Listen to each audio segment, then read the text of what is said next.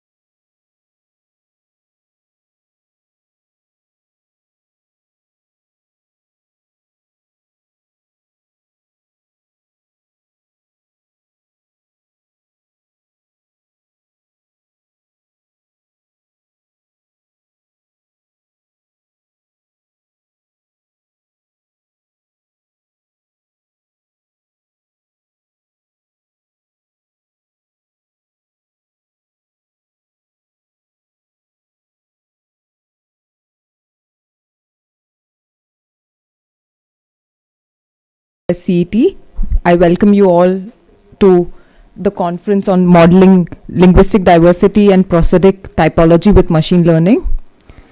So now we're going to be having the opening remarks by Professor Priyankoo Sharma. Yes, sorry.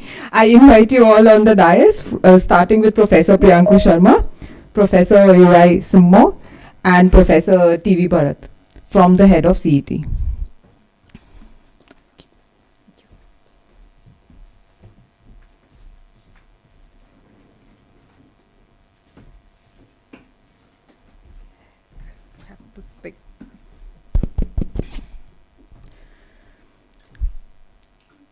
So now we will have the opening remarks by Professor Priyankoo Sharma of Department of Humanities and Social Sciences. Hi, very good morning to all of you and welcome to our GIAN course, Modeling Linguistic Diversity and Prosodic Typology with Machine Learning.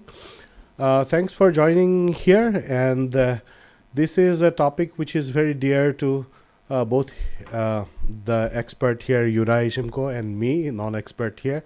And we have been working on these issues for some time now.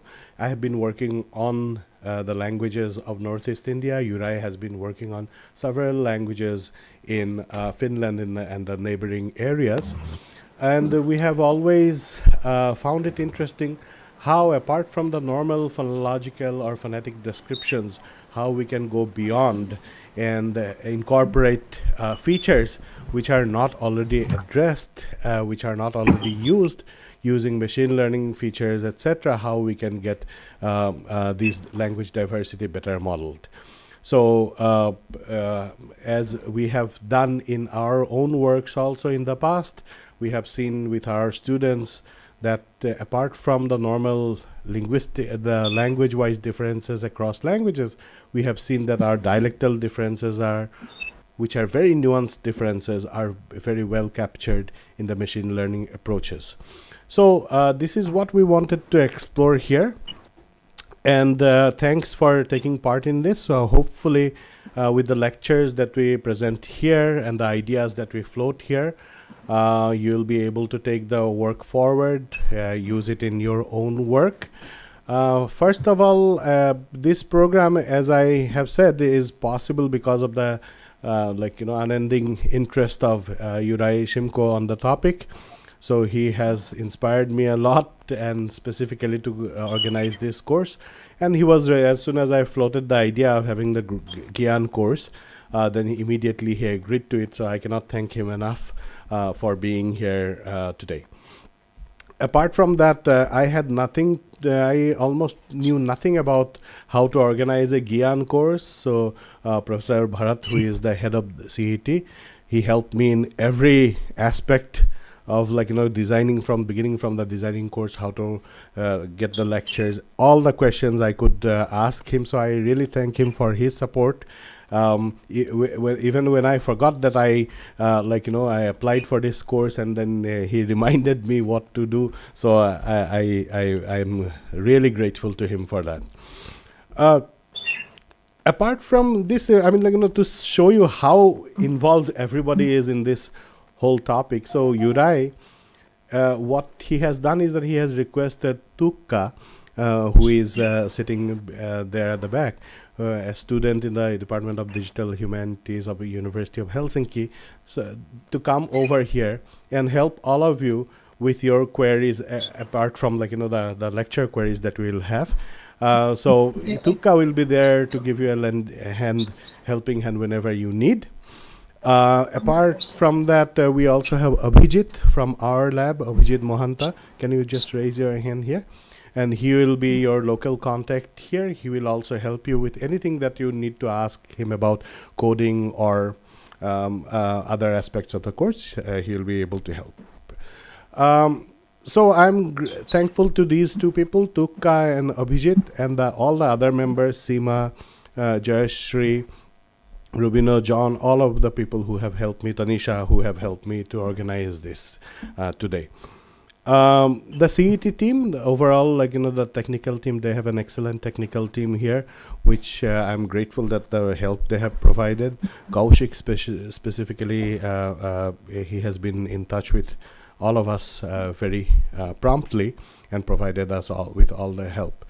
About the course, I think Juraj is gonna talk to you about a little bit more in his remarks, so I would not go further. Without further ado, I will stop my speech here and let Juraj talk about the course.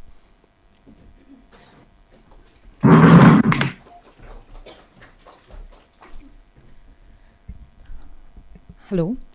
I request now Professor T.V. Bharat to felicitate our external speaker or the external external expert, Professor Juraj Šimko.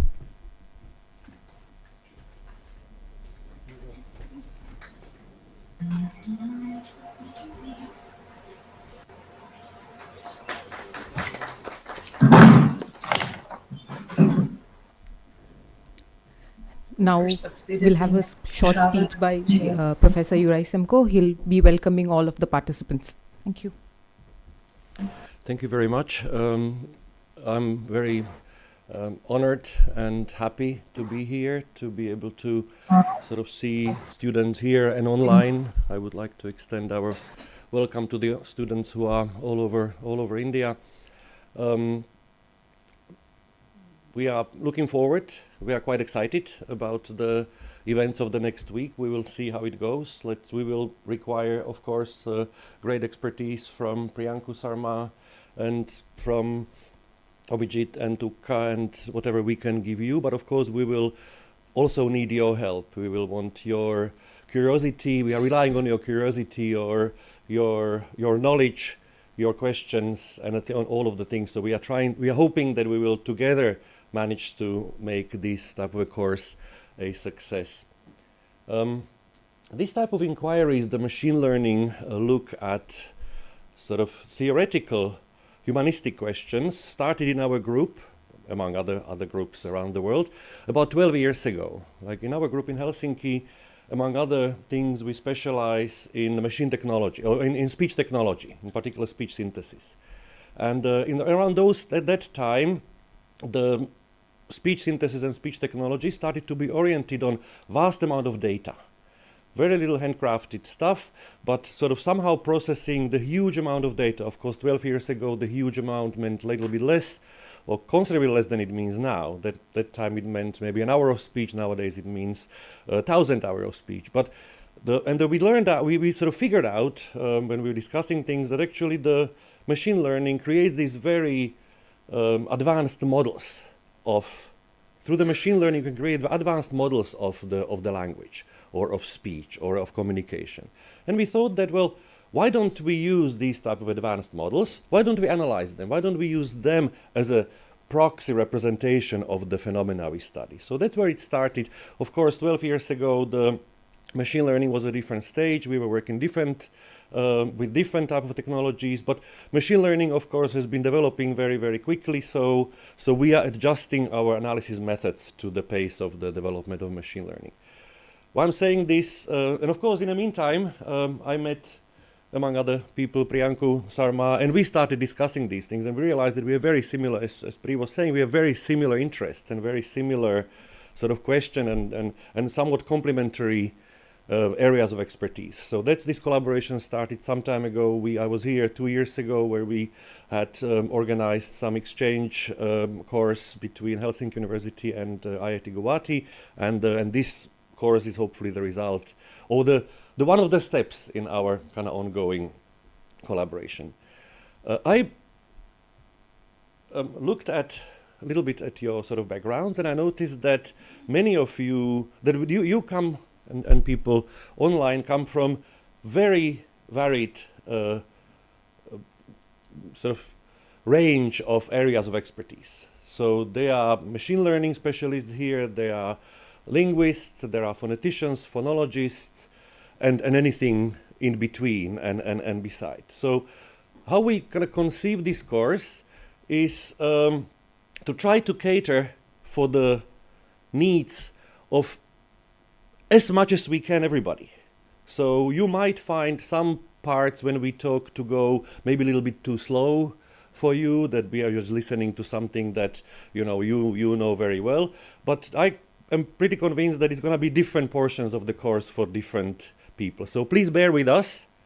You feel free to contribute with your knowledge. Feel free. We will every now and then we will stop and ask, and encourage you to ask some questions. So feel free to ask the questions if we have not explained something appropriately, and hopefully, because you are not helping yourself only, you are helping ourselves to kind of understand the topic better and develop the course. And of course, you are primarily helping your fellow participants who might be, less brave to ask question, or maybe not knowing precisely what they don't understand, but there might be missing something. So I encourage you very strongly to participate in the course in an active way.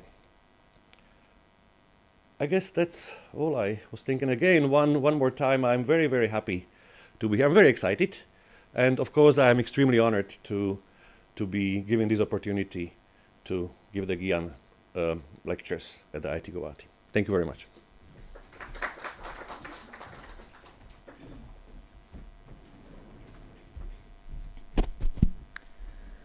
Hello.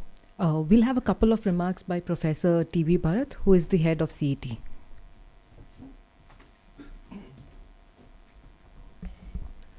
Good morning, all of you. I'm very excited to be here today, and I join my colleagues, Professor Priyankoo and others, to formally welcome Professor Juraj to IIT Guwahati and all the participants to IIT Guwahati, and especially CET, Center for Education and Technology. This is the third GIAN course we are conducting under Phase 4. GIAN, a global initiative for academic networking, which has been a great initiative by the Government of India in 2015, when the Phase 1 has started. A number of programs or courses have been conducted over years, and now we are in Phase 4. And the CET, Center for Educational Technology, is a multidisciplinary and interdisciplinary center of the institute. Started with government machine projects like NPTEL and all TechWeb programs, short-term programs, training programs, and QAP admissions. It takes care of many other things. So we have developed over 700 NPTEL courses from IIT Guwahati alone, and all the recordings, editings, everything has been done here. We have some translation projects, and GIAN is one of that, which again is an initiative by the Government of India, which is done through CET. So this time in GIAN Phase 4, with the help of faculty members from IIT Guwahati, we submitted 20 proposals, and the review is highly competitive. The selection or sanction is highly competitive. There are some courses rejected, and this is one course which stands out because of the reason that a very well existed collaboration from both the groups, like from Finland, Helsinki, and IIT Guwahati, started 2 years ago, and then which is continuing. And because of this particular foundation, which stands out and which won the reviewers, I think, heart, and this got approved.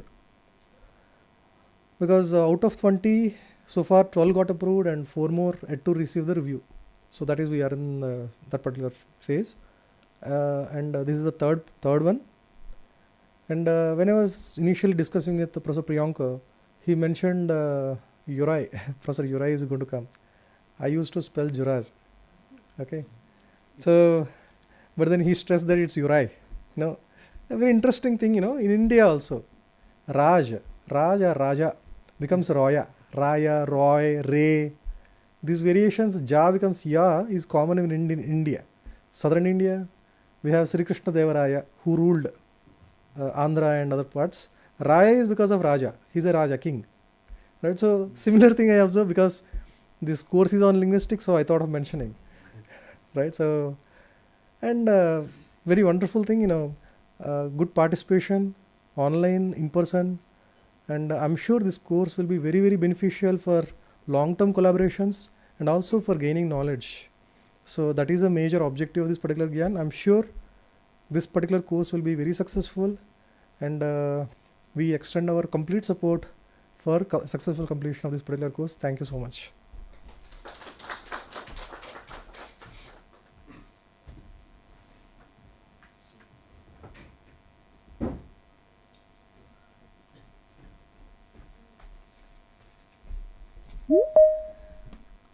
Now we're going to close the opening session, and now I request all of you take your seat and take your seat down. And now we're going to begin the first session, which is from 10:30 onwards, and it'll be taken by Professor Priyankoo Sharma.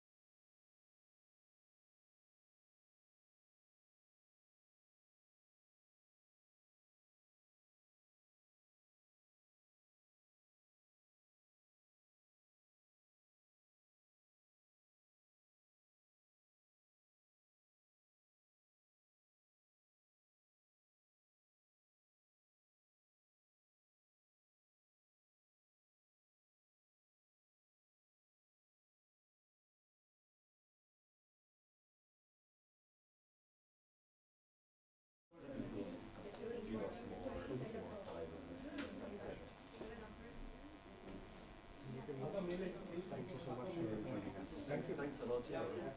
See you. Yes, absolutely.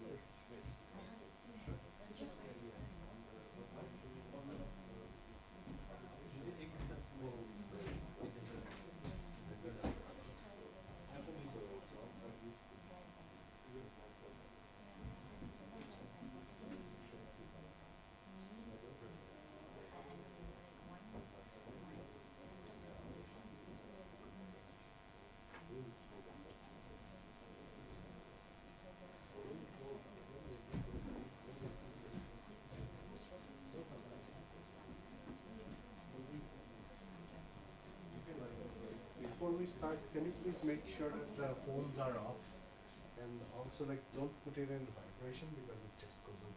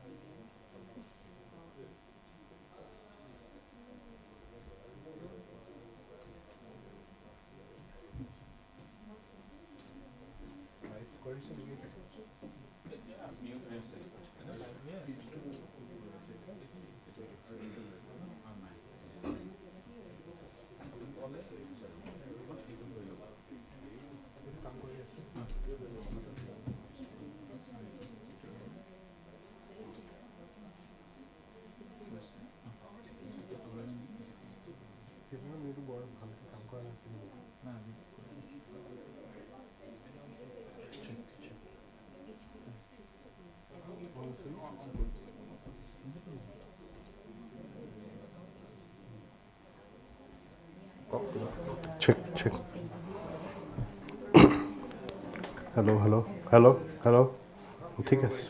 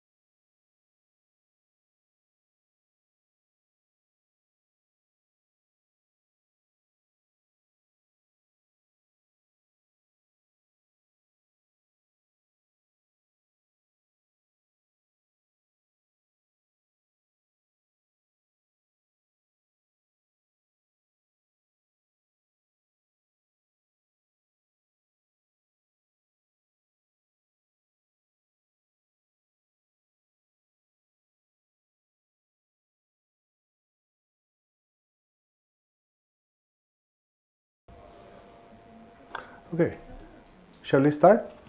Yeah. Okay, again, thanks a lot for joining today. It's really nice to see you all here. Today I'm going to start with the first lecture, which is going to be more or less a very basic kind of lecture covering many different aspects of the course. And you might encounter a few words in the first lecture which you might not be very clear about. But as time goes on, by the fifth day, I think you will be able to get the meanings of all the unknown words that you get today. So in case you get a word that you don't know about, we have sufficient breaks in between. You ask us, and also you might like to put down all those words together so that we can discuss at a certain point of time what are the terms that you don't understand, or what are the terms that need to be specifically mentioned to the all the participants here.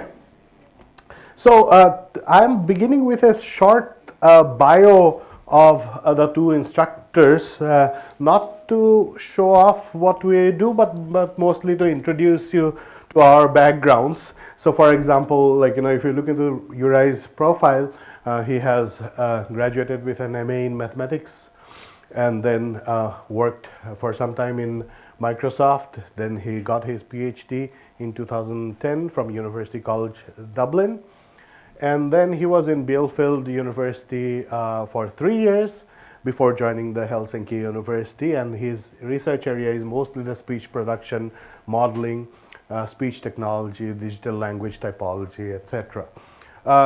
So this is about Juraj, and this is me. So I graduated in long time ago from IFLU Hyderabad with MA, MPhil, etc. And then PhD in 2009 from University of Florida. I have to look into it because I don't recall all of these things actually. And then I was working in Korea for some time, teaching linguistics there. Then I joined in IIT Guwahati in 2011. And my research areas are what I'm excited about is basically the phonetics and phonology of Northeastern languages. I love the the unique variation that we have in this area. And I usually look into very small segments, for such as, like, that 200 milliseconds of tone, 100 milliseconds of a vowel, etc. Whereas the difference between Juraj and me is that Juraj nowadays goes into much more longer segments, like 2-3 seconds, and I am still happy with my 200 milliseconds. So this is what we do, and of late I have also realized that it is very important that what we do in research, when we try to understand the acoustic nuances of certain languages, it is very important that those nuances are also put into some use. And that got me my entry into language technology development. So what we do is that the things that we learn about the languages here, we try to implement them in language technology development. If you look into language technology development, most of the language technologies are basically based on bigger languages which do not belong to this area, maybe Chinese to some extent, English, German, etc. And so they use features in those language technology development which are totally useless for many of our local languages. So in my work, I try to look into these acoustic characteristics which differentiates one particular sound from the other, and specifically these features which are Northeast specific, and I try to see how I can implement those features into an automatic speech recognition or text-to-speech generation, etc. So that is where I got my language technology, my lead into the language technology development. So together, as Juraj has already mentioned, we are, oops, I think I missed one slide. So I'll come here. Together, Juraj and I, we are going to basically introduce the basic concepts of prosodic analysis. This is one of the goals of the course. So I will start by talking a little bit about how we have been looking into the languages that are spoken in our area, how we have tried to analyze rhythm, how we have tried to analyze tones, and apart from that, segmental information also, such as vowels. And then we have used that information to classify the languages, or put it together into a hierarchical system and see how one language or one dialect is different from the other, etc. So this is what we are going to do across this course. This is the bigger outline. We are also going to do some tutorials which will provide you some training into speech data collection and analysis. This is a very important thing that we have learned. Juraj and I, we are doing some work right now, and we are suffering sometimes because we did not do proper metadata, lack of proper metadata, some other information in the signal that in the sound files that we should have had. So those kind of things we are going to cover in our tutorials about speech data collection and analysis. Then we are going to also introduce some basic machine learning methods for speech data analysis. This will be happening in 3 different ways. We will look into the features, for example, how we can extract certain features, right, certain characteristics from speech sounds. Then after getting those features, if we can cluster them, we can see if it forms a cluster according to the dialectal group, according to the linguistic group, right?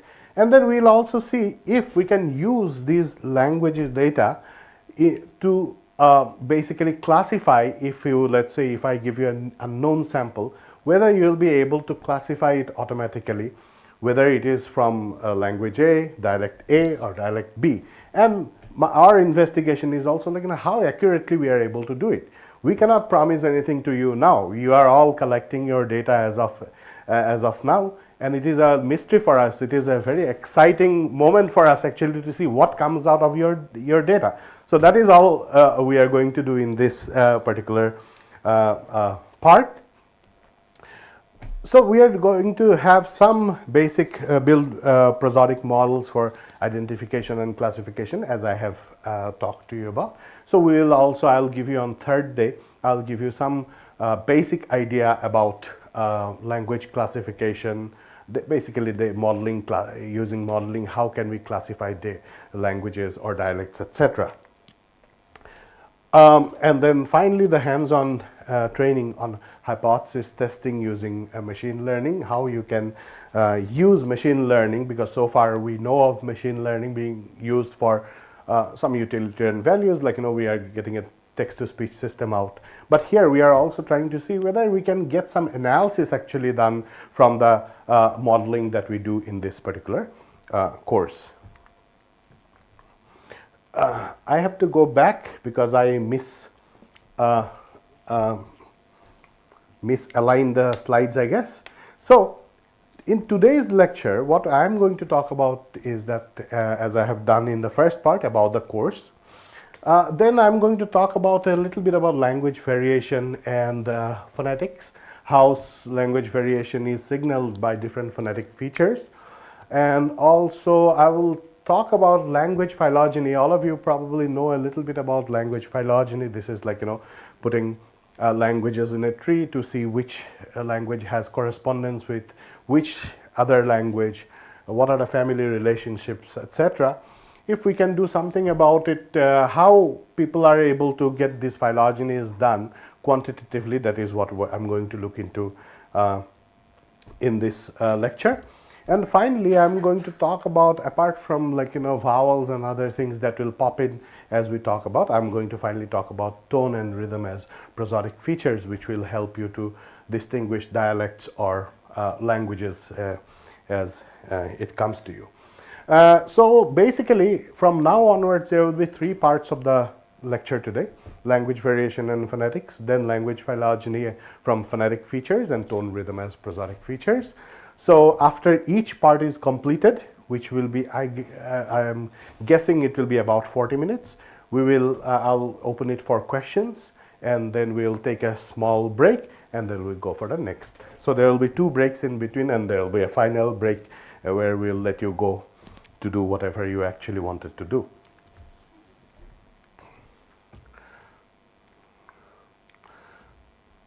So language variation is the first topic that I'm going to talk about, and then I'm going to look at language variation in 2 different ways. One is how language varies across different languages. For example, when you are looking into language variation, if we can see the resemblances within among the languages within the language families, and also if we can see the differences across the language families. So this is one line of investigation that we have been doing over the time, and this is basically one type of language variation, which is the variation across languages. And there are many different features which might signal these kind of variations, which we'll talk about in the following slide. Then we also have variation within languages. We know that we have dialectal variations. That is the most common one, so everybody knows about it. We know that there are register variations. There are many, depending on the context you are talking about, you use different registers. As a result of that, when we are collecting data, we are always talking about collecting read speech and also spontaneous speech and different type of speech, because we know that all these different contexts will have an effect on the way you speak, right? You all can think about it at this point of time and get the idea that in every context that you are in, you speak in a very different way, and that itself gives a lot of phonetic cues to the speech that you have produced.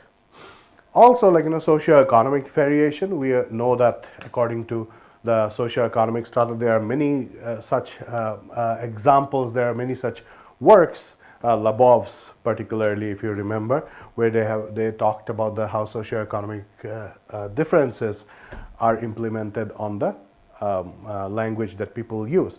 And when we are looking into these differences, these resemblances within language families, across language families, we are basically gonna look into mostly the phonetic features.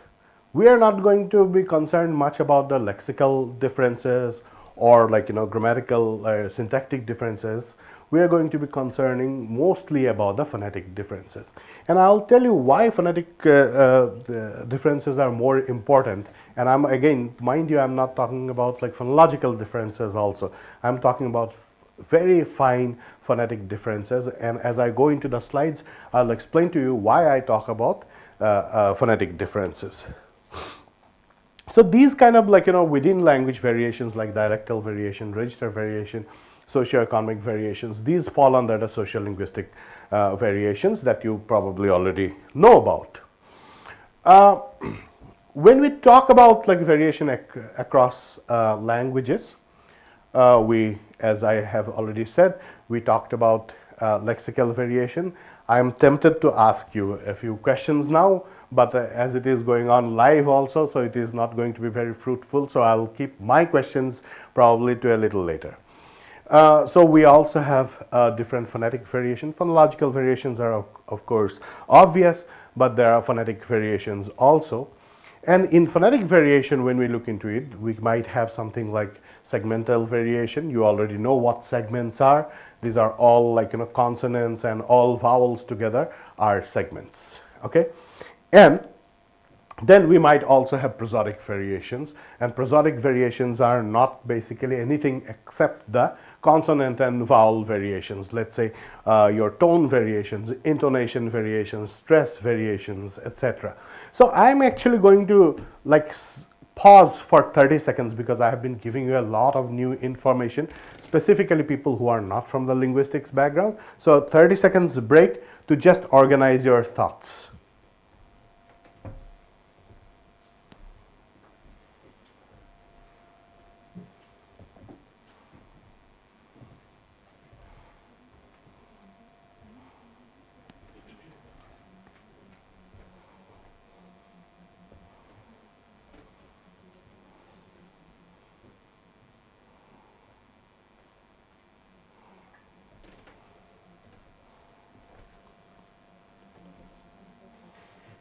Okay, it's more than 30 seconds, but I can already hear some people, Pui is talking about like, prosodic variations, whether they are suprasegmental variations or something of that sort. So I'll say that I'll also clarify that we can also call them the suprasegmental variations, even though it is a more phonological term in the sense that like, it is more about the representations but not about the signal. As I'm talking about more about the signal, and sometimes they may not have their own like how do I say own strata like you have for in phonological representations. That's why I'm talking about it as a prosodic variation at large. So this is one map. I hope that you're able to see this map. This is from the studies in geolinguistics. This is a journal which basically looks into how data, speech data or language data is distributed on a map, basically. And we have seen a lot of such studies beginning from like, North American English's study by Labov, right, where they have plotted this. But there are different ways of doing these studies. For example, look at this. This particular map basically shows lexical variation. And what is it showing? It is showing how the word pig is used, or what are the words for the word pig in different Sino-Tibetan languages. So it begins all the way comes from here to the from the east of China, all the way down to almost our Nepal and Tibet areas. If you look into this, now there are like, there are two different colors here. One the red color, the other is a bit dark brown kind of color. So it shows that even though all these are supposed to be Sino-Tibetan languages, something happens. There is a shift in the word for pig that happens in the Tibeto-Burman area, right? So this is like, how they basically like look into the lexical variation, and that also tells you that gives you the idea that in terms of the language genetic affiliation of the languages, or in terms of the language tree, it has split somehow, right, from this part, and this part, which includes also our northeast India. So the words, basically the basic words for pig, even though they are both from the Sino-Tibetan family, it is going to be different in this area. There are variations within the same word here too, but here you can see that there is a class difference, complete class difference in the vocabulary used for pig. One of the interesting things that you might also notice here is that whenever you see these shapes, right, these shapes are going to basically denote that they are different words. So you can see how much variations there are there within one subfamily itself. I think this has touch.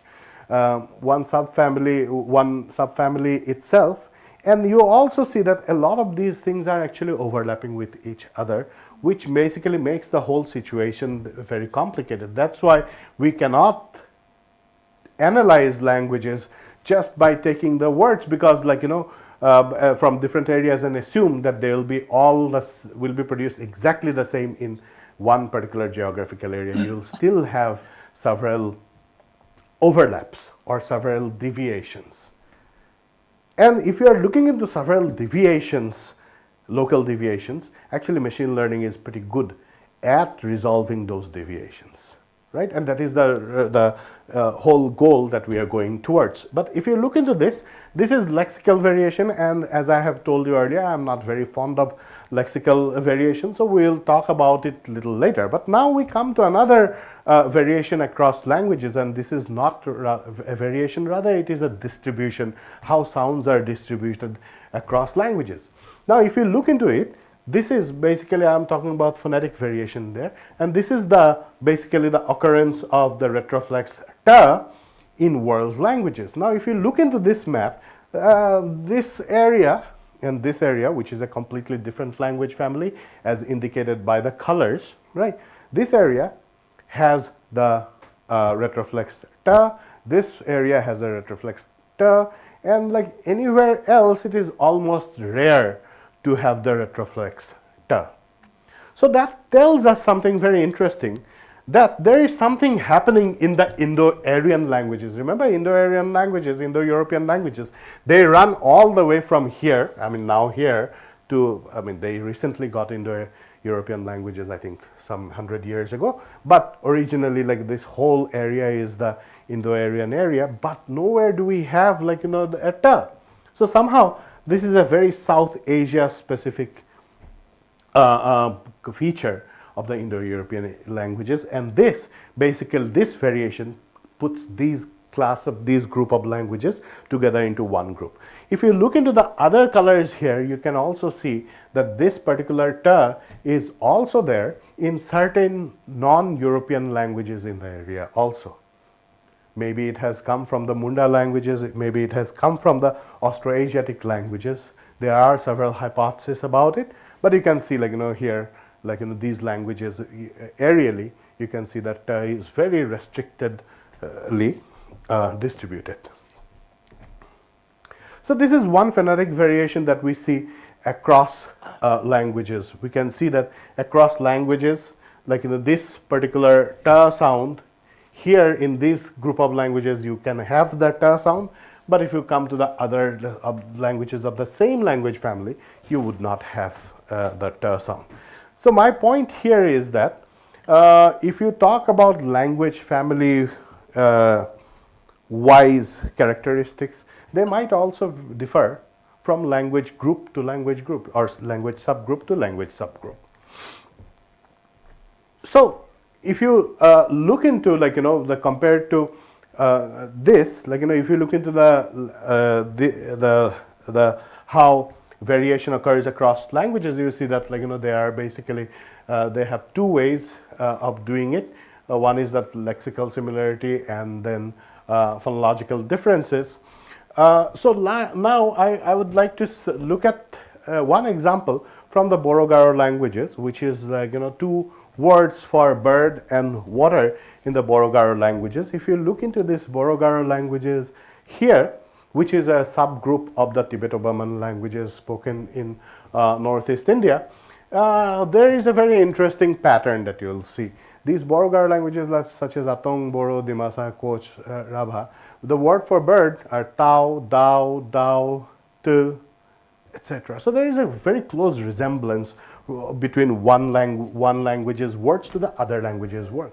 And then it is a very good supposition at this point of time that because they are all Tibeto-Burman languages, that's why they sound very similar to each other. If you look into water, again, like, they, ti, and here in Koch Rabha a little bit away, but still has the root of chi or chika, right? So these are all, you can see that very similar kind sounding words. These are like, phonetically very similar words that occur in the Borogaro languages. And as they are Tibeto-Burman language, we will be tempted to posit that the Tibeto-Burman languages would also have a similar, like, all Tibeto-Burman languages would have similar kind of words.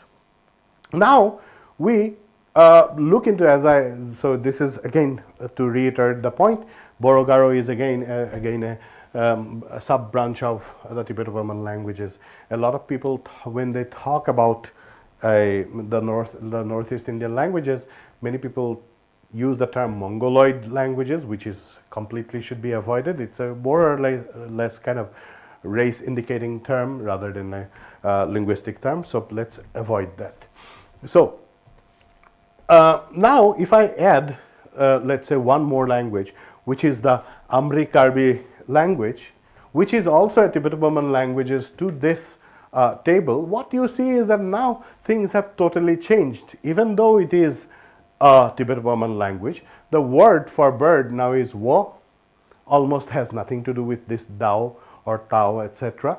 The word for water is lang. Right. So my point here is that even though they all belong to the Tibeto-Burman languages, it is not the case that they will share all the characteristics of Tibeto-Burman languages. There would be sub-family wise characteristics that will be characterizing the subfamilies of the Tibeto-Burman languages. So this is what we see here.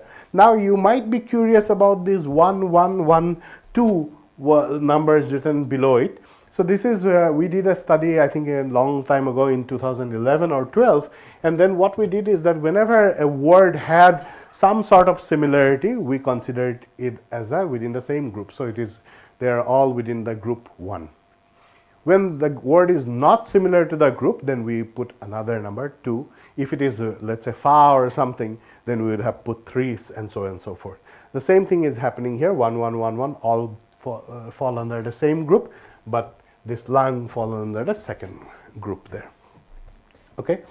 So at this point of time, what we are saying simply is that only by looking at phonological differences, you might not actually get the total picture of one language family's genetic affiliation, because within the Tibeto-Burman family itself, you might have several differences in the words that are used for certain lexical items.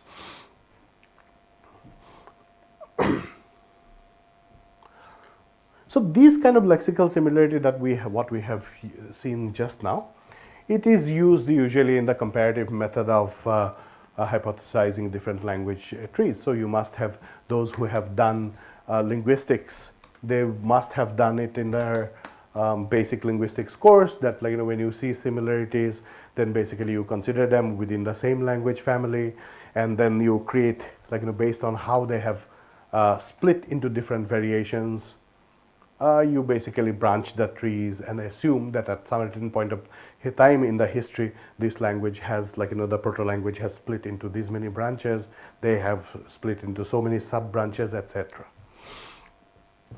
So the whole idea about these kind of comparative method is that they basically lie on two assumptions. One is that there should be phonetic similarity, and there should be semantic correspondences in the word that we are looking into, right? And that is also two things that you have to completely avoid, that there should not be these should not be just borrowings from one language to the other, right? or like it should not be a chance kind of correspondence. If you look into it, a lot of times like we talk about these chance correspondences.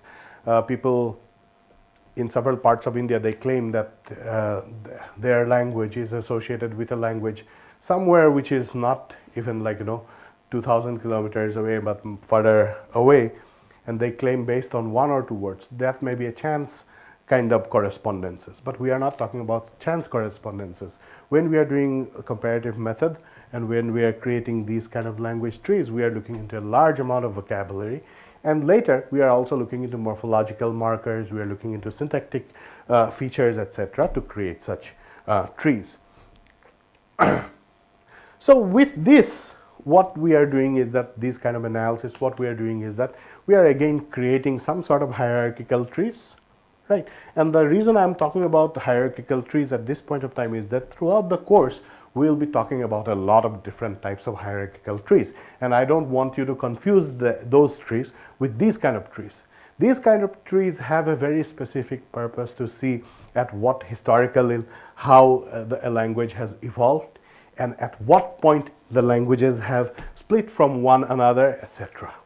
Right? But in our case, we are actually looking into languages that are in situ at this point of time. We are looking into the synchronic varieties of the language, and we are wondering that how come a person who speaks English, even though he speaks English, I can still find out that he is from Kerala.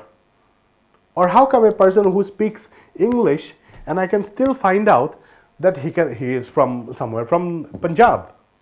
Right? This is what the question that we are going to raise in this course, and because of which we will be using different kind of hierarchical representations in the following days. So today is a much broader kind of overview.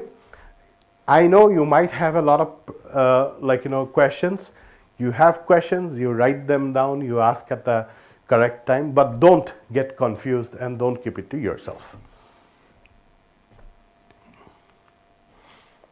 So this such kind of tree, based on these kind of lexical similarities, this one was one of the first one.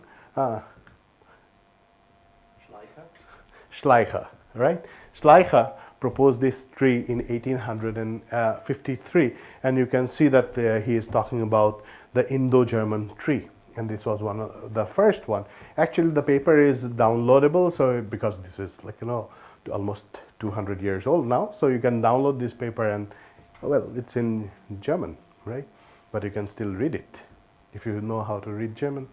So this is one of the earliest representations of the language tree. And following that, in the following years, we started to propose a lot of different trees, mostly based on these lexical similarities and phonological correspondences. Some of them turned out to be true, many of them did not turn out to be true also.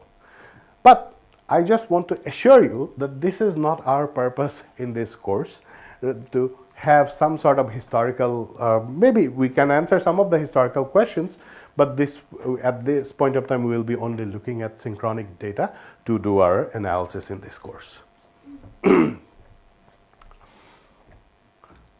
So lexical variation can be also seen, as we have seen, within a language we can see lexical variations. For example, dialect-wise differences, and this is where we come to this Assamese lexical variation according to regions. Some of you may be very familiar with these.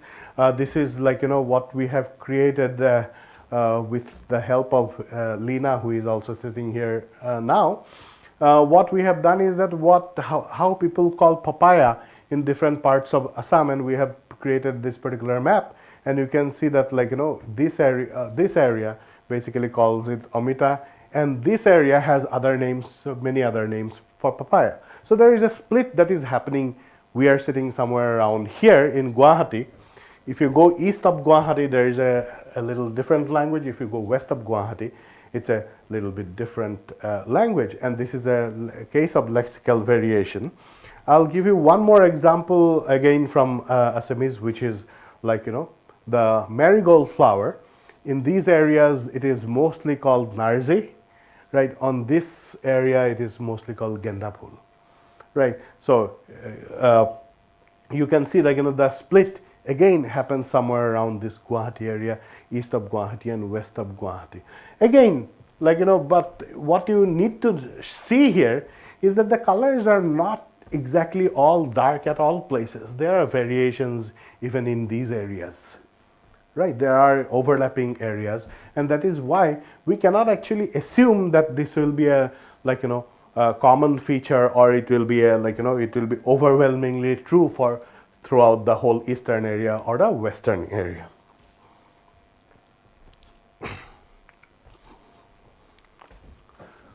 One of the most well-known cases is the case of the soda pop story. You can see that, like, in American English, the carbonated drinks, what we call cold drinks here. Cold drinks is in some places it is called Coke, soda, or sometimes called pop. And based on that, actually, the US is divided into several different areas.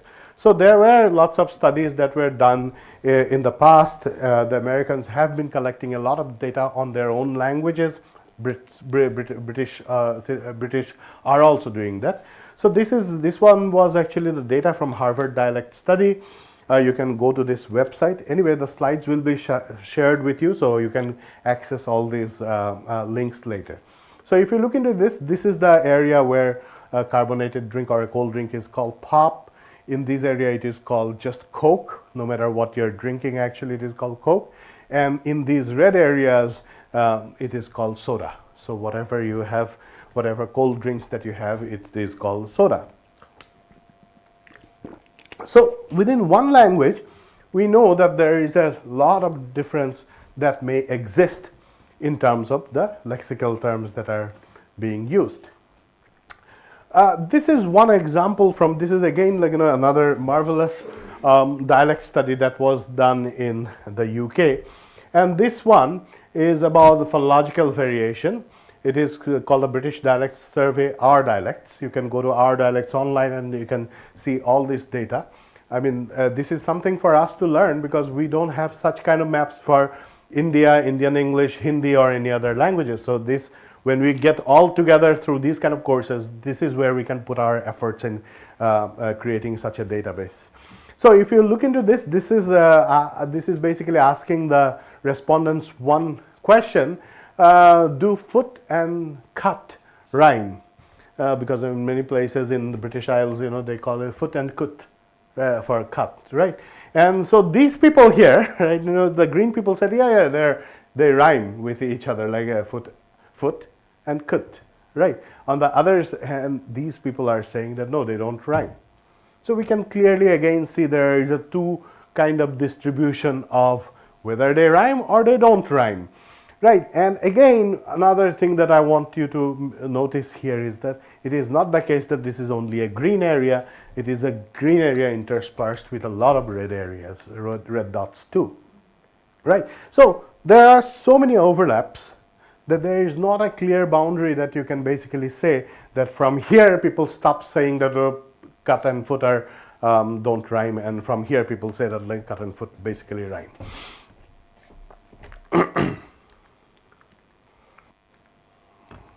So again, I would like to bring in again to some of the works that was done at IIT Guwahati on the Assamese varieties. For example, there is this particular word for round. Many of you know because it's a common word across many Indian languages. Gul with an O, right, in Assamese.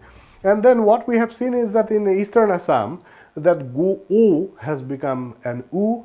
And in Western Assam, it has become an O. So Lina's dissertation on vowel acoustics of Assamese spoken in 5 geographical regions have talked extensively about it. It is accessible online. I'll anyway give you a list of these dissertations in one of the following slides.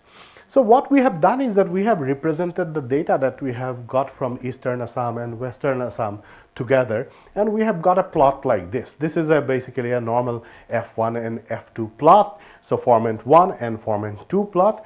if you know a little bit about formant 1 and formant 2 in vowels, you know that these are two basic features by which each vowel can be uniquely defined, basically, right? As long as you don't have a very complicated vowel system, but we can leave it for Juraj to cover later. So,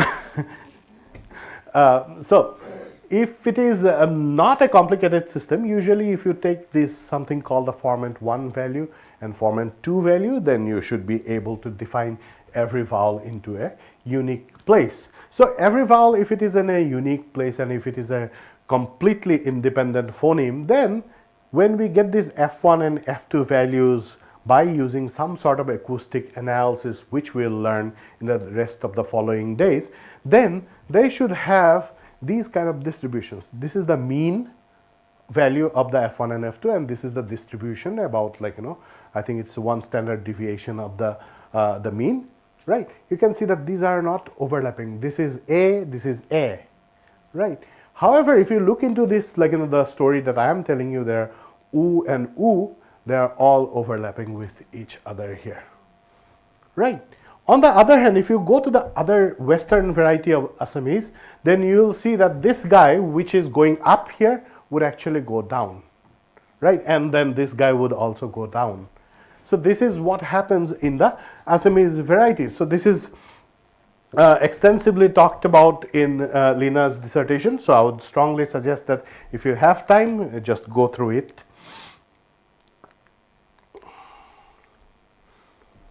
So what we came to know is that these kind of language variations so far that we have seen, these variations may be captured using the lexical differences, phonological differences or phonetic differences, and I'm making a distinction here intentionally because some of these differences may not be phonologically relevant, or you may not actually categorize them as another category, but signal wise, as acoustic characteristics wise, they might have enough information to distinguish them according to the dialect categories or the language categories.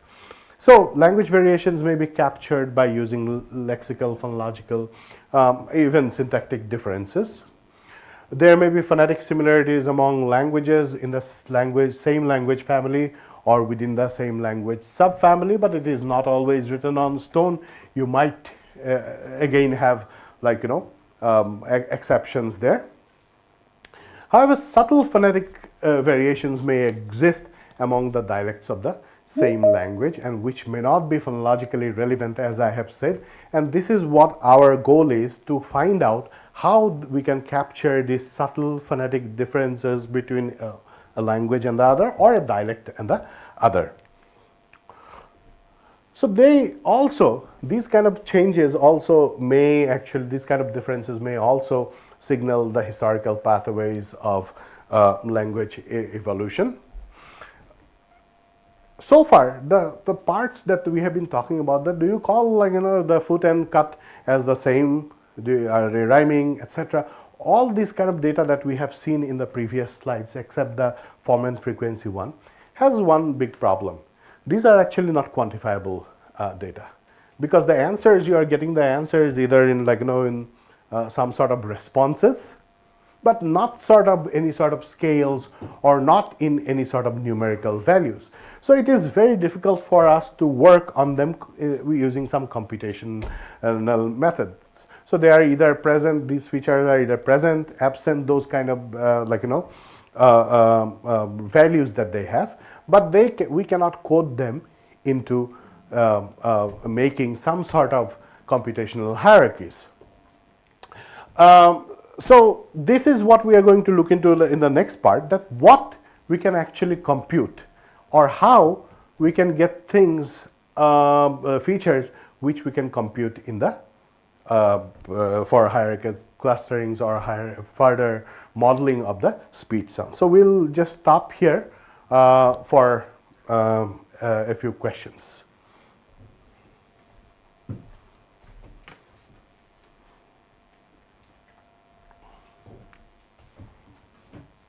So we'll stop here for questions, so you can ask me questions if you like. So the recording is stopped?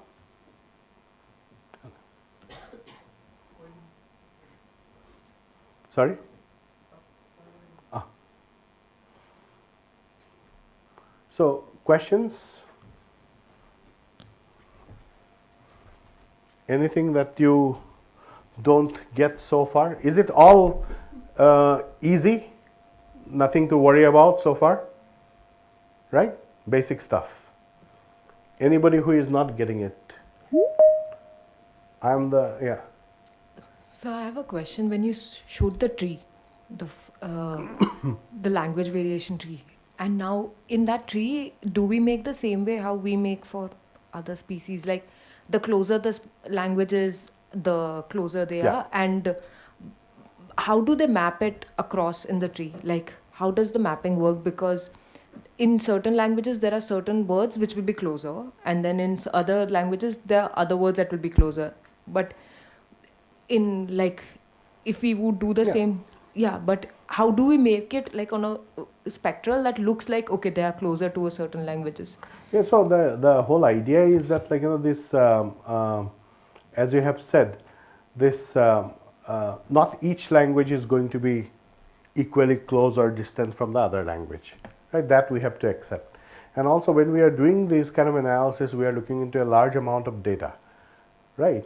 It is not, as I said, it is not based on a couple of examples, but it is based on a large amount of data. And also, we will also look into words which are actually, which have the most possibility of getting, like, shared by the whole language, let's say language family or language subfamily. Coming slides, we have a little bit of discussion on that. That's why people use word lists of specific words which are most commonly available across languages, which have the most possibility of actually getting, how do I say, dispersed in the linguistic family or subfamily. But I think a lot of your questions will be answered in the following slides. Did you want to make a remark there?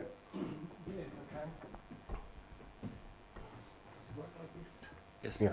Yeah, but also, of course, it's true that some languages might be more similar to each other in some respects, and then quite dissimilar from each other in other respects. We will actually talk about these things a little bit later. And this is, of course, some languages might be very similar to each other, let's say, lexically or structurally or prosodically, and very different in other ways. We will actually show some examples of, for example, Uralic languages spoken in Europe, which actually, based on the sound characteristics, are quite similar to other European languages or Western European languages, and then some structurally very closely related languages which are spoken in Russia and in sort of Uralic mountains and in Siberia, who actually are much more similar to Russian and much more sort of, they sound like Russian. So some prosodic characteristics, some phonotactile characteristics have been borrowed sort of aside. Because languages, of course, do not evolve like species. There is a massive amount of crossbreeding among languages, and massive amount of sort of, creolization and the language mergers and borrowings. And borrowings do not only come in lexicon, they come in morphology, in grammar, in phonetics, in prosody, and in all of, potentially many of these different characteristics at different rates, and borrowing from the different. That's what makes it so complicated and so exciting and so interesting. So we will talk about these things, I hope, much more. Sorry, there was a bit longer answer than I originally intended. I just wanted to say yes. Yeah, any other questions? Is there any question in the online, from the online participants?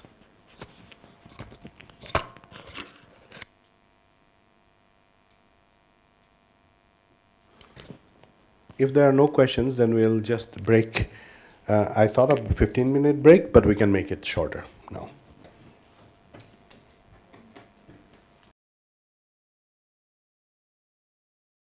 Is a question?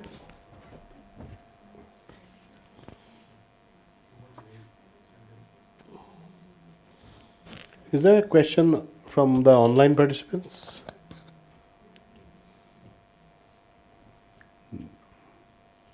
I don't think so.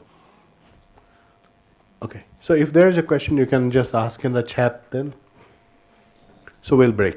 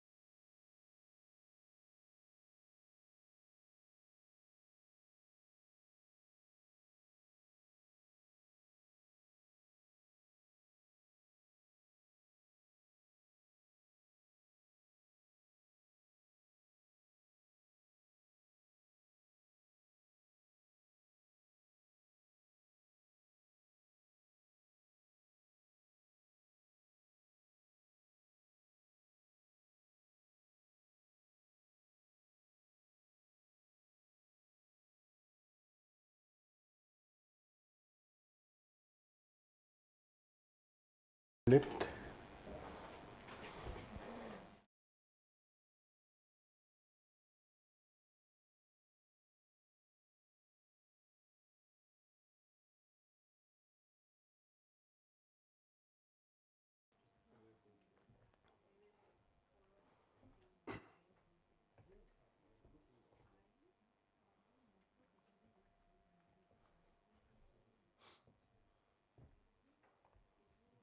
So this brings me to, after the first part, this brings me to the next part of my talk, which is about language phylogeny from phonetic features. And I'm basically going to talk a little bit about the previous works that we have been doing in creating different phylogenies with phonetic features, and I hope that you'd appreciate the effort here. Note the data that we have shown you. I have shown you a little earlier on Tibeto-Burman languages, which looked somewhat like this. And I told you that we could actually have two categories of languages here. As we can see, we can just give two abstract categories here, category 1 and category 2, because 2 is very different from the rest. So within category 1, we have the Borogar languages of Tao, Dao, Dao, Tu, etc., and Amrikarbi, which just is completely different from the other. So we categorize them, the Amrikarbi language, into another category. So we have marked them as 1 and 2. Now this can be used to create a matrix for different languages. And these kind of data can be used to make a matrix for given languages, showing the similarity and dissimilarity or similarity and differences between each pair of languages. For example, if we look into the Boro Dao and Dimasa Dao, we can see that more or less there is only one character difference or one sound difference between the two. Rest of it is all very similar to among the two languages. On the other hand, if you come to, let's say, Boro versus Kosrava now, if you look into that, then you will see that here voicing changes, the vowels change, there are more number of changes that occur. So as a result of that, the distance between these two languages are more than between Boro and Dimasa. And of course, Amrikarbi does not even come into count here because it is all the way too different. So this is what we can utilize for our hierarchical clustering, which will give us some sort of language tree in our analysis. So based on the similarity, in this particular study that I am showing you now, what we did is that we collected this data from about different languages for about 208 words. And if you know about this list, it is called a Swadesh list, which is supposed to have consist of all the basic words that are used in a particular language. However, there are many studies which are opposed to the idea also, because they consider that this is not the best list. Nevertheless, this is the best what we could get at that point of time, that we got this Swadesh list of 208 words, and then we got the phonetic transcriptions of these 208 words across, I think, about, if I remember it correctly, 18 different languages. And these 18 different languages, we calculated the similarity and dissimilarity among them. So based on similarity, this is what we get. When we for all the 208 words, when we calculated the similarity, then we found out that Atong and Kosrava are 38.61% similar. And then if you go Amrikarbi has a pretty low score here with the other Borogaro languages. But Borogaro languages more or less have very high numbers here. So this is now what I have talked to you about earlier, how we can convert our data from responses, some sort of textual responses, to numerical data. At this point of time, what we are doing is that we are converting the similarities and dissimilarities. We are giving some sort of numerical values for these differences, and we are hoping that we will be able to achieve certain type of hierarchical clustering using this. So now what we can do is that we can use them for, as I said, for the hierarchical cluster. And there are many different ways of creating this, these different hierarchical trees, which we'll discuss on day 3 of this course. And I am using that in this kind of cases. What I am doing is that I'm using something called WPGMA, weighted pair group method of arithmetic averages. And so basically I'm looking at the average of each group, and then I'm comparing with which it has the least kind of difference and clubbing them together into one group. So I go into creating these kind of clusters. This is a clustering method. This WPGMA is basically a hierarchical agglomerative clustering, or HSE method, where the nearest 2 clusters which have the closest correspondences are combined into a new cluster, which is, let's say, the B and C are combined into a cluster BC. Then what we do is that we look into another cluster which may be most closely corresponding with this BC cluster by looking at the average of the B and C clusters. If you don't understand this, you don't worry about it now, because anyway we'll have some examples of it on day 3, probably in the second half, of how to arrive at that. Diagrammatically, this is what, thanks to Juraj for this, we arrive at this. You can see that BC, they're clustered together because they are the closest, they have the highest kind of similarity. They are clustered into BC group, and then from DE you again have a cluster coming out, and because they are very are together, DE and F are very similar, they together form the DEF cluster, and so on and so forth. So we keep on creating these clusters until we have only a single cluster at the so it's a very much bottom up kind of approach. We are going from the lowest part and then clustering going up to the final terminating node. So then when we do that, what happens is that we get a cluster dendrogram like this. This is exactly from the data that I showed you a little earlier. This is what we have presented in 2012 in one conference. So now you can see that how closely it actually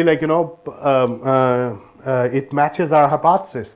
If you look at Karbi has 2 actually varieties, the Karbi spoken in the hills and the Amri Karbi, which is spoken a little bit about 30 kilometers away from IIT Guwahati, where you are now.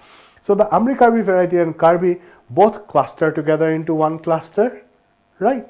However, they are not part of this big cluster here, because all the languages in this big cluster are basically Boro-Garo languages. Remember what I showed you in the earlier slide, where that the Amri Karbi stayed out because it was not very lexically similar to the other, and that is basically captured now by the numbers that we have generated from comparing different phonetic representation or phonological representations of these different words. So here you can see that Atong Rava are very close together.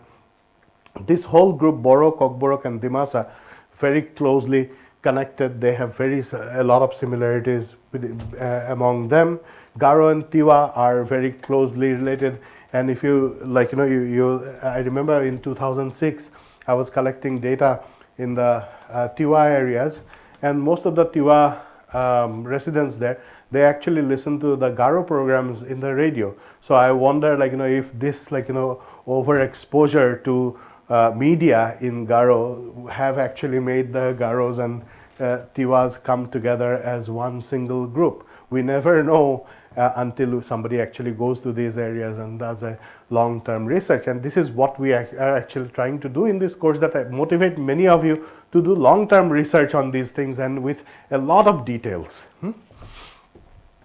So you can see this cluster now, and as I have said, this is the this is the whole group which has grouped together as a Boro-Garo group, right? And if you look into this tree, which is which this branch which goes out, it has nothing to do with actually Boro-Garo group, even though it is a Tibeto-Burman languages group, but it has represented itself very much differently from the Boro-Garo group, right? So what we can claim at this point of time is the creation of some sort of phylogeny from these lexical data, which has basically phonological information, is actually not a bad method, right? It actually works to a certain extent.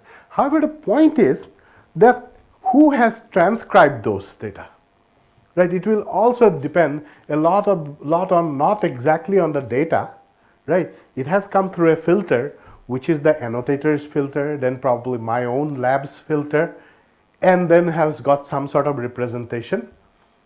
And we have tried to compare one piece of data with the other piece of data.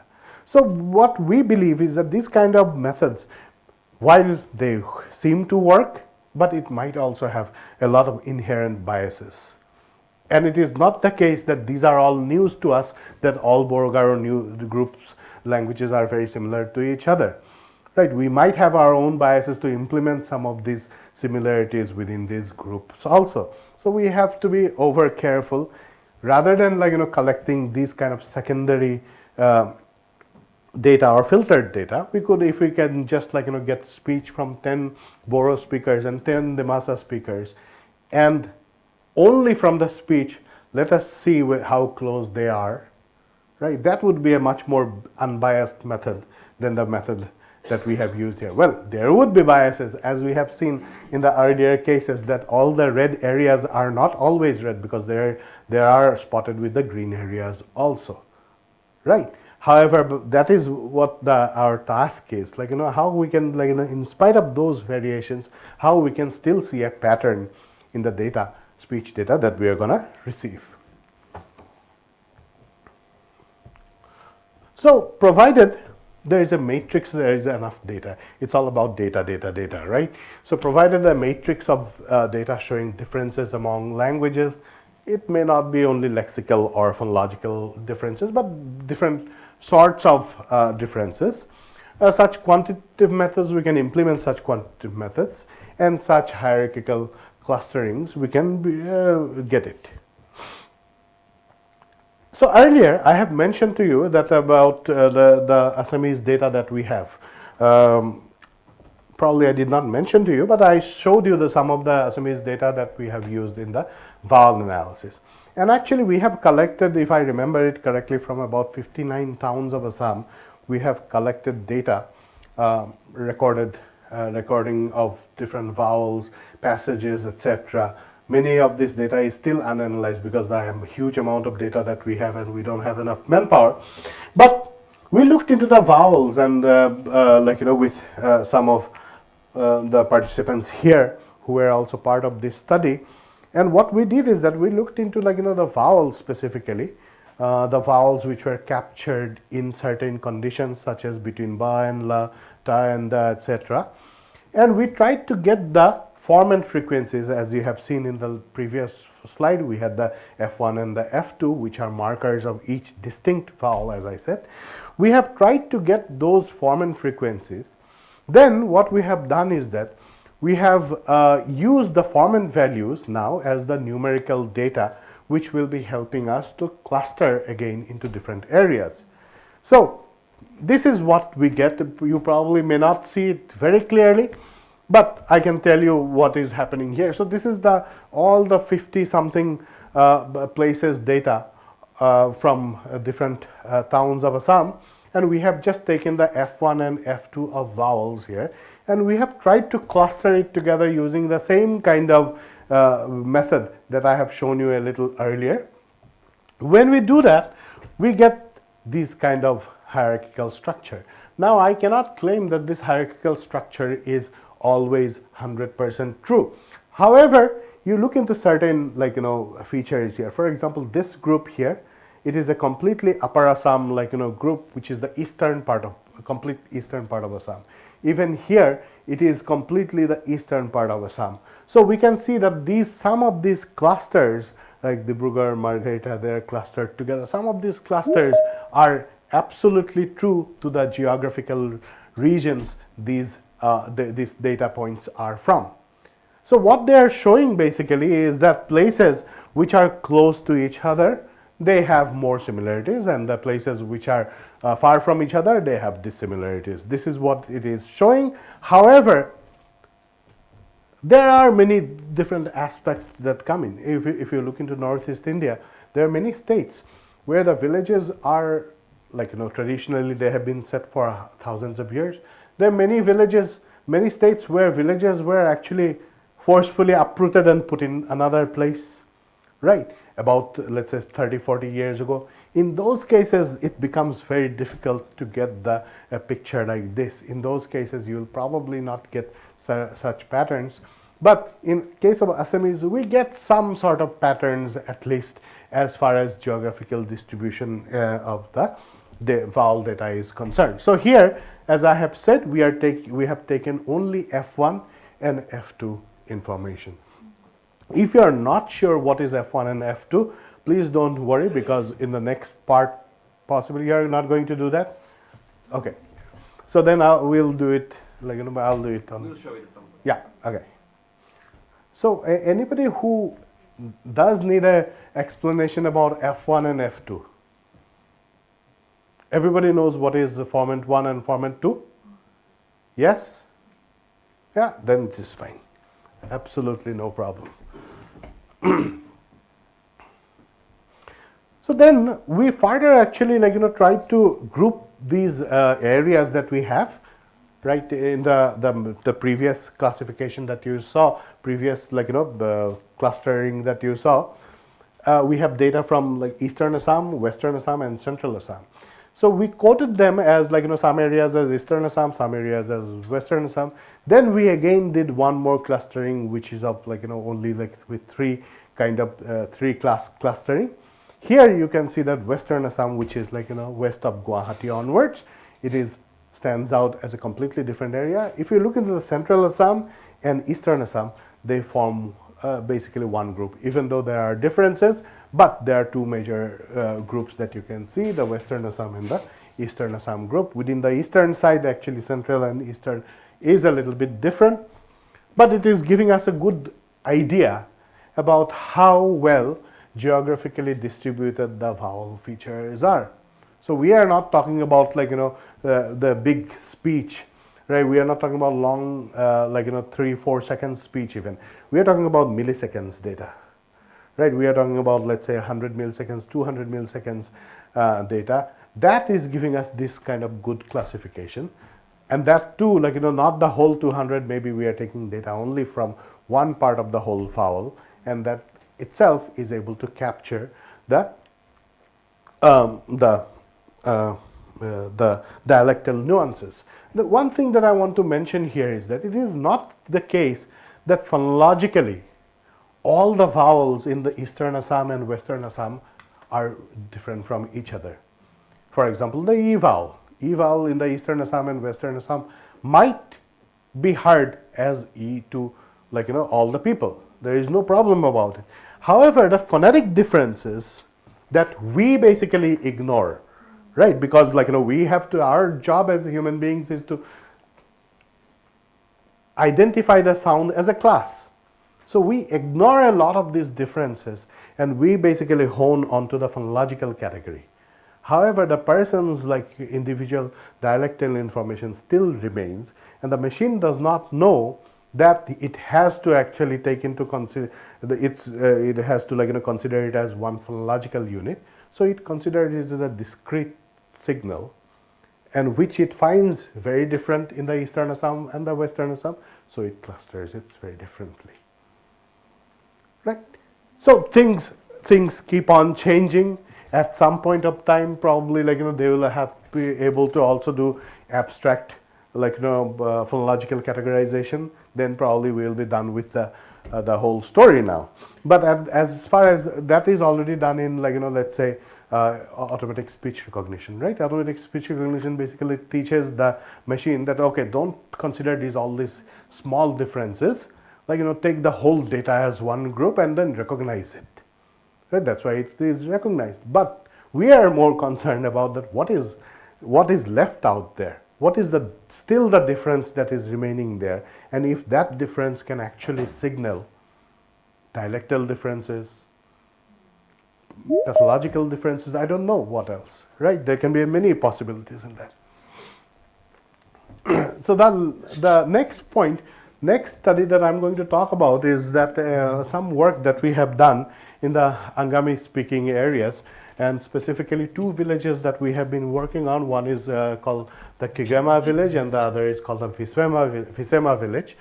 So and the Angami Naga villages are actually very interesting in the sense that the villages such as the Kigama village is divided into different khels. You can see that Merama, Kiposacha, Kamima, Makuma, and Sacha. My pronunciation may not be good. Rubino is a native speaker, so she might be smiling inside, right? So, so Kigama, we have these kind of these villages here. Sorry, Kigama village, we have these khels here, and if you look into Visema village, they also have these four different khels. Now, what are khels is a very complex idea. Just to tell you that you can, for simplicity's sake, you can assume that in a village of about, let's say, 100 or 300 households, a village may be divided into different regions, different wards within the village, right? And these are called basically khels. But the origin of khels is much more complex. It has to do with ancestry. It has to do with a lot of traditions, which I will not go into today. So these khels now within the village, now what happens is that a lot of people have assumed that these khels actually have certain phonetic features by which people can actually immediately, at least some people, some khels are being identified immediately when they start speaking. So that is within the village, right? And this is what we wanted to try. What we did again is that we again got, which is the pet project. We collected the vowels from Visema and Kigama village, and we tried to see like how the vowels look like. And this is what the vowels look like from the Kigama village. So there are 6 vowels in Angami. In Nidia there are 6 vowels, and in the Kigama variety, these are the 6 vowels. You can see there is something interesting happening here. The U and the O here, they are overlapping with each other quite a lot. If you look into the Visema village, there is no overlapping between U and O, but there is overlapping between U and A. So immediately we see that the same language, theoretically the same language, but it is, the vowels are represented in two completely different ways, right? Then we looked into the several different the khel variations. These are the khels of the Kigama village, and then you can immediately see certain patterns here. For example, these 2 vowels are not overlapping here. These 2 vowels are not overlapping in this khel and this khel, but this khel and this khel have the vowels overlapping, right? Okay. So then we go to the our Visema, and then we can again see that the kind of here this guy comes in and then again tries to overlap. Here these 2 are all independent. These are basically all independent, but there are some minute differences. So now again what we have done is that we have got this data together and tried a hierarchical clustering and to see what is happening here. So this is what we have, when we subjected all the vowels from all the khels into our hierarchical clustering method. This is what we see. Do you see this part? This is Visema and this is Kigama. Very clearly it shows 2 villages which are basically about 10 kilometers away. It shows that the vowels in this village are actually different from the vowels in this village, and this is just by taking the F1, F2 data from the 2 villages and different khels. Now we come to what is happening in the Kigama village, right? Then what we see is that here Kamima and Kiposacha are clustered together. These 3 are clustered together. You can see what is happening here. These 2 non-overlapping are clustered together. Overlappings are all clustered together, and this guy is not very much overlapping, so it is clustered a little bit out, right? Again, in case of Visema, this is what it is. You can see, like, this is all the way out, quite different, coming in a little bit, and these two are overlapping, so they are in the same cluster, right? So only from like F1 and F2 data, we are able to achieve this kind of clustering now. Now we wanted to see what is happening. So this is the map of the Visema village and different kells in Visema village. So if you look into this, I'll show you. This is the Pavoma up there, right? This is like Kirhazoma, which is like next, and they are actually, that's why they are clustering together. Then if you look into this one is Rima, and here down here, and all the way down here Rachima. It's a little bit farther down, right? So you can see that this geographical closeness is actually represented in the F1 and F2 values in the vowels these places produce. Now we look into the Kigama, and this is what we see. Merema is a problem because Merema is like way out here, and it actually clusters together with if you look into what is the Kamima and Kiposacha, they are close to each other, no problem. But here, this one is Makuma, is clustered around here, and Sacha is clustered here, right? So there is a but when we started to talk to people about it, and specifically one of my students who was here, Via told me that there have some connections with this Kel and this Sacha Kel and then the Merema Kel. They are actually very close to each other. If she said matrimony or not, that I cannot remember, but she said that they had very close connection between the two particular Kels.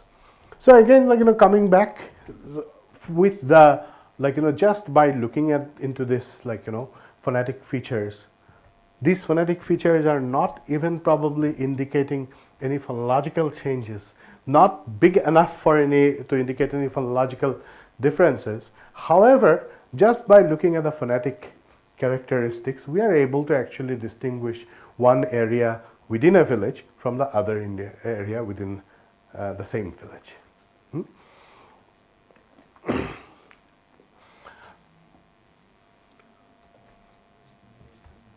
So basically in this case, what is happening is that it is providing us, what you have seen is that it provided us some quantitative linguistic features, and then when we have these kind of features, we are actually able to generate trees which show the differences and similarities among the spoken languages or spoken dialects. Some of these features can be totally handcrafted. I mean, you just because to create for the sake of having some sort of quantitative data, you actually handcraft these kind of quantitative measurements, like what we have done in the TB languages data. Like we basically took one word, we compared it with another word, we tried to determine how many segments are matching, how many segments are not matching. Based on that, we came up with some sort of matrix there. Right? These kind of features are totally handcrafted.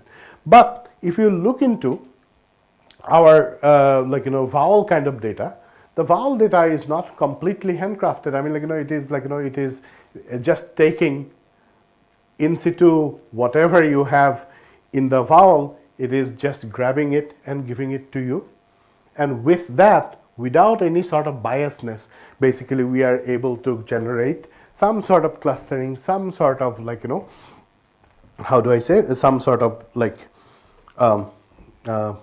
some sort of classification of these languages.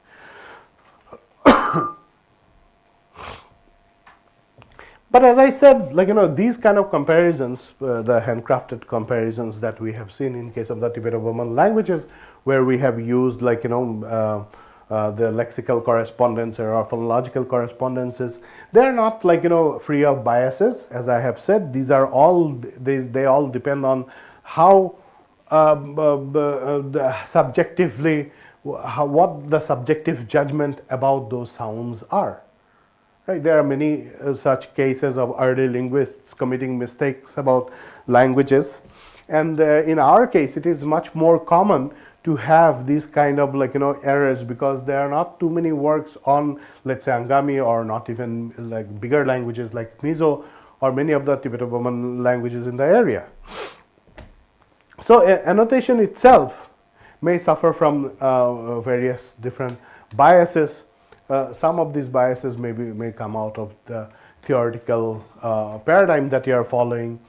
Some of these can be completely theoretical, as I was talking about this whole idea about phonemes, and phonetic variations. We don't consider phonetic variations to be actually very important variations, but as we have seen here, we might not have a phonological category change, but the phonetic category change may still signal enough information that gives you information about a dialect and the other. Some of these work can be observer, some of them can be speaker itself. As an observer or as a researcher in these languages, I may be implementing some of these some of these phonemes completely wrong, and then it goes on and it just stays there in the literature. Some of these can be also speaker specific, because sometimes what also happens is that if you ask somebody about, let's say, tones is a very clear example.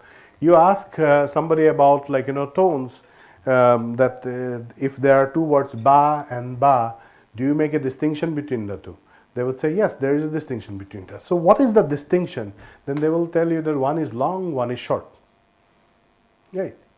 And then later you realize that one was actually high tone, one was low tone. And low tone is low tone, phonetically low tone is always long, right? So many people always confuse low tones as a long vowel, right? And high tone as a short vowel. So these kind of things keep on happening, and they come because of mostly sometimes as observer bias and sometimes also speaker specific biases. So can we have data which is independent of these biases? That is another question that we are asking in this course.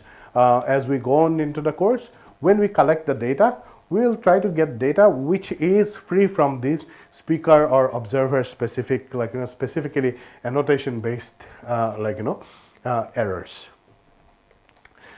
And it is more so in the understudied languages, like the ones that we deal with in all over India.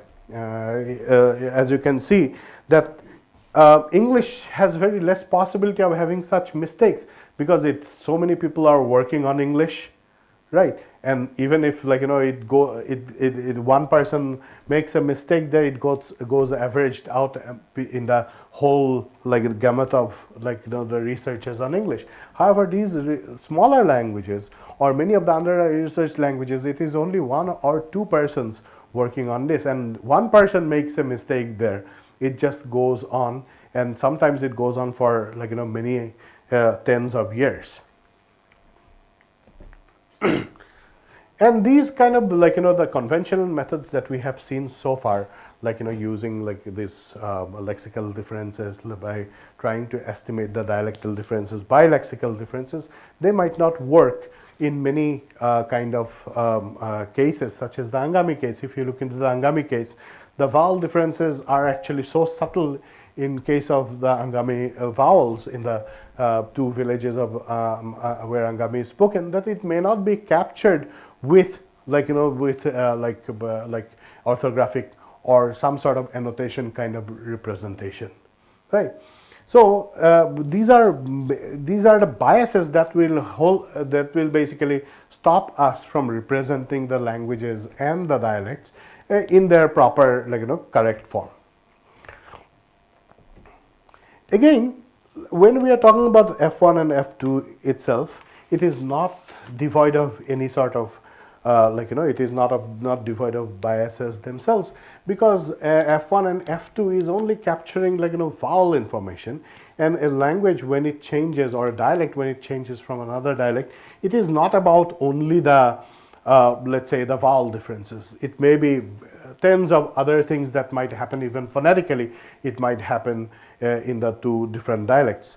And most of these F1 and F2 differences or vowel differences that we talk about are actually motivated by some sort of a priori knowledge that we already know that there is a phonological difference between variety A and variety B, which happened in case of Assamese, let's say, which we try to confirm with our acoustic analysis, and we basically try to get the build our theory based on the already known knowledge. So we might not have any surprises there as such, compared to when we are taking raw speech and we are analyzing raw speech, creating a series of characteristics or features like F1 and F2, maybe 100 other features from a raw speech, and then trying to find out how dialect A differs from dialect B, which is what we are going to do in the next few days. So the question that I want to raise here is that, is there any more holistic way of capturing these kind of phonetic variations in languages? And then the answer is that yes, that we are going to see in the following days. And second question that I might have for you to think over is that why form and features capture only limited kind of phonetic information? Why when we are capturing the data about a vowel, or when we are doing some sort of vowel analysis, why is it the case that it only has limited kind of phonetic information? This is something that we can discuss in the next 10-15 minutes. So we'll stop here for a small break and then we'll resume. Before we go for break, there are 3 works that I have taken extensively from, and I think you might actually like to read these 3 works. One is the Lina's dissertation PhD thesis on Assamese vowels that I have already mentioned.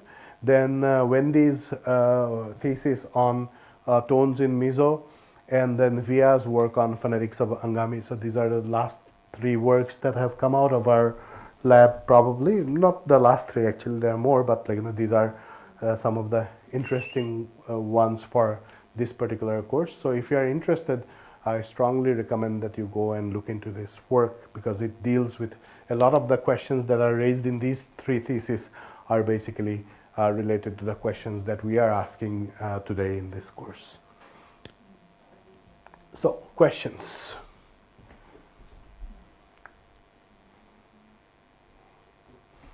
I'll give a 1 or 2 minutes for you to ask formulate your question maybe. Yeah. Did you want to ask a question? Yeah, when you were talking about low tones and high tones, which can be mistaken for short vowels. So one example came to mind in Mizo language. I think your mic is not on.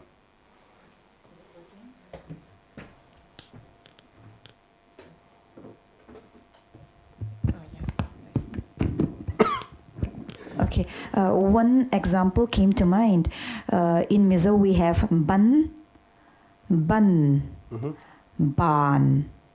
ban. So when I analyze it, I would put together ban and ban. Yeah, bun and bun together, and I would say that there is a distinction between bun and ban. Ban and ban are also different.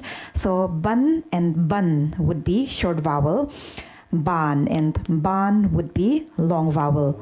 So could that be a case of low tone and high tone as well?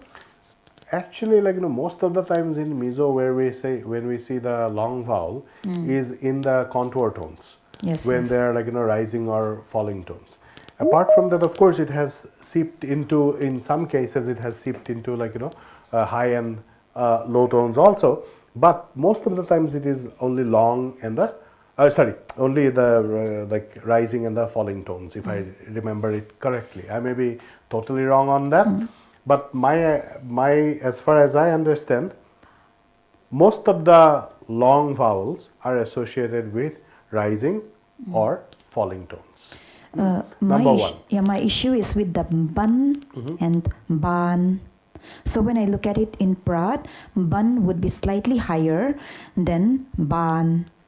So bun is still a level tone, and ban is also still a high tone. That we would call that in phonology. So in this particular case, bun and ban. So is it the case of long and short vowel? And because in my earlier analysis, what I find is that when we have these short vowels, then they tend to be slightly higher. They don't occur in the mid region, high region, slightly higher than high. So is that the case? Am I right? Yeah. I think it could be. The reason why it happens can be multiple. Like there are two reasons I can already think about. One is that because it's a short vowel, there is more energy in a shorter duration, so that might raise the fundamental frequency. Secondly, you have, in this particular case, you also have a na at the end, which naturally depresses the fundamental frequency. As a result of the compensation for that na, you might have a raise in the ah. But I'm not very sympathetic to the second idea. I'm more sympathetic to the first idea. So more data, more analysis, and we'll come to know. Yes, because I was wondering. But this is just a hypothesis at this point. We do have. But I think you're right. That is exactly the point why it happens in the other long and the short vowels also. So the underlying cause of what I mentioned and what you mentioned are the same.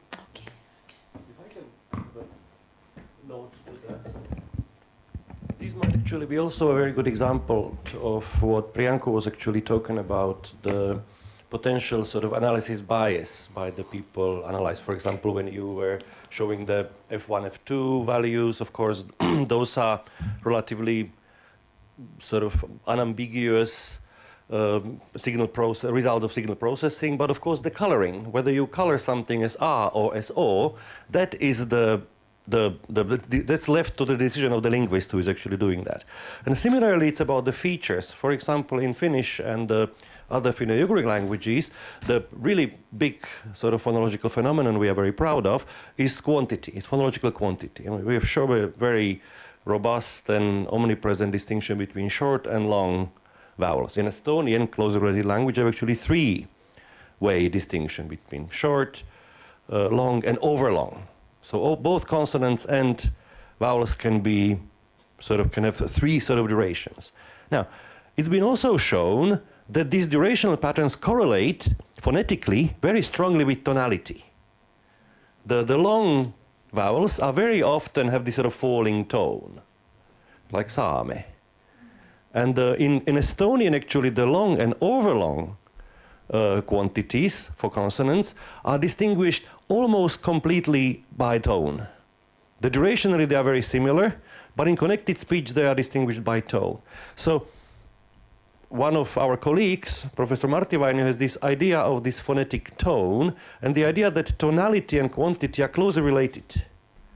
They are physiological, they are closely related. They are physiological and other auditory and acoustic reasons why the long things tend to be lower, the short things tend to be higher, and things like that. And these might be cross-linguistic, and whether you conceptualize some particular contrast as quantity or as tonal is a little bit left for the linguist who is doing the distinction, and maybe actually is a snapshot of the historical development, and maybe sort of the distinction between whether you pay attention more to the duration or the quantity or the tonality as the pitch height might be something which might be changing over the years.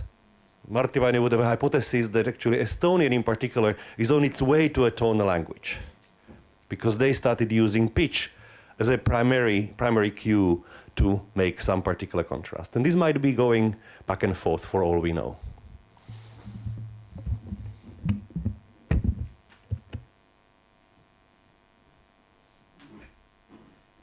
So any other questions? keep answering. We only have ever time for one question.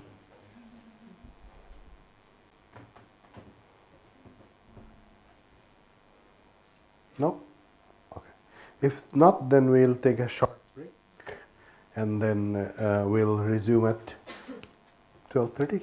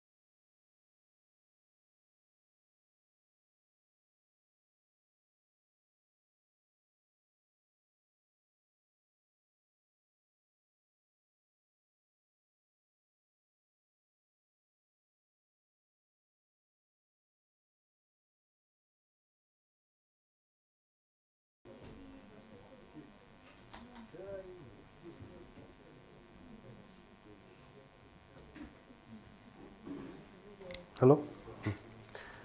Yeah. So, next two slides, skip. So,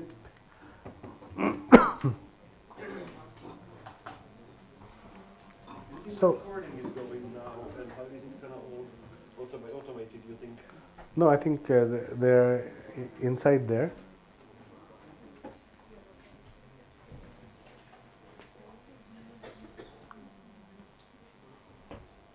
Okay, so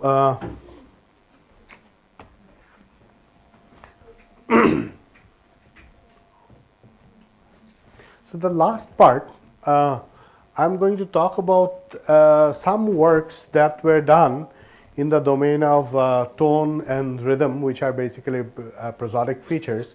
What we have done in the area of tone and rhythm to basically see if there are dialectal differences between in the different languages we were looking into. So I don't probably have to explain to you what tones are, but theoretically, basically, tones are tone languages are languages where you use the F0 differences to make lexical differences. The most famous example is the Chinese example, where you have the different types of 4 different types of tone plus one neutral tone in Chinese. So you have the ma, ma, ma, and ma. So 4 different types of tones, and which basically indicate 4 different meanings.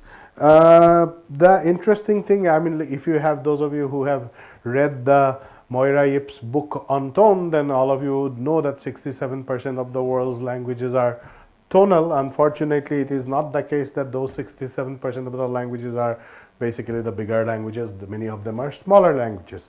And if you look into the Northeast India, then almost all Tibeto-Burman languages except a few, notably Garo, all Tibeto-Burman languages are more or less tonal. So that makes the count in Northeast India itself somewhere between 200 to 300 tonal languages that are spoken. And imagine, like, how many tonal languages we have worked on, and we still get a little bit like insecure about our own works. But they are like, if you are not working on these 5 languages where tones are known, you have like 245 other languages where you can work on. So I strongly encourage you all to do that. But I am happy with my same old Mizo, which I have been working on since 2005 or sometime. So here, as an example of very complex tone system from Northeast India, I look into the Mizo system. Well, they are more complex because simple itself can be complex. Look at the Angami tone language, Angami tones.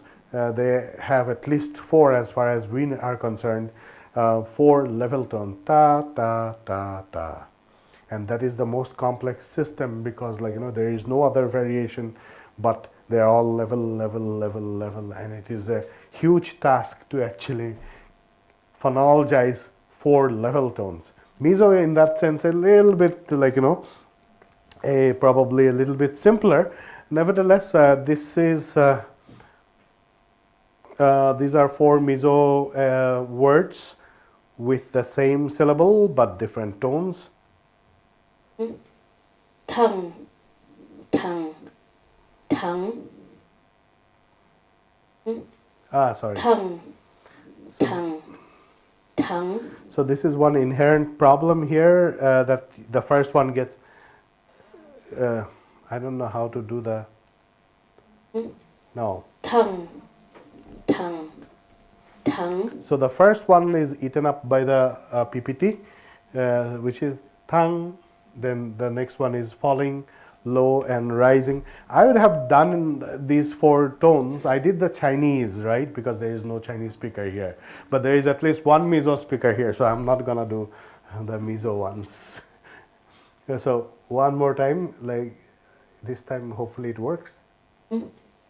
Tongue, Falling, low, tongue. rising, right? So a very interesting tone system actually, very distinct in that sense. Only thing that we have a little problem is with the Mizo low tone. Mizo low tone, which is a little bit falling, and it is often confused with the falling tone itself. So if you look into, so what we have done is that this is probably from about 50,000 tokens, 50,000 recordings of different mesotones, and from this we have got this. Wendy has done extremely interesting and hard-working work on this. If you look into this, what we have done is that we have collected all the meso samples, then we have normalized it, and some of you might already know what is normalization. As each of us have different vocal ranges, our fundamental frequencies are different, what we do is that we use mathematics to take out ourselves out from the data, so that only the tones remain, but we don't remain there. So what we do is that we basically subtract the average fundamental frequency of the person and divide it by the standard deviation of all the tone data standard deviation, and then we get certain values which are between a plus value and a minus value, as you can see. Now you can multiply this with any of the average. Can you multiply it? No. You add and multiply. Yeah. No, but multiply and then this thing. Yeah. First You have to. deviation and then, yeah. You have to absolutize it, because like there is minus, otherwise minus. Yeah, but you plus, you add. That's correct. That's why I have a mathematician in the room. Thanks. So now we have this plus 1 to minus 1 values here, as you can see, and this is the meso falling tone, nicely represented, rising, and this is like basically high tone, which goes a little bit high here, reaches some sort of high kind of target, and then goes down, and maybe the high tone, short high tone must have gone up till here, who knows, right? And then the low tone, as you can see, it goes a little bit like falling tone way here, right? So very interesting tones, because these tones we can now represent it into two ways. When a meso speaker probably hears these tones, he or she hears it in two different ways. One, what is the height of the tone? And second thing is that where is the tone going? Is it going up, going down, going low and high?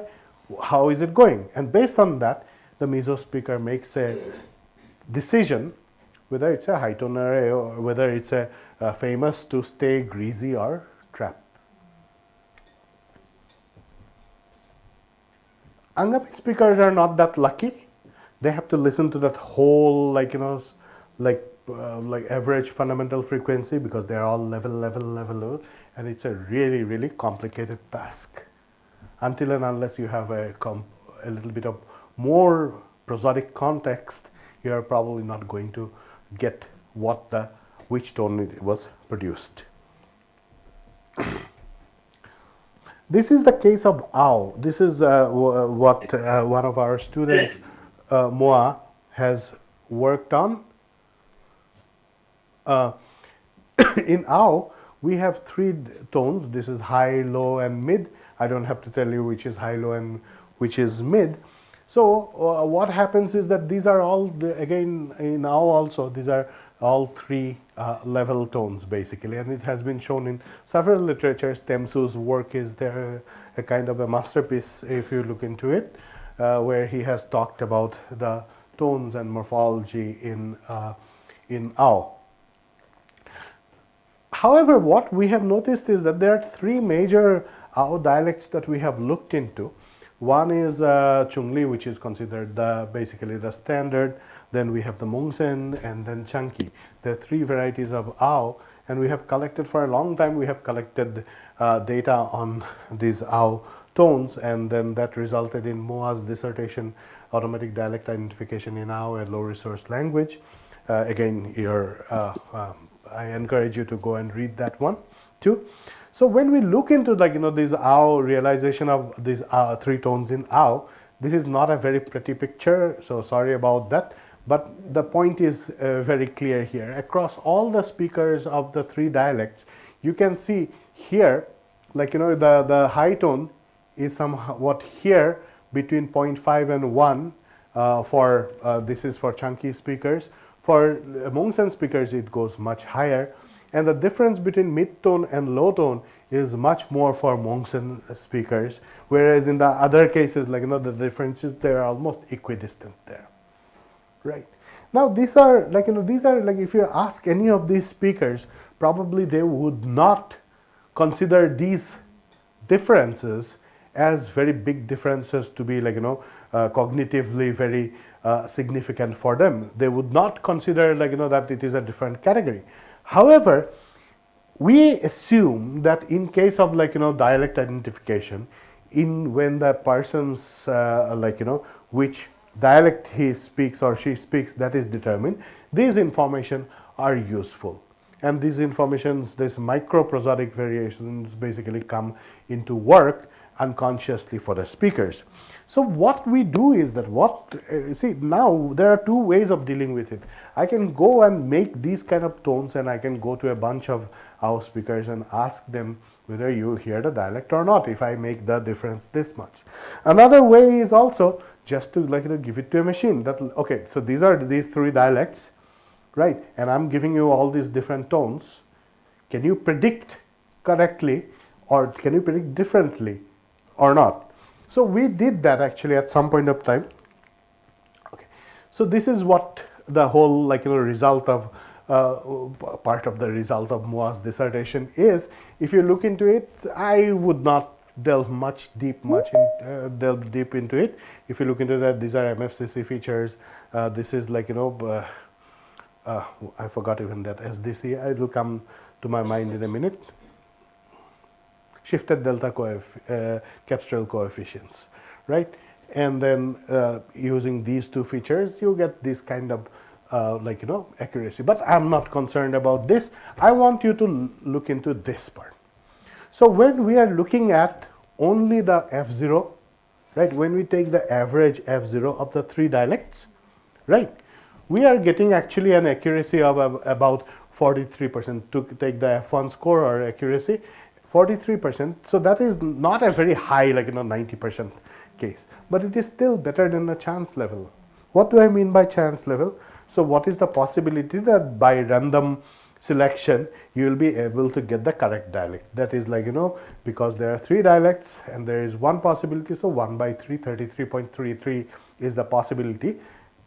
If you cross that, that means your selection is not because it is random, because you are making a conscious decision, or the machine has learned and made a conscious decision. If it is below that, we know that the machine is just like, guessing, as many of us have done in our like, exams earlier. So here what we see is that that is much higher than this like 33.3. So it convinces us that the machine has learned something, at least from only the F0 information. And it is able to get the dialects correctly identified. Some dialects it does not, because we don't have the complete information here. Some dialects it cannot identify very well. Some dialects, for example, you saw the middle one there, right? The Mongsen it can do it very well, but Chanki and Chungli it finds it a bit difficult because they are almost the same values here. However, as I have again reiterated, these subtle tone differences are not probably phonological differences. You will not probably hear it as a completely different tonal category, or a like, or will not confuse a mid tone with a high tone, etc. Right? However, unconsciously, they are probably helping you to identify the speaker. I must also clarify at this point of time, this is not to assume that other things remaining the same, only the tones are changed in the three dialects, because there is a substantial lexical variation across the three dialects in Ao also. However, there are several overlapping vocabularies in the three dialects, which we used in like determining the dialect identification in the Ao dialects. Okay. So as I said, these differences that you see, the acoustic differences that you see, they may not shift the perception of the tone category per se, but it is enough to get the personal information, person-specific information, which is about what dialect the person is speaking. So now I come to the other case where I discuss rhythm, and then rhythm is basically a temporal measurement in speech. So apart from, let's say, like, number of how many syllables that you speak in a second, how fast or how slow a dialect is, there can be more complex measurements of the temporal characteristics, or like the time duration wise characteristics of speech.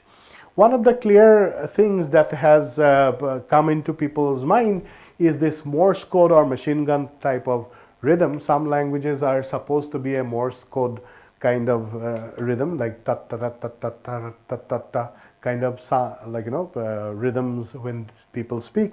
However, in many languages, specifically, let's say, like when you listen to Chinese, you always hear ta ta ta ta ta ta ta ta ta ta ta ta ta ta ta ta. There, all the each syllable seems to be of equal duration, right? So based on that, the world's languages are divided into two types. They are, like, figuratively talked about as Morse code type or machine gun type. I probably don't have to tell you what machine gun sounds like, but Morse code I probably have to. We are more used to machine guns than Morse code probably. So Morse code sounds like ta ta ta ta ta ta ta ta ta that way, and machine gun you already know. So based on this, the machine gun type is basically like, something called the syllable time languages, and the Morse code type is called the stress time languages. So when we are determining this, Pike was Pike again, like, if you remember Pike, he is also well known for his treatise on tones, right? One of the first, like, comprehensive writing on tones, right? So Pike's 1945 work, it talks about that languages fall into two distinct rhythm classes, and so one is like, stress time, the other is the syllable time. And then isochrony, or like, having the same time duration, is actually one of the basis of these kind of differences. So in case of, like, a syllable time language, like in case of a stress time language like English, each syllable may be very different from the other syllables different duration. However, in a syllable time language, why did I say syllable duration varies in why did I say syllable duration varies, but I don't know. But anyway, so in case of, like, stress time syllables, like, each syllable may not be of equal duration. In case of syllable time languages, each syllable is usually of equal duration. So you can hear them as, like, machine gun type versus the oft mentioned Morse code type languages. So there are many different ways of looking into it. Some of these differences also, like, basically emerge from the fact that languages have different syllable structures, or languages tend to make syllables in different ways. So, when I talked about the Chinese type of languages, you already know that Chinese has very limited type of syllable types, actually, like Japanese or Chinese. They have very limited type of syllable types compared to, let's say, English type of languages, which might have very complex kind of syllables in their inventories.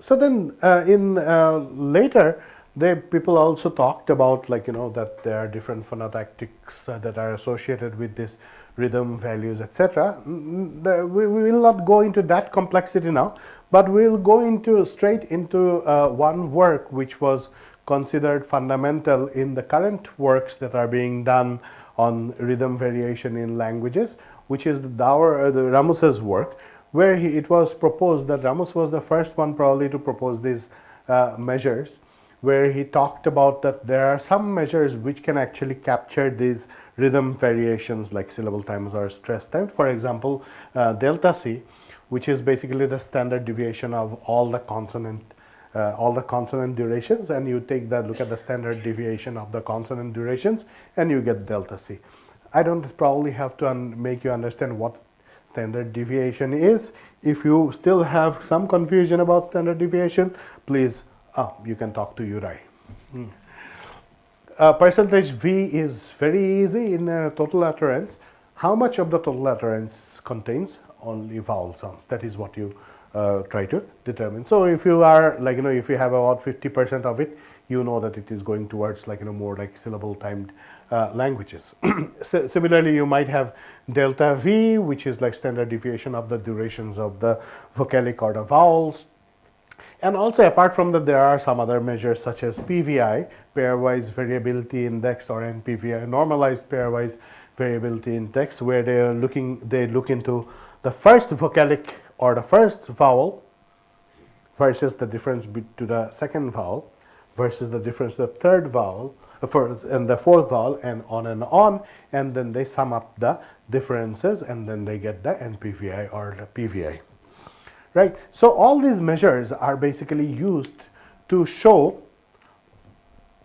determine whether a language is a stress timed language or a syllable timed language. A higher delta C and lower percentage V are associated with stress timing. And if you think about it logically, then you will get the idea immediately, because you know that as I told you, the stress timed languages would have varying duration of each syllable, right? It will vary. One is short, long, short, long, short, short, long, something of that sort. On the other hand, syllable time languages will have the same duration, same duration will go on. So the delta C will be lower. There will be not too much variation there. So the standard deviation will be lower, right? So, and then percentage V also will be lower in case of the stress time languages, but not the syllable time languages. In one of the first representations, when they got this delta C and percentage V measurements, they basically represented the delta C and percentage V values in a plot like this. You can see that on y-axis you have delta C, on x-axis you have percentage V, and there are actually three classes that you can clearly see here. Here is the English, this is probably Dutch, and this is Polish. They fall... Sorry? Portuguese probably, okay. So English, Dutch and Portuguese. Polish would be syllable time, yeah. So these fall into one group. These fall into Spanish and the French and the other languages, Italian, etc. They fall into this group.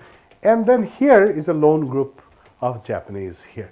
So these are considered to be the stress time languages. These are supposed to be syllable time languages.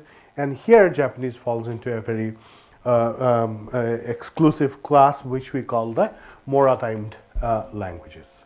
Later, much later, several people, Japanese scholars, have argued that there is nothing called a Mora timed language, but that's a completely different sort of argument that you can look it up later. The reason why I'm telling you the exceptions is that don't take it for granted that everything said is actually is the current truth, because there is hundreds of papers and works published every day, and you will have exceptions and contradictions in every work. So my point is to encourage you to read more about what people are saying now. Takayuki Arai's work, for example, he actually he was not very happy with this Mora timed label. Nevertheless, we now have the three categories as I have talked to you about. Here, each syllable has equal duration. Each syllable does not have equal duration. Here, Mora, each Mora has unique duration. But now, what is a Mora? So if you want to know what is a Mora, then you have to skip lunch and meet me after the lecture. Nevertheless, so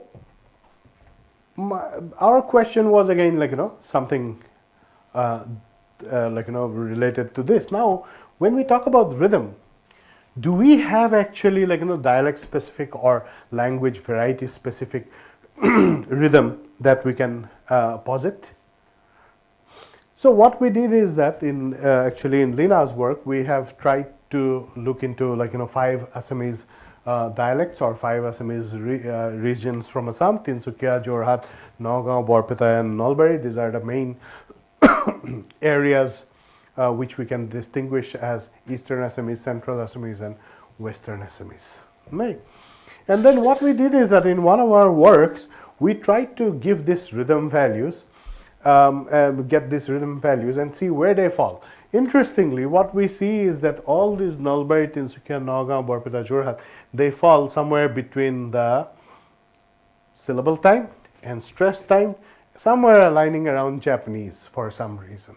In fact, later when we looked into the Mizo data also, Mizo also fell somewhere in the same area. So what is happening? We are not very sure, and also we are not very sympathetic to this strict categorization of languages according to tight, watertight, like rhythm compartments. So we are not we are not taking that as an indication that it is a Moratime language.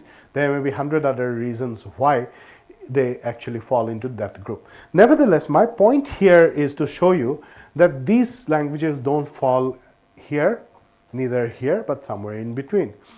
Of late, last month, in fact, no, not last month, in November 2024, we have presented a paper where we have shown that these rhythm classes of Assamese speakers speaking English is actually very different from the same Assamese speaker speaking Assamese. So we have some databases of Assamese speakers speaking English and Assamese, and then we have extracted the rhythm measures. What we see is that Assamese speakers, when they speak English, and we looked into two medium of instruction, Assamese medium students and English medium students, they all are somehow around here, right? Not quite British English, but somewhere around here. But the same speakers, when they speak Assamese, they actually go up and meet our old contendants down here, right? So that also makes us think a little bit new, afresh about what is happening. Why are we so English, is it that foreign to us that we are actually implementing a completely different rhythm class, rhythm characteristics for while speaking English versus while we are speaking our mother tongues, right? But those were red samples. And as I told you in the first slide, that remember, register, the way you read it is actually very different, and that might result in very different outputs. So now our work is to see whether spontaneous speech also has the same characteristics or not. Spontaneous English and spontaneous Assamese, would it have the same characteristics as read Assamese and read English by Assamese speakers? If somebody else publishes a paper before I publish this, I'll get to know how they did it. So this is the the whole group that I'm talking about. So what we did is that after that we tried to put this data of the rhythm, right? This different rhythm measures that we have collected, such as as you can see, these are the different rhythm measures: percentage V, delta V, Varco V, delta C, Varco C, NPV, etc., etc. So we got all these different measures, and we gave it to the machine. We said that, see, these are 5 different languages, 5 different regions of Assamese, and I'm giving their values. Will you be able to predict the region correctly? So it told us that it can do it 42, almost 43% with 43% accuracy. Now, what is the chance level in this case? 5 regions, and you have to put it in one of the classes. So what is the accuracy now? What is the chance level now? 1 by 5, right? 0.2, right? So there is 0.2 or 20% is the, am I correct? Okay, 20% is the chance level, right? It's always good to confirm. So 0.2 is the chance level, and it is doing almost double the chance level. So we are quite comfortable saying that there is something about that regions or dialects that this rhythm measure basically captures. So the 3 dialectal areas, if we consider them not as region, like 5 regions, but let's say 3 dialectal areas like Eastern Assam, Central Assam, and Western Assam, then I get a total accuracy of about 47.4. Don't look at it for the time being.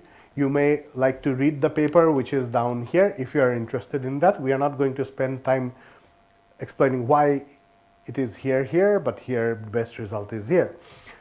Here, if we go by region to 5 regions, it's about 43%, 42.8%, right? So now, as far as rhythm is concerned, again, we don't clearly hear any rhythm differences. I mean, at least it is not as marked. There are lexical differences that are marked between these 5 regions of Assamese. There are pronunciation or phonetic differences that are marked between these 5 regions of Assamese.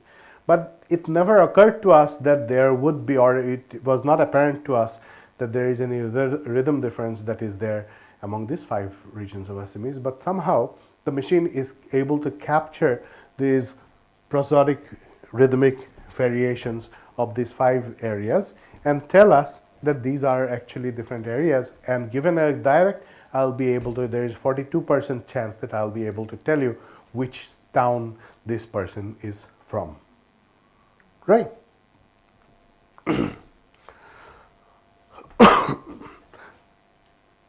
So what is the point here? So various phonetic features, as we have seen, like, throughout, like, we have seen the consonantal features, we have seen the vowel features, we have seen the different prosodic features. All these features are able to actually capture the variations in languages. These prosodic features such as F0 in the tone languages and then the rhythm features that we have talked about, they also are able to capture the dialectal nuances in these languages. However, there are some other features also. For example, intonation, which is a much more bigger domain. And as I was telling you, I like working on only 100 milliseconds, 200 milliseconds, but if you go to intonation, it's a pretty long, it's a pretty big business altogether, right? So what happens when we go on to this intonation level or the sentence level? So this is something that you are probably going to try and do over the next few days in this course, where when you are recording these sentences. Probably one of the things we might try to do is to see whether we can get the data extracted in terms of intensity, loudness, and in terms of F0 characteristics from the whole sentence itself, and see if we can model these dialectal differences or these linguistic variations that we have in this classroom, if that can be captured through those. Again, the question remains that are there holistic ways to capture them rather than going through this cherry picking vowels, cherry picking tones, cherry picking rhythm. Is there any one way that we can get all these features captured? And the answer is yes, because the methods that that Juraj is going to probably discuss later, where you get certain values extracted or certain features extracted from the raw speech file, that includes hundreds of columns of features or hundreds of features. About, let's say, minimum 500 features probably is usually extracted. And then in those features, the problem now is that you have a lot of these micro variations that will be captured, but at the same time there will be a problem also. We will not know, like F1 and F2, we immediately know we are capturing the height and the backness of the vowels, right? Rhythm, we already know that we are getting the isochrony of the sentences, but when these 500 features come in, these 500 features are not easy to explain what causes their existence or their differences. However, we will be able to do better classification as the features increase, and that is what Juraj is going to talk about. So I'll stop here. If you have a question, I'll take it. Yeah.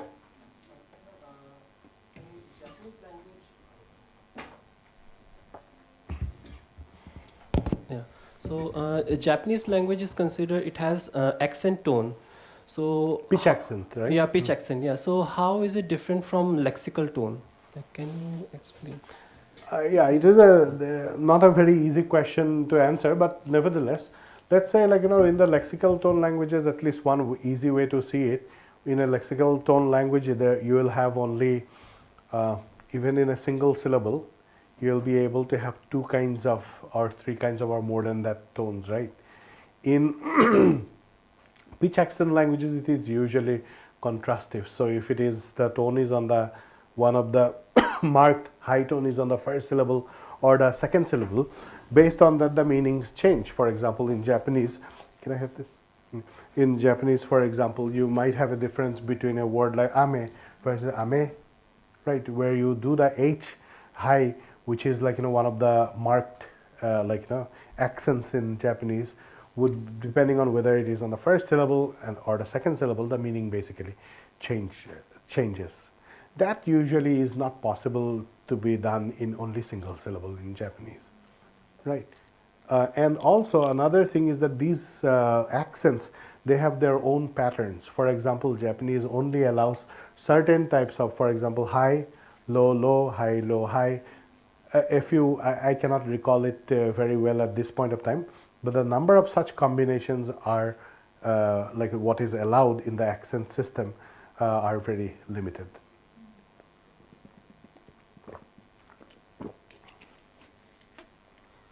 Okay. But again, if you are interested, then Moira Yip's book.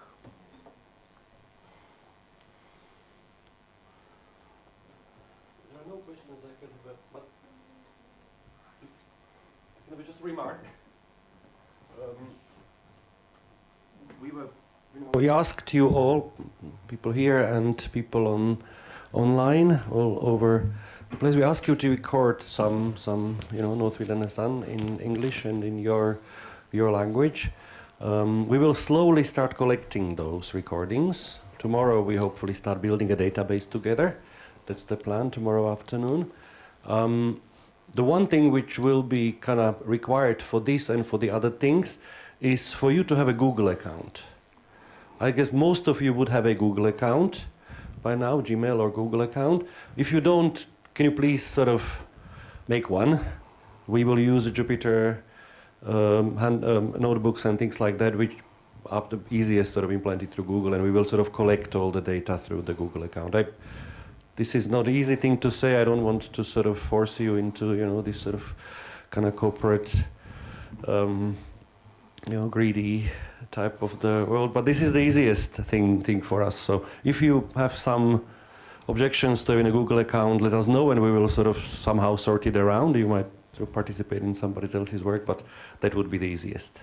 So let's start with that, and we will start maybe sending your way some documents to fill and instructions where to upload things and all that. Thanks.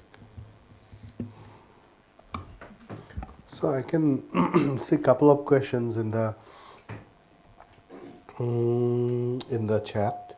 One was at 11:15 actually, which is by Avantik. How do you not let areal similarities between languages confuse you from establishing generic links? So that is what one of the points that was considered to be exceptions to that comparing these kind of data, that first you have to make sure that it is not the case that it is a simple borrowing from the other languages. And are tonal languages also, second question is, which is very interesting question, are tonal languages also syllable timed? I would not think so. I would not think so. They would probably, I think because of Chinese, one may be tempted to think like that. But in case of Mizo, at least we saw that it is not a syllable time language. It falls somewhere between stressed and syllable. And somebody said, who was the researcher who was not happy with the Mora timed analysis? So that was the researcher who was not happy with calling Japanese a Mora timed language was, now I don't remember, Takayuki Arai. Arai has a paper, but I can see a lot of the researches that I'm talking about. Actually, I'm also preparing a bibliography. So I'll share with you, like, as maybe next year. But I'll hopefully do it soon. I already have have it written down there. Interestingly, by the way, one of the other languages which is often sort of considered maritime language and pops up as maritime language in the EU stuff analysis is actually Finnish. Finnish is another language which often is seen as a maritime.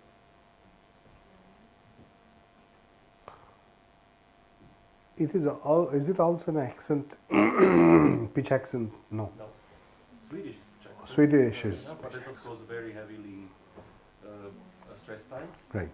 But because of the quantity and the way how the quantity is built in Finnish, that's gives this sort of more abstract. So, any other questions? Korean, who knows? We have a look at our room. Yeah, there it should be there. I would guess so, because I remember a long time ago we were doing a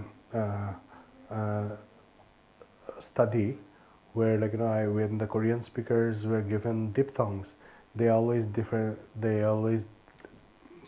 how do I say, split it into two vowels. If you give them I, they'll go A-I, because it is written that way, A and E, right? When we were talking about this, my perception of syllable in Finnish is different from native speakers. Like what they call syllable, I cannot hear as two syllables, but for them it's one syllable but two more. Mm-hmm. So. Okay, I think everybody left us here. Maybe 1 o'clock was supposed to finish. Yeah. Yeah. So we will break now, and then Juraj, next lecture is at 3, right? Sorry, was it 3? Yeah. Yeah. Okay. Thank you so much. I appreciate it.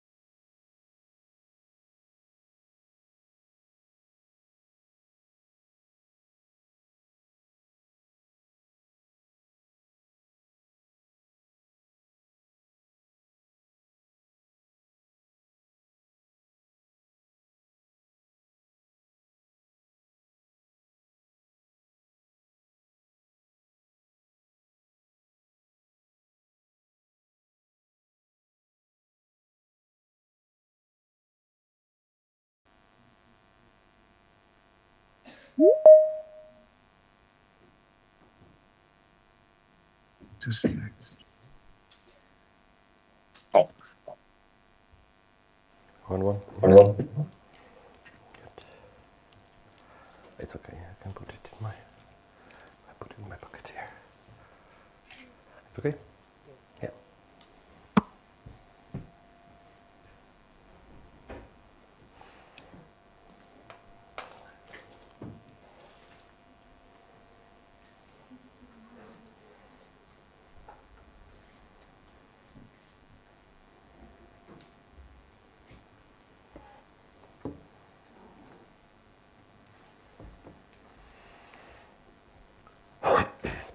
So can we start, or is everybody cool?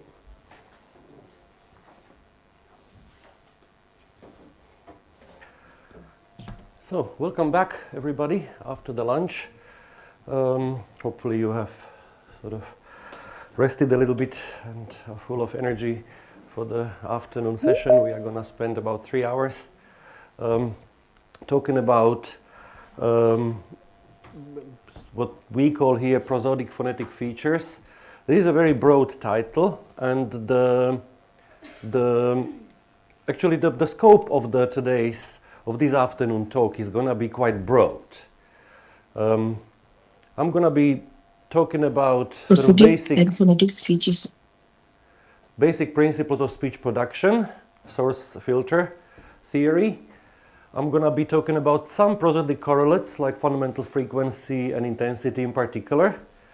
I'm going to be talking about a little bit about the principles of extracting intensity and F0 from speech recordings. I'll show you Prat. We are not going to be using it today. We will come back to Prat tomorrow, but we'll talk about that when we get there. And I'm going to a little bit hopefully touch upon the basics of deep network machine learning technology for obtaining sort of all sorts of representations, little bit black box representations of speech. Now, these 5 slides essentially cover, these 5 points essentially cover the full curriculum of Master of Phonetics.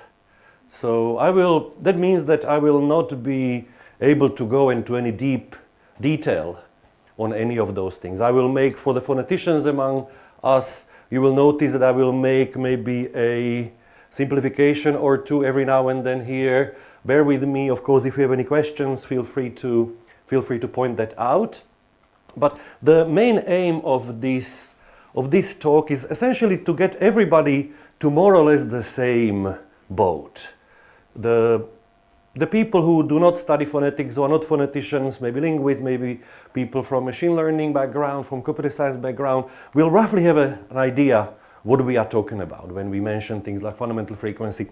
Formants, I will talk a little bit about the formants, despite of the earlier discussion. So everybody kind of have a rough idea of what we are doing. Now, also, what I want to bring very kind of strongly forward with this talk is that we will be talking about speech.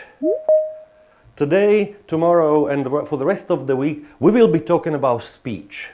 We will not be talking about language as some sort of abstract structure, about some structural properties of language, about some, different type of orthographies, different written styles. We are not going to be talking about any of those things, however important and super interesting these things are. We are going to be talking about speech. Speech recordings, the way, how we produce speech, how we can analyze speech, etc., etc.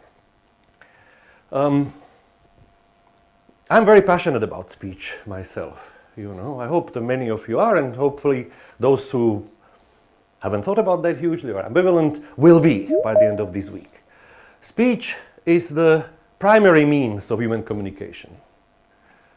And it used to pass all sorts of information among people. Like people of, 21st century and people of many of your generation might actually kind of think like, well, actually it's WhatsApp, which is primary source of human communication. Or any sort of texting or maybe, Instagram, so sending pictures. Of course, somewhat, these type of new modes of communication have taken over. But if we look at the human history, there would be no WhatsApp without speech. Not only that we would have nothing to encode with orthography, but the collaboration, communication, which led to all of the scientific discoveries behind all of these things would not exist without human speech. Human speech is a building block. It's a core of what makes us human. That's why it's a fascinating field of study. We pass all sorts of information. Priyankoo was talking about many of the things. I have pretty much the same stuff as he was talking about, maybe ordered somewhat differently and with some more arbitrary labels here. Yeah, a lot of time what we pass, type of information we pass when we speak is sort of factual information. You know, it's what, when I was designing this, I still thought that we will start this lecture at 2 p.m., so I thought it was going to be 2 p.m. It's 3 p.m., you know. Of course, it can be true or false. It's 2 p.m. is also a type of information I'm passing, and a pattern is false. Of course, we also, when we speak inevitably, we pass a lot of information about our emotional status. You know, are we happy? Are we sad? Are we tired? Are we whatever, excited as I am now, bored, or whatever? You know. Also, we give a lot away about ourselves. Many sort of traits. One of the things which we do actually pass on is the language we speak. You know, I speak English now. I'm doing my best at least in that. You know, but we also pass things like dialect, socioeconomical status, maybe the sort of whatever the status we are in. I'm giving the lecture to you now, and you are students, so I have a particular type of style which I'm going to use to deliver a lecture. So if somebody walks past or hears me over, they know that I'm lecturing. So this is another type of information we are giving. Something, you know, I speak in English with a Slovak accent. That's my mother tongue. So all sort of native language information potentially. You know, age. I'm a male probably if somebody hears the recording. All sort of idiosyncrasies, all sort of particular things. We pass a lot of information about ourselves. And this part here is what we are going to be primarily interested in this course. How to discern most of these type of features. We can use machine learning, as some of your colleagues actually do, to try to extract also emotional state. There is sentiment analysis from the text or from speech.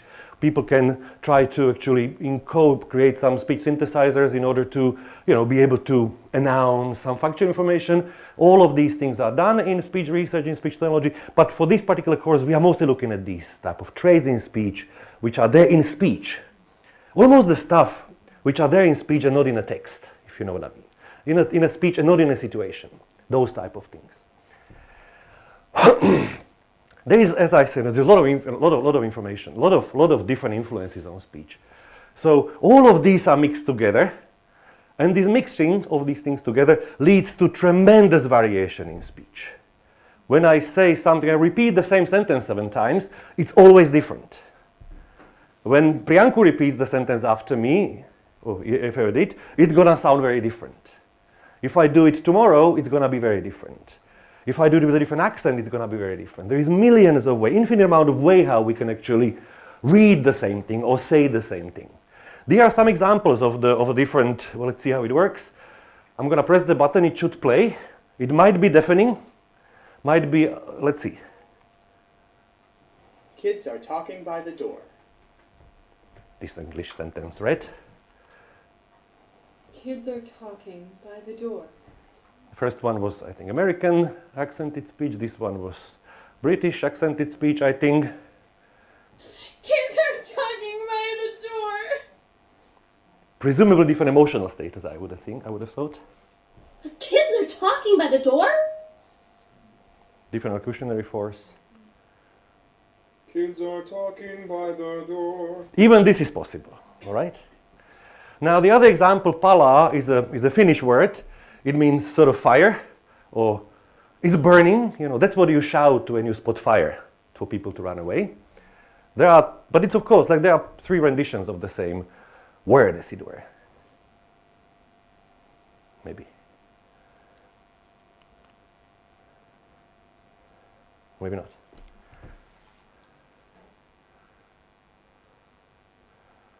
This is what I try to avoid. Aha! As always, it worked.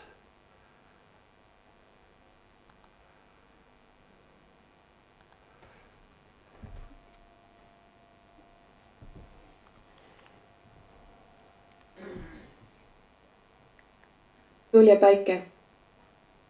So this pala didn't work.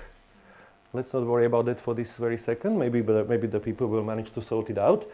What you have heard, what did work, it's okay. We can work with that.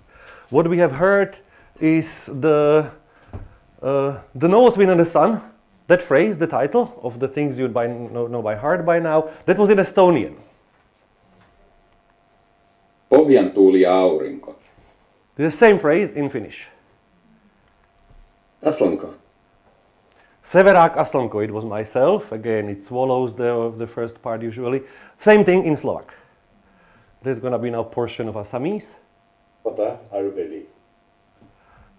So this was again sort of the same factual message in four different languages. If we had chance and if it was sort of easier, we could play with these things.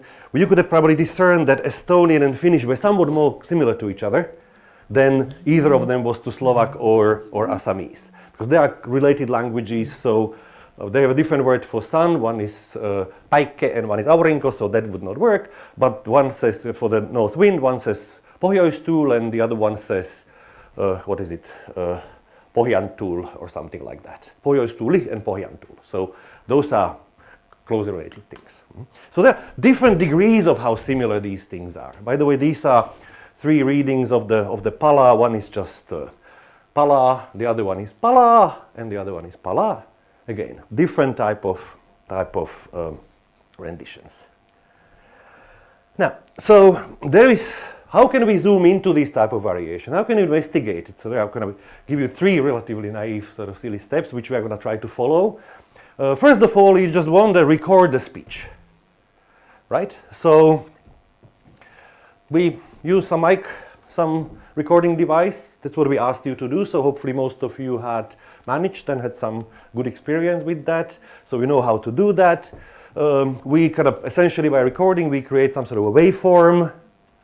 Or we store some sort of a waveform which contains sort of sound pressure variation over time, as a matter of fact. So it's when sound is propagated by the changes in sound pressure, and our ears can detect this change in sound pressure, and the waveform sort of logs those changes of sound pressure. This is slightly higher pressure than. Apua. This is slightly higher pressure than surrounding things like lower pressure, those type of things. Sura, okay. It's stored usually in some digital form, waveform, MP3 or whatever, and it can be analyzed using signal processing tools. This just brings us to sort of second point I'm trying to make. Once we record sound and we get it to this type of digital form and store it somewhere, we have numbers. We translated this linguistic knowledge, sound pressure variations and what have you to numbers. You might notice one of the first slides Priyankoo has shown you that my original degree is in mathematics, so I get quite happy when I manage to translate something to numbers. So a lot of the stuff which we are going to be talking about today is how to actually represent all sort of phenomena in numbers. Don't be scared. I will have one formula to you to throw you, but just for a good measure. We will not analyze the formula. Actually, my point will be something different about the formula. So, yeah. Suura. Okay. Now, second step, after we recorded the speech, we need to process the speech signal, extract some sort of characteristics of that, store them, maybe, whatever, figure out what we want to extract them, and store them for the future processing. I'm going to be mostly talking about this type of aspect today. And after that, we might want to analyze the variation, analyze the numbers we actually extracted. So that's what the rest of the course is going to be. There are some little previews of whatever pictures we might be showing you for the next following days.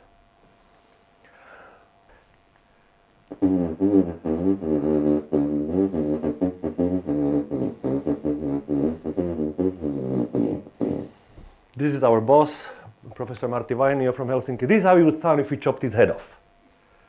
And listen to what comes out from the glottis only. He's a lovely guy. We never thought of chopping his head off, by the way. We obtained these recordings in a different way. I promise. Now, after that, the voice source goes through our mouth, what we call supralaryngeal sort of system, and get filtered, gets changed. The buzzing sound gets changed. By the way, when we talk about buzzing sound, you notice that we couldn't really tell what he was saying. Of course, it's actually in Finnish, so apart from Tukka, nobody will be able to say even after I play you the thing. But it didn't sound like human speech. But what did it have? There was a voicing, there was a voice, and the pitch went up and down. Sometimes it was louder, sometimes it was quieter, sometimes there were breaks, sometimes there were all these things which we call prosody.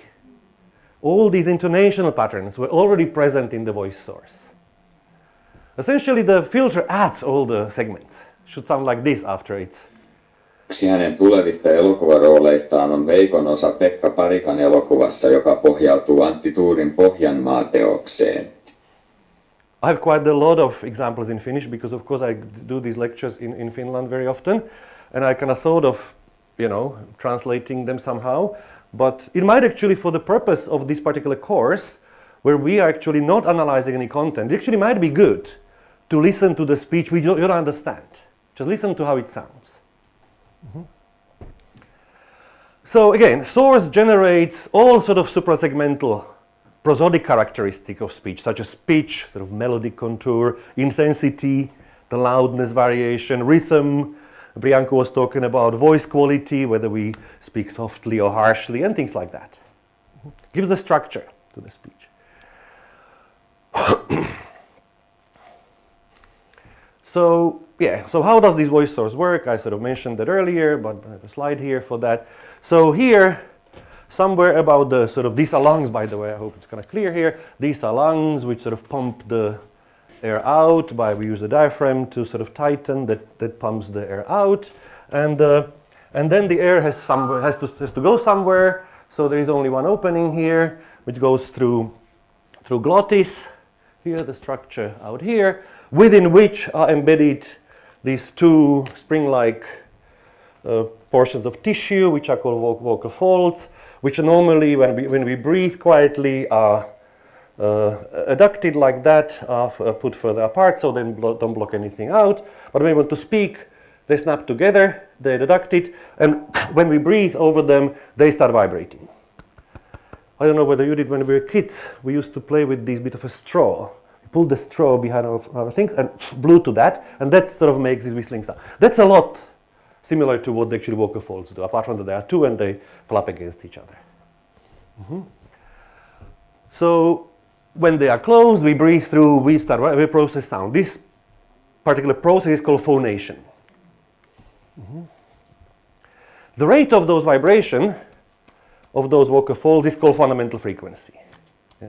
That gives the pitch of speech. I'll try to peek on that clock there. Okay.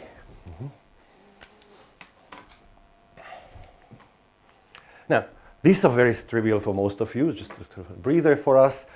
Fundamental frequency is usually measured in hertz, as you know, and hertz is sort of how many vibrations per second. So 100 vibrations per second is 100 hertz, 200 vibrations per second is higher pitch.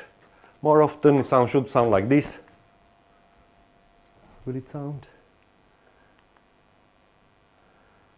Didn't sound. I don't know exactly what's going on. This is, by the way, the bane of all phoneticians. When you come to a big conference and you have carefully prepared slides, you go on the big stage, you start talking, you come to the first slide, you press the button, nothing happens. Usually what happens, all technicians start running around and reblocking the cables, but because these are relatively trivial things, so this was just lower pitch, 100 hertz, and 200 hertz, or something like that. I'm not a musician, so I cannot hit those notes. And 200 hertz, of course, sounds higher than 100 hertz. We all know, we understand that. Of course, these type of the pitch, we use pitch to it constantly changes, of course, but there is some sort of average, some mean pitch. All of us has some sort of either pitch with a slightly higher voice or slightly lower voice. Part of that, this is going to be relevant for some other aspects of what we are going to do. Some of that depends on our physiology. For example, men have slightly bigger, longer vocal folds and actually heavier. That's, you know, and that compared to female and female compared to children. So the heavier things sort of vibrate more slowly. So therefore, male on average have sort of lower pitch. Of course, the overlap is massive. It's not that, you know, the male end up somewhere at 150 hertz and female start at 170 hertz. There is a big overlap. But many of physiological characteristics are somehow embedded this way in our speech. You know, of course, all the kind of type of potential illnesses, you know, when you have flu, when you have some damage on the vocal folds, all of these things become part of your personality through your voice. Again, you know, this is a curve. There is a warning note. This actually does not look massively like the voice source contour. This is the one which is derived directly from the voice source sound I played to at the beginning, and that was actually derived by the technique of inverse filtering. It's a sort of rather complicated mathematical signal processing technique which sort of removes the consequences of the filter from the source. And that one would produce this type of a contour. You can see these type of pulses very clearly. Each of these, which way did we go? Yeah. Each of these pulses means one opening and closing of the vocal folds. Well, it's actually not like that. It's like this. This means breathing in. You know, it's like little vibration. So open, closes, and usually stays closed a little bit, and then opens, closes, stay closed a little bit. And how often they happen, you know, that's the frequency. Another sound, not successful, doesn't matter. Of course, you know, these are very simple things, but it's just good to kind of remind them ourselves. Sometimes the vocal folds vibrate more frequently, sometimes they vibrate less frequently. So when they're more frequently, it's higher pitch, less frequently, lower pitch. If this played,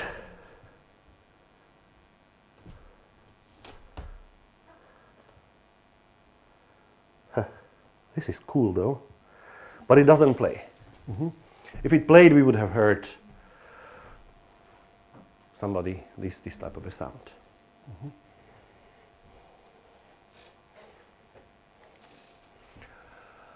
Now, higher frequency, lower frequency, we can quantify it, you know, of course. Again, remember, we want numbers. We don't want just saying like this is higher, this is squeaky, this is whatever. We want numbers. So what we do, we can, of course, if we have this type of a contour, we can actually measure. Of course, remember, this is time, of course. Time flows from left to right in nowadays kind of, you know, graph culture for some reason, you know. So, this is time, so we can measure. This is sort of this particle happened, and some later happens this, later happens this. We can measure what is the duration of one pulse. What is the duration between these two openings? If we have some ways of doing that, you know, here, for example, this is from real thing. I kind of measured it, and this is some 0.012 seconds. Probably quite fast. So it's I will be sort of interchangeably talking about milliseconds. So this is 12 milliseconds. So that eats, so if you do 1 over, it's 83 hertz. It's a relatively deep male voice. Here it's about 10 milliseconds.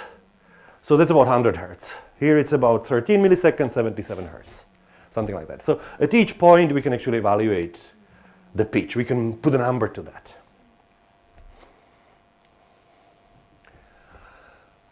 Now, I said that the fundamental frequency is the frequency at which the vocal folds vibrate, right? Now, as most natural objects, they vibrate at multiple other frequencies as well. You might remember from some physics classes or music classes that when you pluck a string, guitar string, it vibrates on the frequency which is somehow dependent on its length and the mass, and it also vibrates at other frequencies, usually double of that. So the string vibrates like this, the full string, but also vibrates in this way, and also vibrates in triple time.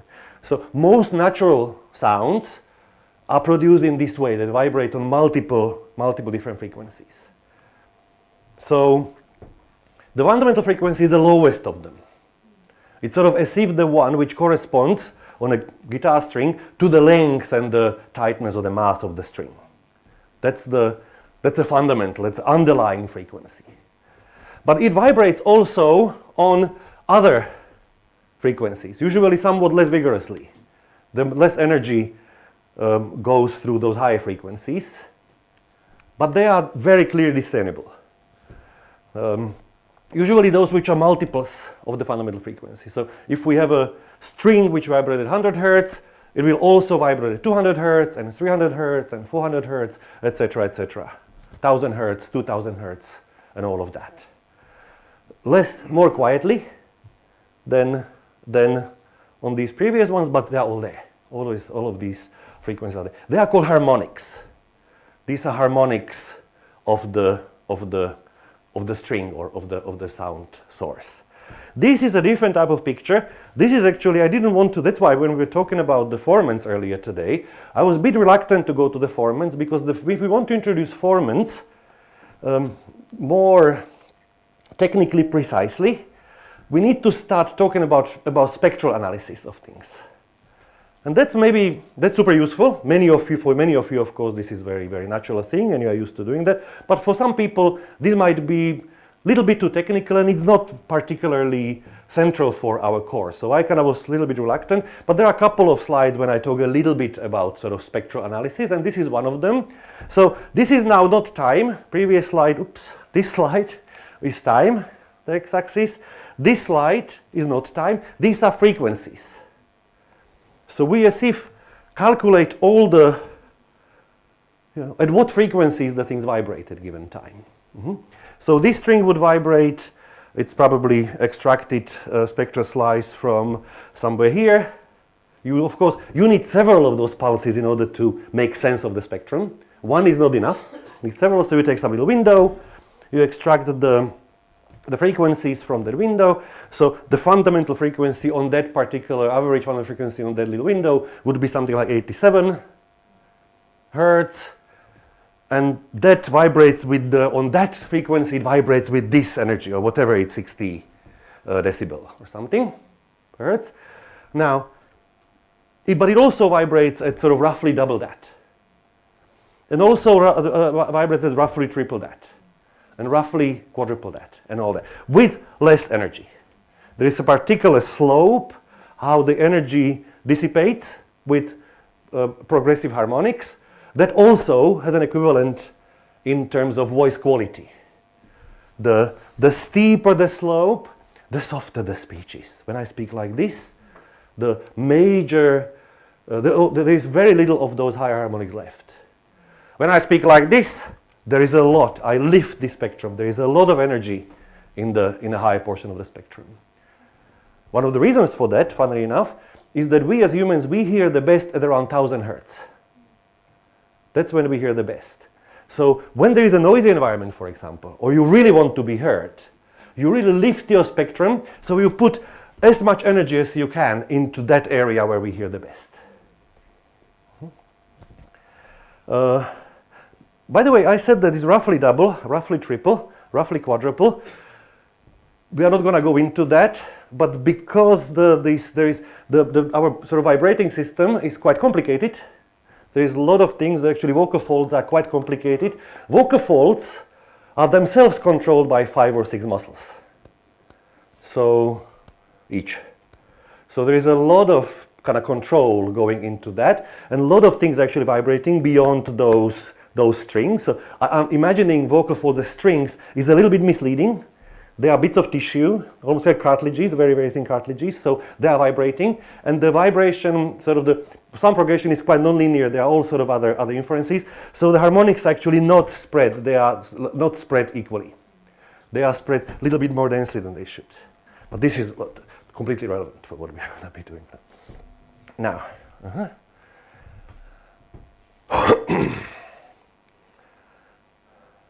Okay, we are going to miss the sounds anyway again, presumably. I don't know, we can try for the future to figure out why. I think that's something, the transformation from Mac to Windows or something like that.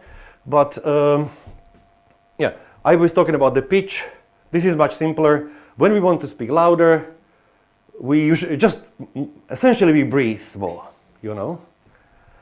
We just sort of go more forcefully. On the waveform, we can see that the sound pressure variation gets more stretched. You can see there is a bigger sound pressure variation in a louder sound than in a quieter sound. Of course, the other way how I can speak louder is to change the voice quality, to put more energy in the higher frequencies rather than just the lower frequency. All of these things are possible. Let's see whether we might play. No? Can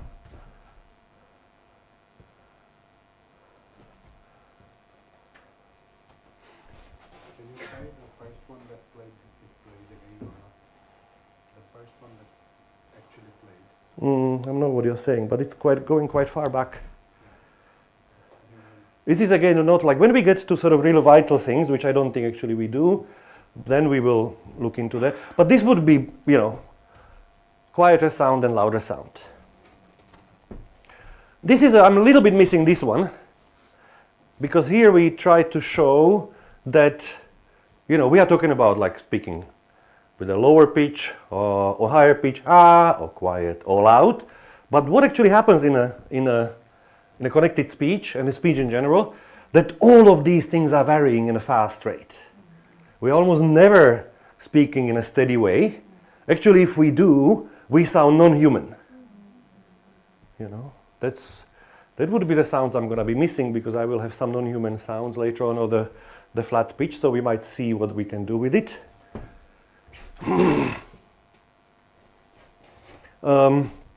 Anyway, so there is constant variation in pitch and intensity. We can control it really quite fast.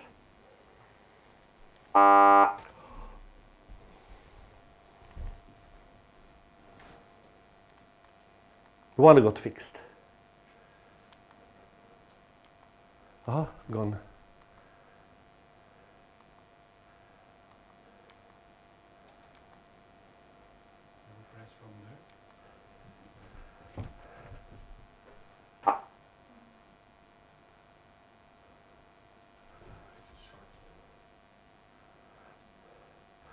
It fills some buffers or something like that, who knows. By the way, a little linguistics, of course. I've been talking about the sound production. This is something which you're all aware. You know, we actually use, of course, these intensity and pitch variations productively. We use them for all sort of things, you know. We mark stress, for example, in many languages by for English, for example, increasing pitch and intensity, and maybe stretch the duration a little bit as well. We focus the words. If I want to say we focus the words, the word I produced with the higher pitch and louder. We use it for sort of question intonation in the languages which use it that way, exclamations and all sort of things. This is of course heavily language dependent. There are languages which do not necessarily use question intonation for most question, like Finnish would be one of the examples, because they have sort of other linguistic, other morphological means how to signal questions and things like that. Of course, in tonal languages, Priyankoo was talking about, pitch also marks the segmental contrast. Duration and presumably also maybe intensity might be correlated with many of these tonal features. Of course, we use it to indicate emotional state and all sort of other things. Just repeating myself again. And again, important thing here, the ways how intonation is used to mark all sort of these things is heavily language and dialect dependent. That's why we can do this typological analysis based on sort of prosodic features and other phonetic features potentially, because all of these things are dependent on very many things. You know, they are language, dialect, but also if you think about that, sort of things like family dependent. Every family has their little idiosyncrasies where they use the thing. Maybe that's one of the reasons why this analysis on the Angamic health kind of worked, because they are sort of habits in a relatively small community which are idiosyncratic and things like that. Now, so that was a source. I have a few slides because we are into mostly into prosody, so filter doesn't interest us, but we can put few slides on the filter. So filter adds, of course, all of those segmental elements, such as vowels, consonants, frication, and what have you. All this filtering is done by the supraglottal portion of the vocal tract, everything which goes about the glottis. Biggest player in that thing is the tongue. Tongue makes most of the filtering job, but it's by no means alone. Lips do a lot, even the teeth, if you have them, the little flap, which is called velum, which can open and close your nasal cavity, because we speak as much with nose as we speak with the mouth. But we can opt out from speaking through the nose, as you know, so then we kind of speak through the mouth only. And there are many other little cavities and nooks and nicks which can also make some difference. This type of filtering and type of sort of speaking using the vocal tract as a filter requires unimaginably complex coordinative system, coordination among all of those things. All of us are sort of Olympic level athletes in speaking. The amount of coordination we need to learn how to speak, it's equivalent to some Olympic level gymnasts. This is still something which we don't fully understand. The tongue itself, depending on count, consists of something between 12 and 60 muscles. And we don't even know how they innervate it very well. So this is a bit of a mystery how we actually do that. So this is more something about, I have another slide on this. So all of these constellations of the vocal tract create some sort of constrictions or narrowing some places, which then serve to amplify some frequencies in the voice source and suppress the others. And that's what we perceive as the vowel quality. Now, so this is the voice source, and this is what comes out from the mouth after it's been filtered. You can see that the contour is much more complicated. A lot of things being sort of added on, although in fact things were actually subtracted rather than added on. But it becomes much more complicated, and the particular sort of very precise type of shapes would, if we knew how to do that, kind of somehow are related to what type of vowel quality, what type of filter is in that type of time portion actually applied. So this would probably play. But what's actually more important is that different sort of shapes, in this particular case, if we think only about the vowels, different shapes of the tongue lead to creating constrictions, these narrowings at different portions, and that has the consequences of sounding different, or imparting some particular type of vowel in this particular case quality. So how this is sort of, again, this is the promised performance slide. So vocal tract filters out, so this is the voice source. This is some sort of vocal tract here. This is a cartoon picture, but it's very, very, very pretty and very good picture. It sort of filters out, it lets some particular frequencies through, actually magnifies them, and blocks the others. And these peaks, this is like a spectrum here. The peaks in the spectrum are called formants. We usually look at the first three formants. Sometimes for machine learning purposes, machine doesn't matter, the more number the happier. We give them fourth and fifth formant. Formant extraction is a tricky engineering task, tricky signal processing task, it's not trivial. So, yeah. But we can sort of give, essentially what we normally give to the machine is the resulting spectrum rather than formant numbers. But for slightly smaller scale and more targeted phonetic analysis, it's much more useful to use formants. Because of course, if you have little data or sort of very precise question, more data might be detrimental because there's a lot of noise in those. So we often extract the formant. And we know how the formant, these are numbers usually expressed in hertz, portion of spectrum. This one is somewhere around 500, this one is somewhere around 1000, 1500, this one is somewhere around 2000 hertz. So they are sort of numbers, and the first one is related to tongue height, the second one to the tongue frontness and backness, and the third height to sort of all the other things, lip protrusion, rounding, and things like that. So, summary about the voice speech production. So, vocal folds act as the instrument which creates the voice source, and they can be used to control fundamental frequency changes and intensity changes with the collaboration of the lungs on a very fast changing scale. Fundamental frequency, intensity, and usually rhythmic characteristics, durational characteristics of speech. We usually talk about like speech intonation and speech prosody. And they are formed, most of that is formed by the vocal tract. The supralaryngeal portion of speech apparatus filters the things and adds all of those things. All of the segments and many other things.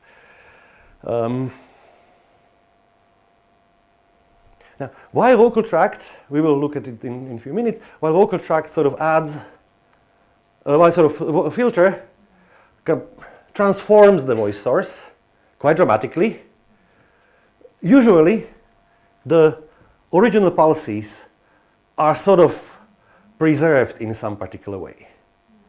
So we can actually analyze, we can actually extract them from the finished, from the filtered sound waveform. We can actually extract those things. That's what we are going to be looking at in a few minutes. So some questions.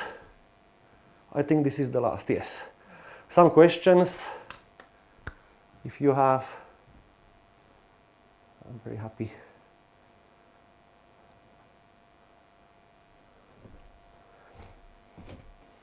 Is there a way of me telling that there are questions here?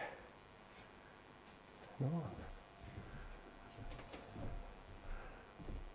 Cool, if not, then let's take, I cannot see the clock, 10 minutes break, and we start again on the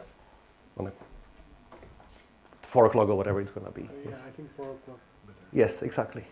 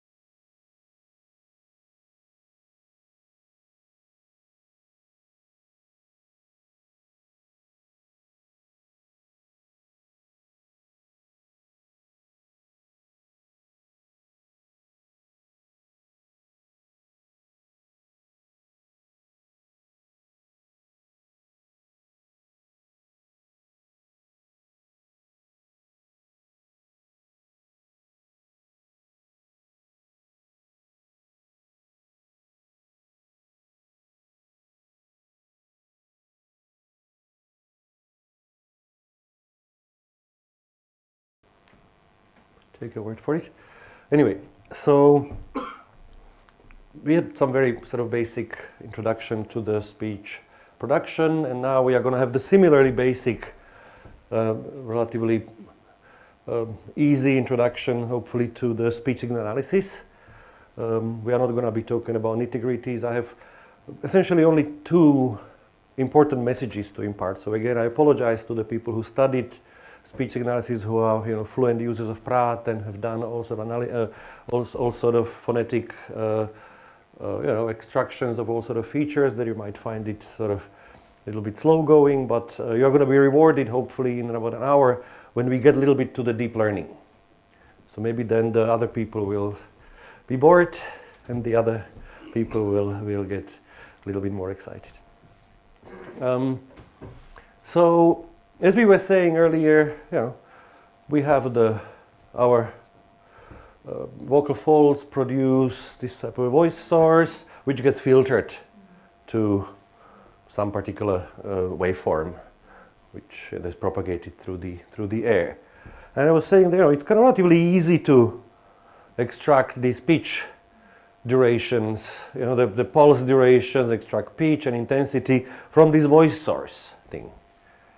But unfortunately, what we get is the already filtered waveform, which is much more scrambled and much more difficult to analyze, as it were. So yeah, this is what we get when we record somebody. We get already filtered, i.e. scrambled waveform. So yeah, we're talking about this speech waveform. Mathematically, it's essentially a time series of numbers.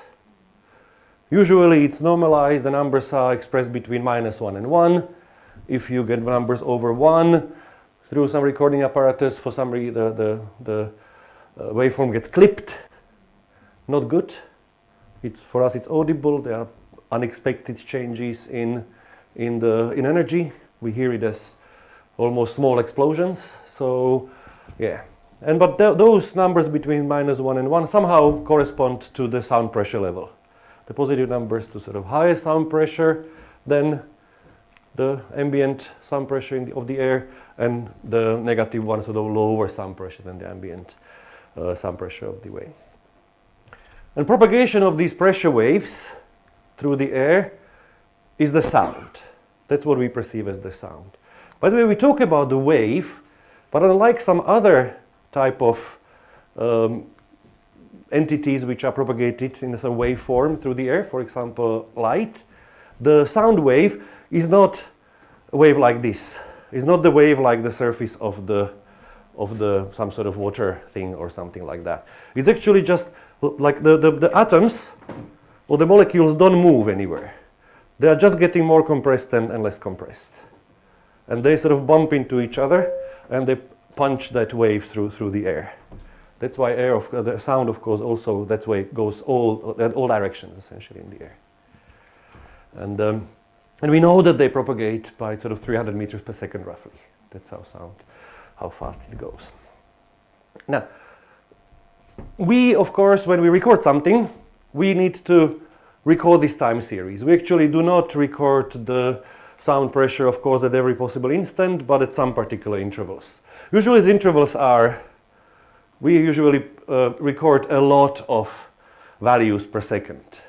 How many values per second we record is called sampling rate, and most of the things, most of the recording apparatus and the lot of the data we actually work it are recorded at rather surprising number of 44,100 hertz per second. Many times I looked up the story why this number. I always forget, but it's something to do with the Sony and some particular thing, because that was a sampling rate for the CDs.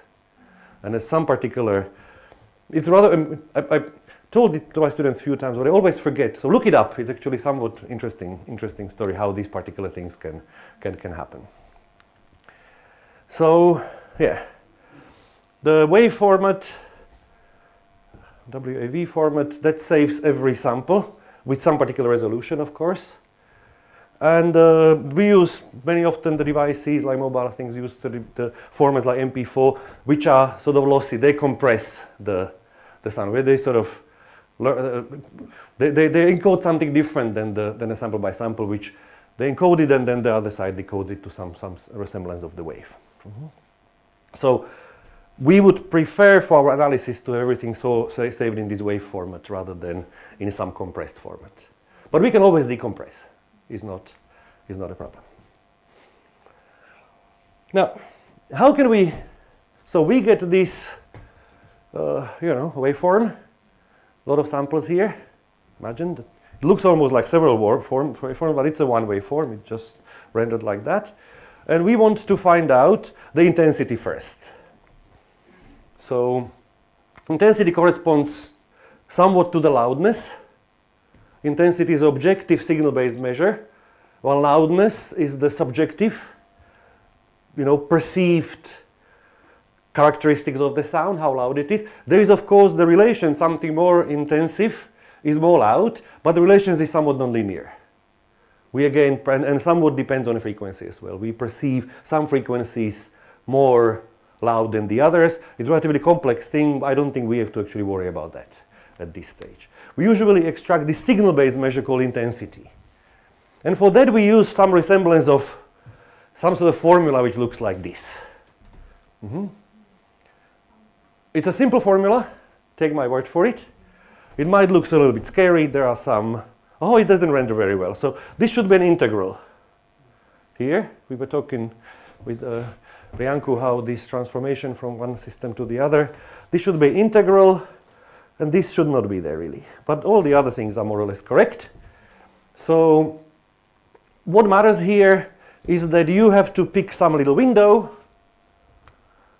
Again, because we need to kind of capture how much energy there is in a signal, and at any given time moment, it's very difficult to say how much energy there is. You need a little bit of a stretch, because energy is there in the pumping of the sound, not indirectly in some particular level. So you take some stretch and calculate how much energy has been exerted in order to produce that sort of pattern of sound pressure changes. And you use this formula. The formula might look a little bit scary, but it's just a formula. You don't need to know what it says. You just fill the numbers in, press the button, and some system calculates that. So, and then of course, so we take some window, and then we slide. So, this just shows the example of some sort of intensity calculating device if we had one. So we take some window, the formula tells you to square it. You square it. By squaring means that positive and negative numbers all count. Because negative square is positive. So whether you go up or down, it counts. And then you sort of sum it, that's what the formula tells you. And then you sort of divide it by something. And for this entire window, you get this one value. That will be projected here. And then you shift the window a little bit and calculate another value. And you join them all together here, and you get some sort of intensity measure, as it were. This particular SPL stands for sound pressure level. That's given in decibel. It's a logarithmic unit. You've probably heard, all of you heard about that. So 10 decibel increase in sound pressure level means 10 times more energy. Not 10 more energy, but 10 times more energy. So if you have sound pressure level of, let's say, 50 decibel, about some threshold, 50 decibel, and you change it to 60 decibel, there's going to be 10 times more energy. So if you shift it then to 70, there's going to be 100 times more energy than it was in a 50, etc., etc. So that's why I would say that all of these hum around us, their conditioning gives us something like 40, maybe, decibel around ambient noise, 30, 40. Me speaking, of course, adds another few. 70, 60, 60 is fine. The normal street, well, maybe street in India is 70. 80 starts getting really loud. 90 starts getting painful. 100, 110 is almost that start hurting. Like that may cause damage. So it goes up pretty fast. 10 decibel also increase corresponds to it's 10 times more energy, but it corresponds to doubling the perceived loudness. That's how the relationship between perceived loudness and intensity is sort of nonlinear. Okay, it's written here. So for a given waveform, now, but it's calculated formula. So for any given waveform, if you have some particular signal processing tool which implements that formula, you just give it there and it calculates you the intensity envelope. There are a few caveats we might want to be aware as phoneticians, in particular if you do the very, very small things, because we calculate the average energy over the window. So, the wider the interval, the more smooth the curve, final curve is. But of course it means there is sort of a smearing. When something like this happens, that I'm quiet and say, ka, no energy, and all of a sudden there was this burst. So, but if I calculate the energy envelope and I use kind of wide window, it would show as if there was already some energy before I actually released the ka. So there is this smearing. Sometimes it doesn't really matter. For some very precise temporal analysis, this might be very crucial. We want to measure onset of this ka, for example, somewhere, and we want to really measure it to 1 millisecond, then we have to think about this very carefully. Of course, if we have the very narrow window, the changes are going to be very dramatic. Every vowel, even during the vowel, if the window, of course, width is shorter than the pulse, then we will get this pulsing curve. So this is a lot of balancing act. But once you decide, you just get a formula, press the button, off you go. Curve you have. And the curve is correct, given that window. No place for error. Easy. That's what I mean. Now, what about fundamental frequency? That's a bit more complicated. So this is a little look at now few pulses which are still discernible in this particular fundamental frequency, this particular waveform.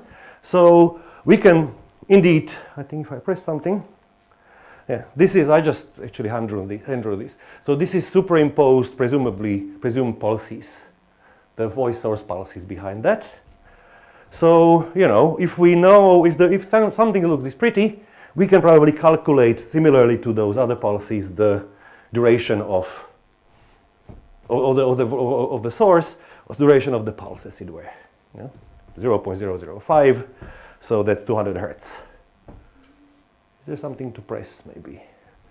At some point there will be 200 hertz, so this is higher pitch voice than the ones we were looking before. Maybe here you can see again I did extracted, I measured diligently, and this is 22.7 actually millisecond, 1 over, so 270 hertz.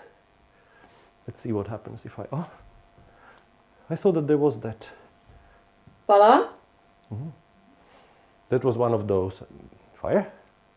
Voila. You can see it's a female voice, so it starts about 200 and goes almost doubles its frequency towards the end. This is a pulse length. As long as you can see the pulse length like this, you are fine. You can extract it. But it's not always that simple how to extract the pulse length. So there are all sort of different methods, but the most used method is this called autocorrelation method, which works roughly like this. So you again take some little window take some portion of the waveform, and you make it copy, right? And now it's a copy. Now you sort of match them. You put them on the top of each other as if, these algorithms. So don't take it too literally. There is a mathematical way of doing that. But in principle, it works like this. You put it on the top of that, and then you shift it a little bit. Now you shifted the waveform, and now you look at it sort of like. Of course, we now see that it's shifted because we are clever. But if you ask the machine to compare literally point by point, it will see, here this one is high, this one is low, this particular. If you let it compare point by point, we use a correlation between those things. At this point, the non-shifted one is high, the shifted one is low, not very similar. Here they might be a little bit similar, but no. Overall, not very similar. Now shifted another millisecond. Not really very similar, although there might be some spurious similarity popping up every now and then because there are other frequencies, but maybe not so similar. another millisecond, another again and again, until you shift it by 5 milliseconds, and bingo. All of a sudden, they again merge to a pattern which is much, much more similar. So if we represent this in terms of correlation, so we can quantify the similarity. 1 perfect match, -1 exact opposite, and then 0 no relation, anything in between. So we would get the correlation here perfect, trivially. Then correlation going down, down, down, down, down, up, up, up, up, up, until high correlation again. So when we find the amount of the shift by which we get back to the something very close to the original form, we found the pulse. We found the distance of the pulse. So the pulse length, I shifted it 5 times, 5 milliseconds, 5 times by 1 millisecond, 5 milliseconds, 200 hertz, like that. This is all good. We can implement it in terms of some particular algorithm. Again, something similar. Take a waveform, take the interval, put the interval, this is the blue thing, put the blue thing, create this sort of red copy, and shift it back and forth a little bit. Here you calculate sort of, this is the shift, amount of the shift for each time spot, amount of the shift and correlation. So you can see that it, 1 perfect match, when you don't shift it, correlation goes down, goes a little bit up, and then goes to here, then goes down, down, oops, then goes down, down, down, and it goes very high again after this little thing. So you say, okay, this is the length of the pulse. The correlation gets really very high. Cool. So again, and then you shift a little bit the window, shift the copy, and find where it correlates the best. Shift the window, shift the copy, da da da, like that. This is not a formula. This is an algorithm. This is tricky. Why is it tricky? This is actually an important picture here. You know, we had a very, very good match. Of course, perfect match at the beginning. Now we go, it went to the sort of negative correlation. If you can see, oops, there are these negative numbers here. This is like kind of upside down. And then it got to this correlation 0.2, the peak. And then it started going bad again. So what 0.2, is it a good one or a bad one? We don't really know. It goes back to 0.5 almost here. Is it good one or bad one? We don't know. We waited until it went up to 0, almost 1, and then we need to put some threshold about which we accept that this is repetition and not some spurious similarity. And if we put the threshold wrongly, you know, the algorithm might detect some other ones. But look, like if I then shifted it by, again, that amount, it got very highly correlated again, of course. Because, of course, twice the pulse you shift, it gets correlated again.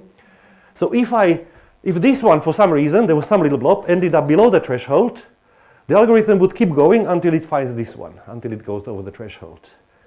Again, so it would actually think that the pulse is twice as long. So the frequency is actually half to what it really, the fundamental frequency is. So this is prone to all sort of issues, this type of algorithm. So it's a process rather than a formula. Many things can and often do go wrong with this process. And this is very, very important message, that we have to be aware that whatever signal processing tool we use, which we use to extract F0, can potentially be wrong. I've seen, unfortunately, many students, but also eminent phoneticians work, who claim some particular super interesting and excellent result, and when you look more carefully, almost everything was down to these F0 extraction errors. So one has to be always careful. So we can get sort of false, sometimes we can get some particular regularity in the signal, which is not really in the voice, but in something else. For example, as everybody who did some field recordings and many other people know, one of the things sometimes people do, that apparently with some recording apparatus, that they put the whatever recording device or whatever some wire goes over the source, which comes from the mains. And of course, in the mains, in India and all over the world, there is this alternative current. Things are changing with a frequency of 50 hertz. 50 hertz, unfortunately, it sort of keeps changing polarity at 50 hertz. 50 hertz, unfortunately, is the speech-like frequency. It's a very low, but it's still fundamental-like frequency. And this might actually, whatever is an electric wire, might impose some particular 50 hertz frequency sort of band, which then means that whenever, for example, nobody's speaking, your system tells you it's 50 frequency voice. And sometimes it interferes with all the other things. There are many other potential issues, but these things are very, very, very sort of prevalent. Now I completely lost idea about time. 4:23. 4:23, excellent. There are, of course, all the other things, like in many people speak with what I refer to creaky voice, which is like vocal fry. Sometimes people speak like that. It's very common for some particular reason in Finland. It became sort of mannerism of some sort. It's very prevalent. It's, I think, the Finns signal some particular type of attitudes using the creak, and usually towards the end of the sentence, the end of the utterance is produced with a creaky voice. And of course, creaky voice means that the vocal folds vibrate irregularly. That, of course, means that there is no fundamental frequency. But because the algorithm is forced to find something, it finds some spurious jumps. It finds some particular type of fundamental frequency. So there are all sort of other issues. This is one of the examples. There is, for some particular reason, is a Portuguese statement. So this is the first screen print from Pratt. So how many of you, by the way, have used Pratt before? Has everybody used Pratt before? Excellent. Yes. So you know what you're looking at. This is a standard interface of Pratt. This is the waveform here. And this blue line here is a F0 contour. Important thing what I told you, of course, when we slide this window, which we wiggle, slide, wiggle, slide, wiggle, when we join all of those frequencies which we derive from the pulse length, together we get a contour, F0 contour. It's a bit of an imaginary continuous line, but because the F0 doesn't change, it changes here. The pulse length is the smallest value by which it can change, but anyway.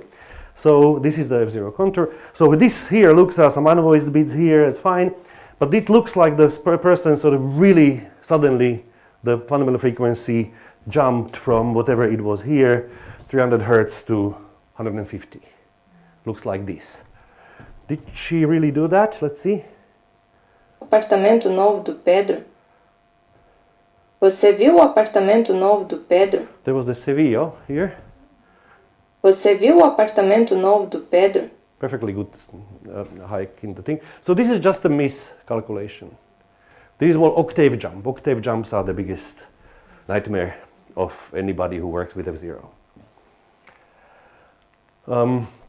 These, in particular, this type of octave jump, when you have the frequency, happens that, that you simply, like when you shift it by one pulse, the correlation is not good enough for the algorithm, so shifts it again. So it thinks that the pulse is twice as long as it really was, because there is that frequency twice as long, of course. That's harmonics, but it sort of ignores the fundamental frequency and picks the first. Well, not in this case. It sort of takes the half anyway. So, yes. So these octave jumps, there are ways how to avoid the octave jumps, of course. Some of the important things is that usually for the algorithms, you tell it what are the frequency values sort of realistic for this particular portion of speech or this particular speaker. So it means when you say that this is a male speaker, you think, so the male speaker is not particularly sort of deep voice male speaker, so it's going to be something from, let's say, 75 to, like something like me, something from 75 to we want to be careful, to 250 or something like that. That range then limits by how this autocorrelation is shifted, how much is shifted. It only shifts it to within the range which corresponds to those values. So it will never think that I would, speak with a 400 hertz frequency. That is not a candidate, or doesn't think that I would speak with 40 hertz frequency. But if you sort of then pick somebody else, for example, some female speaker or young female speaker whose real fundamental frequency is about 300 hertz, and you run it through this setting of the algorithm, you will get almost the entire F0 contour wrong, or very jumpy. When she crosses down to that range, which she will, of course, then the value is correct, and then it suddenly jumps to the half or whatever. So one has to be careful. Very often when we process F0 for a big corpora, one of the first things, we will talk about this again tomorrow, is that we, for example, decide on the gender or the biological sex of the speakers. Because we need that information for finding the interval, F0 interval processing, which is appropriate for extraction of the things. Usually things like Pratt has a very wide range set up as a default. I think Pratt default is 50 to 600 or something. And that, of course, makes things very, very volatile, very prone to do the octave jumps. There are, of course, algorithms which try to, there is one built in Pratt which try to sort of minimize the amount of octave jumps, because we can see it, this is silly, this shouldn't happen. So there is a way how to algorithmically build it that, don't allow these sudden jumps. But that, in my experience, actually does more harm than good. It just means that the wrongly analyzed areas get more and longer. So just we have to work with the good signal and with the range, which is allowable. Or then not really, if you have very noisy signal, then unfortunately you might need to give up on F0. That's one of the issues. Now,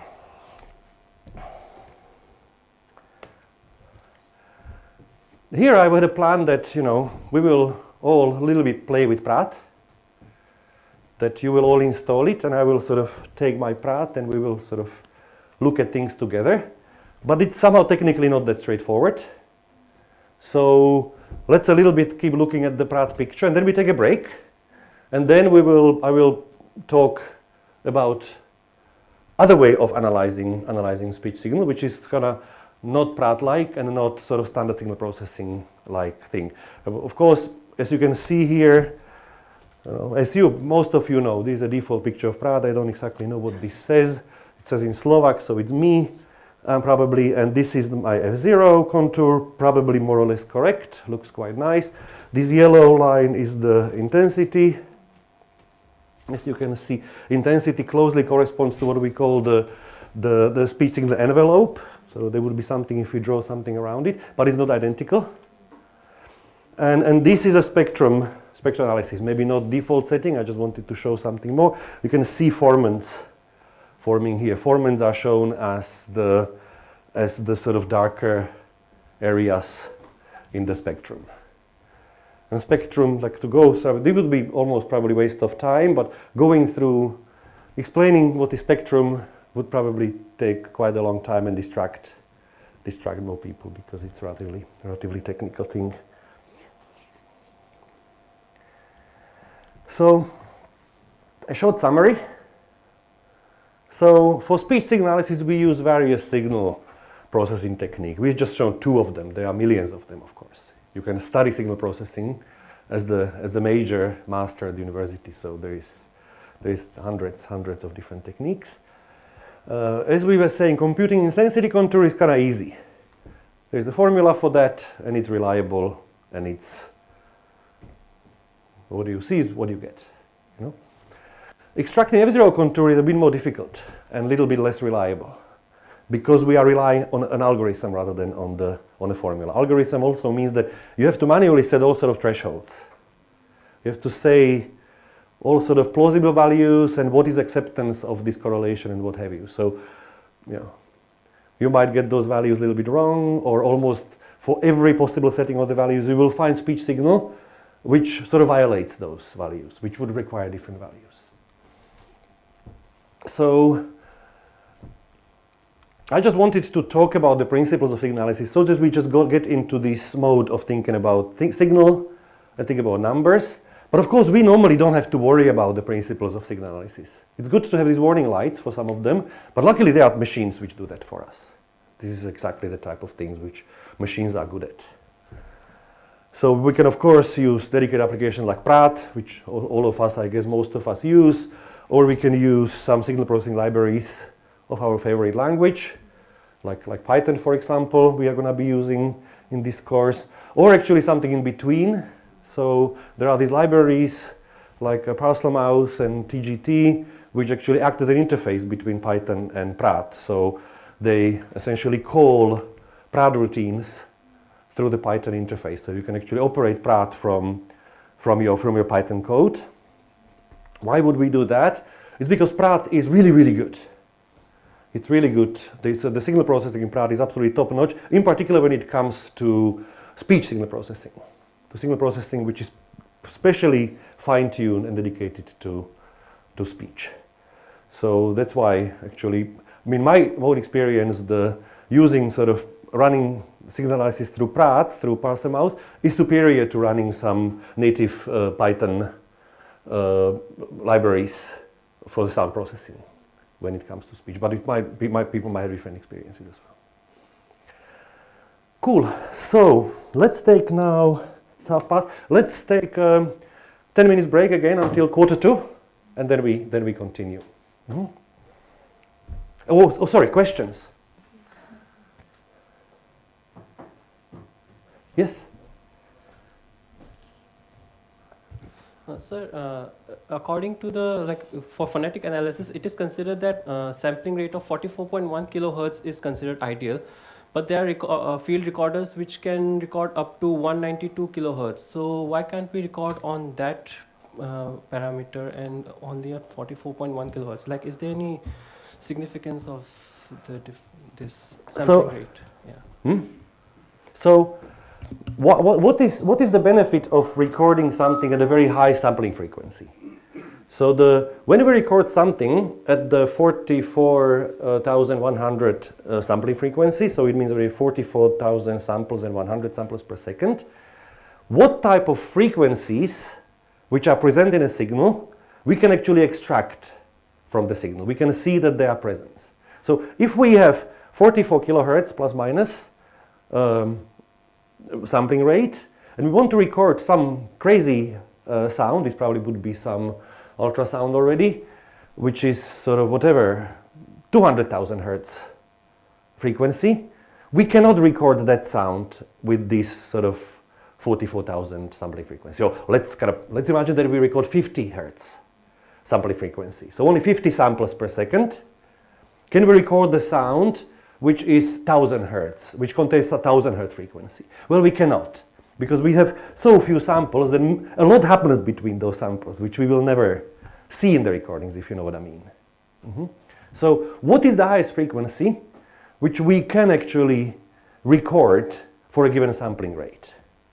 It's a half of the sampling rate. It's called Nyquist frequency. So, or Nyquist frequency maybe.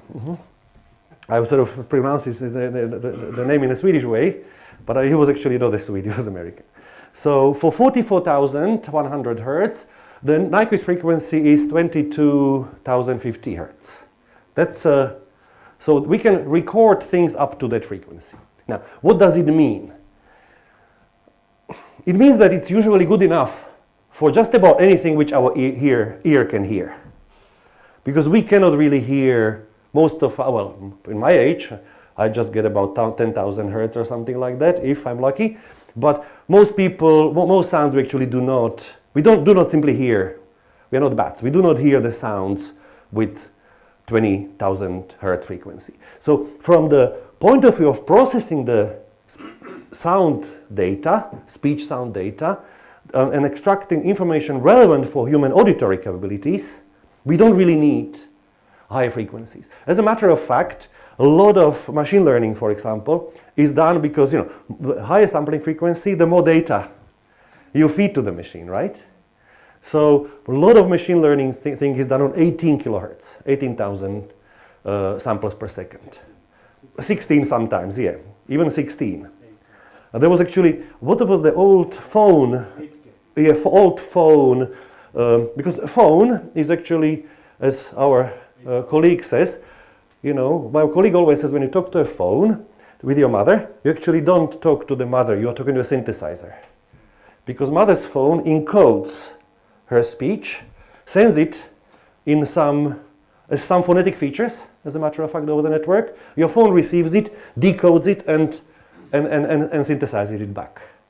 So again, because your bandwidth was not so massive, and even with this encoding and decoding, you know, people only recorded, you know, the only 8,000. The sampling frequency was 8,000 hertz. So it only rendered sounds up to 4,000 hertz.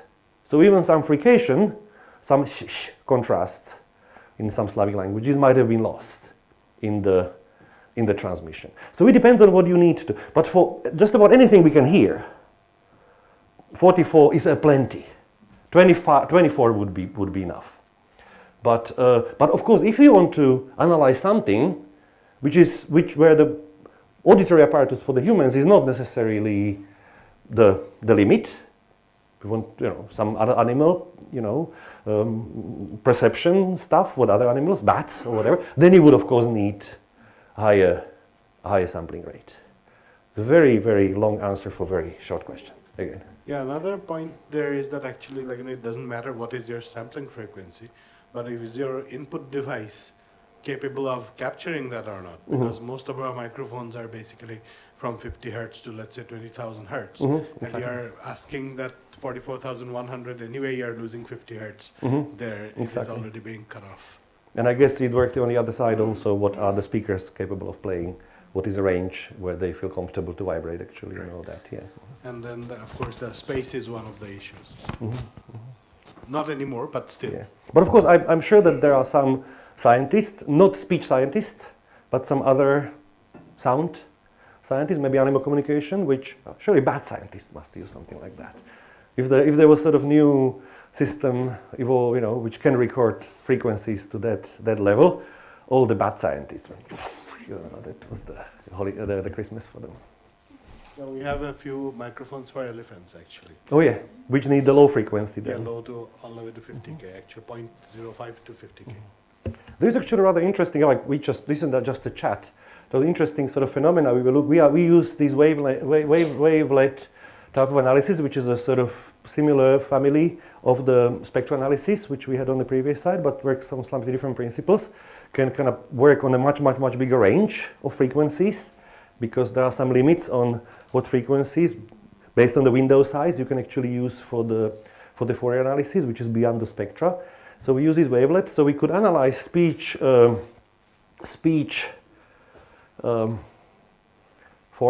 waveforms on much larger frequency scale. We are not talking about the high frequencies, but the low frequencies. So we could actually look at prosodic phenomena. We could look at the frequencies, you know, related to, let's say, syllables and even words and phrases and things like that. You know, all of those rhythmic characteristics. That's where we were looking at. And so we could plot these. I have some pictures of that, but not here with me. The frequency sort of spectrogram-like, or scaleogram as it's called, ranging from whatever 20,000, but down to 1 hertz, or even below 1 hertz. And what was actually rather interesting, there was all sort of things happening at every part of the spectrum. Apart from that, there was almost a blank gap between something like 10 and 30 or 25 hertz. There was almost no energy in that gap. And that's rather interesting, because that's the space, frequency domain, space, where our perception changes from hearing thumping to hearing a tone. If you increase the frequency of some drum-like sound, and you go faster and faster and faster, around whatever 20 hertz, depending on the person, you stop hearing drumming and start hearing the low tone. So this is the sort of range where our perception is ambiguous about the things. That's what's actually astonishing, is that human speech does not use that range at all, because that's something which we are not very good at. at sort of distinguishing or are ambiguous. So this might be very sort of anecdotal observation, but it was fascinating to see how these frequencies actually are matching our perceptual apparatus and our abilities to produce things. How sort of optimal in that sense human speech is, how you really feel every nook and in a very sort of efficient way. This, by the way, is still part of the break. No, let's see. Okay, any more questions? Somebody? Then let's take a short break. We don't have to stay. Yeah, anyway. What is now 42? So what about 50 or something, okay?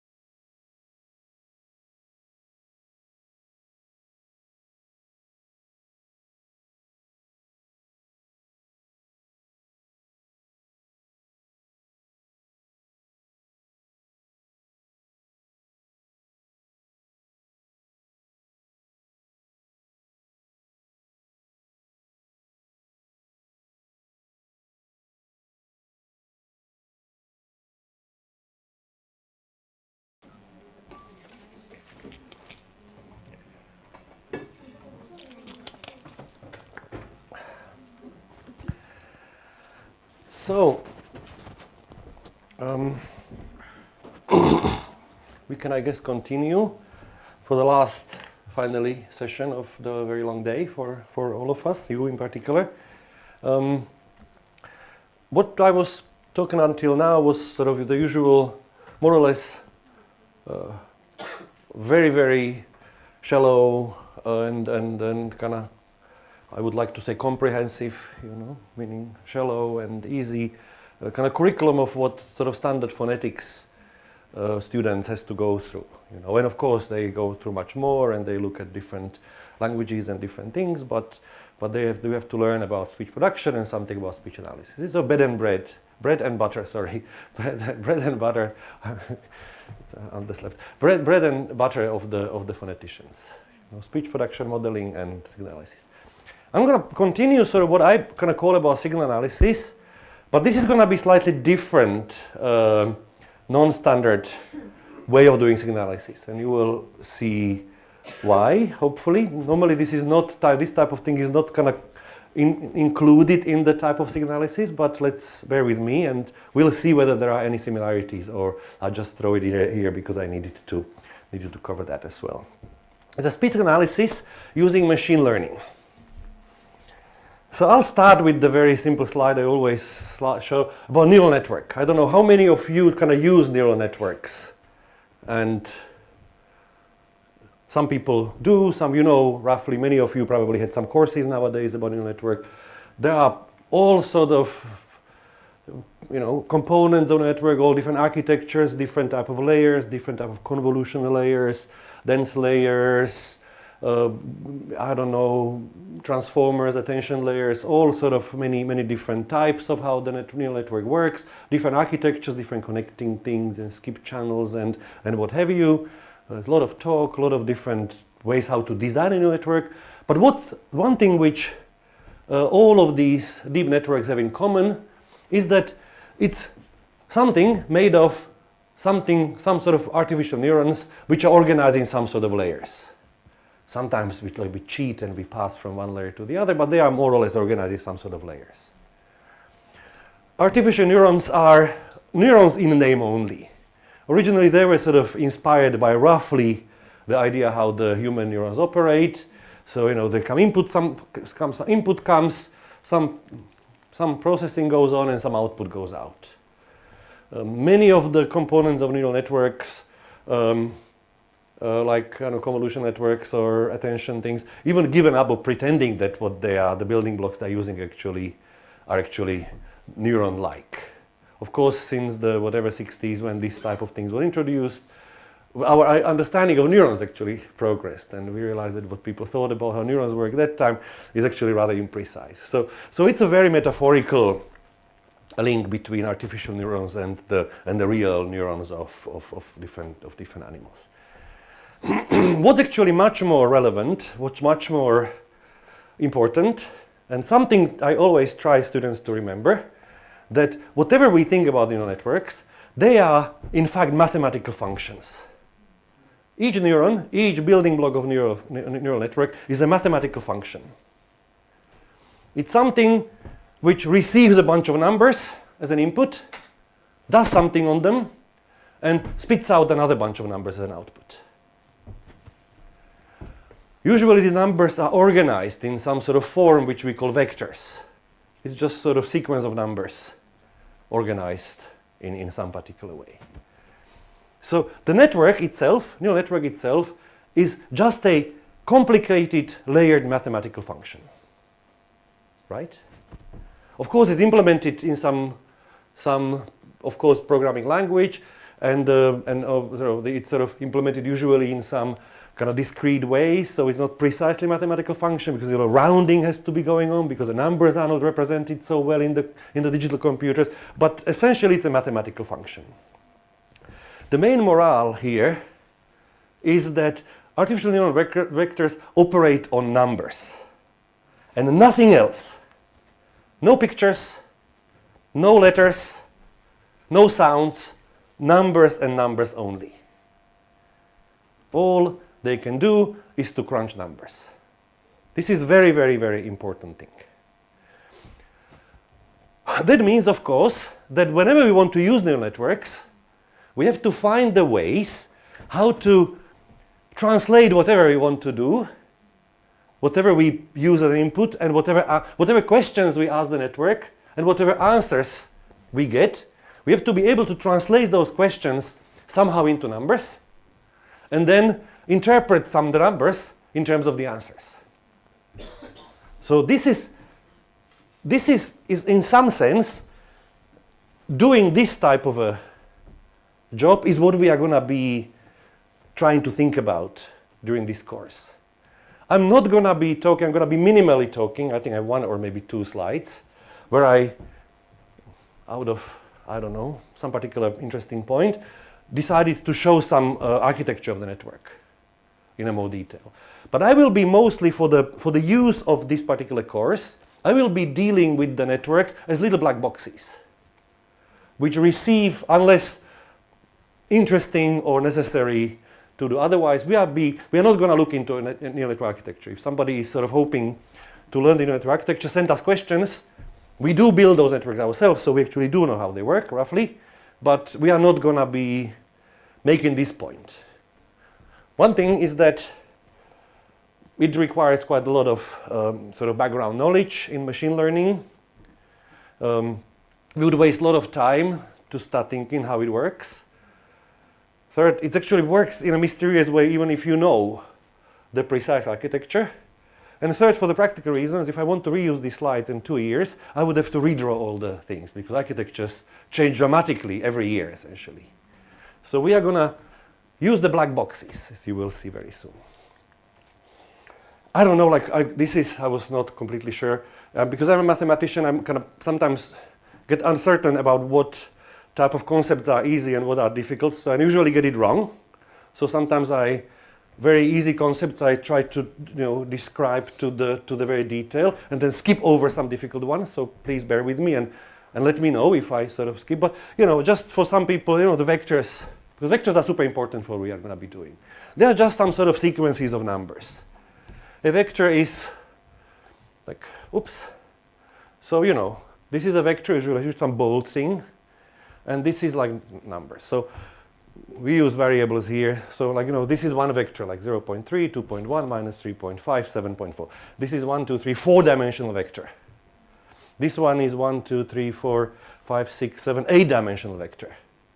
The number of numbers in the vectors is the dimensionality of the vector.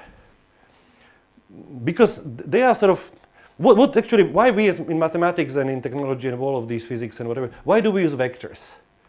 Because we can actually do most of the operations on them the same as we do on the numbers. We can sum them, we can multiply them actually in multiple ways, we can find averages of them, we can find standard deviations of them, all of the things which we can normally do on the numbers, or not all necessarily, a vast majority of the things which can do numbers, and more, we can do on the vectors. Therefore, machine learning people and mathematicians, we sometimes forget that we are talking about the vectors, and we kind of think of them as numbers.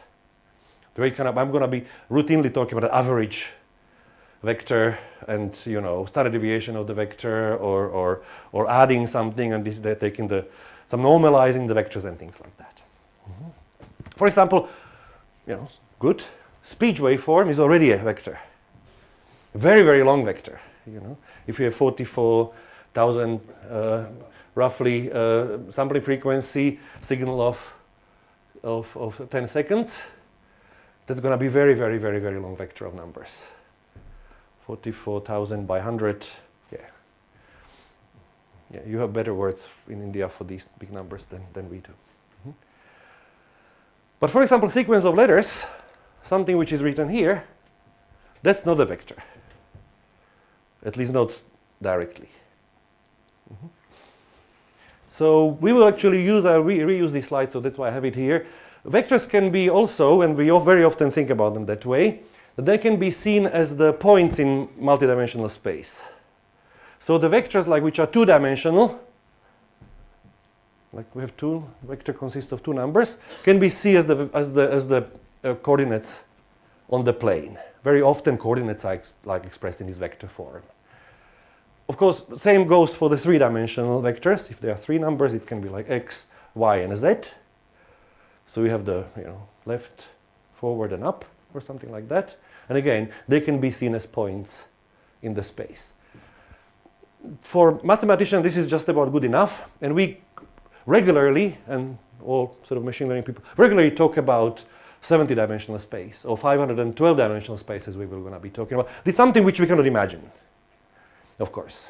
We cannot even begin to imagine. 4-dimensional space, in the very dark corner, when we add time, we can just start imagining a little bit. But beyond that, it's just not possible.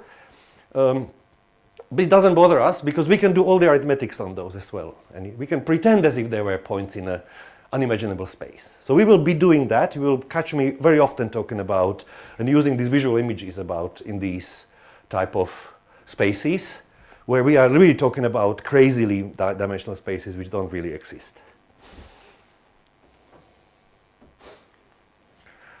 And there are, of course, also ways how to take these multidimensional vectors and project them into something which we can actually see. We will talk about those things, I guess, on Wednesday at the latest.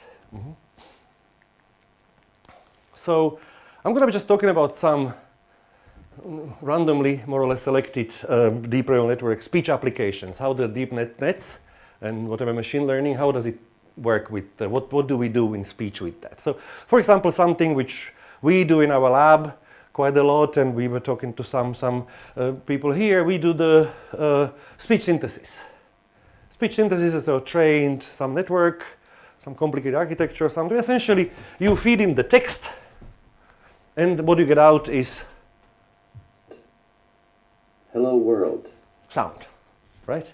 Put hello world and comes out hello. Press the button, compute, generates the contour. So what's wrong with this picture here? It's a good enough picture if you want to be a little bit more technical. Well, this is fine. We can get to the sequence. This is a vector. This is a sequence of numbers. But this is not. So in fact, it doesn't work like this, really.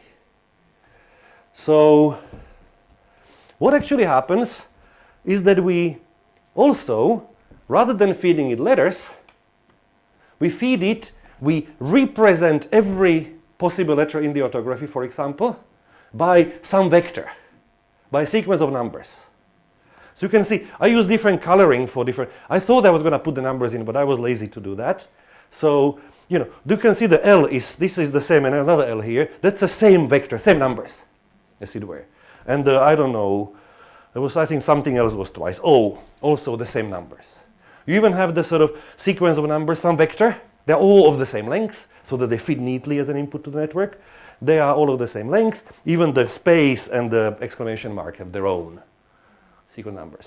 So we translate every possible character, input character, if we just do plain text-to-speech synthesis, to a vector, and feed them as a sequence to the network, and then out numbers in, numbers out. All is good. We just need some sort of mapping somewhere on a side which translates that this vector stored in this position is going to be A, this is going to be B, this is going to be C, if we use some Latin script or whatever script we actually use.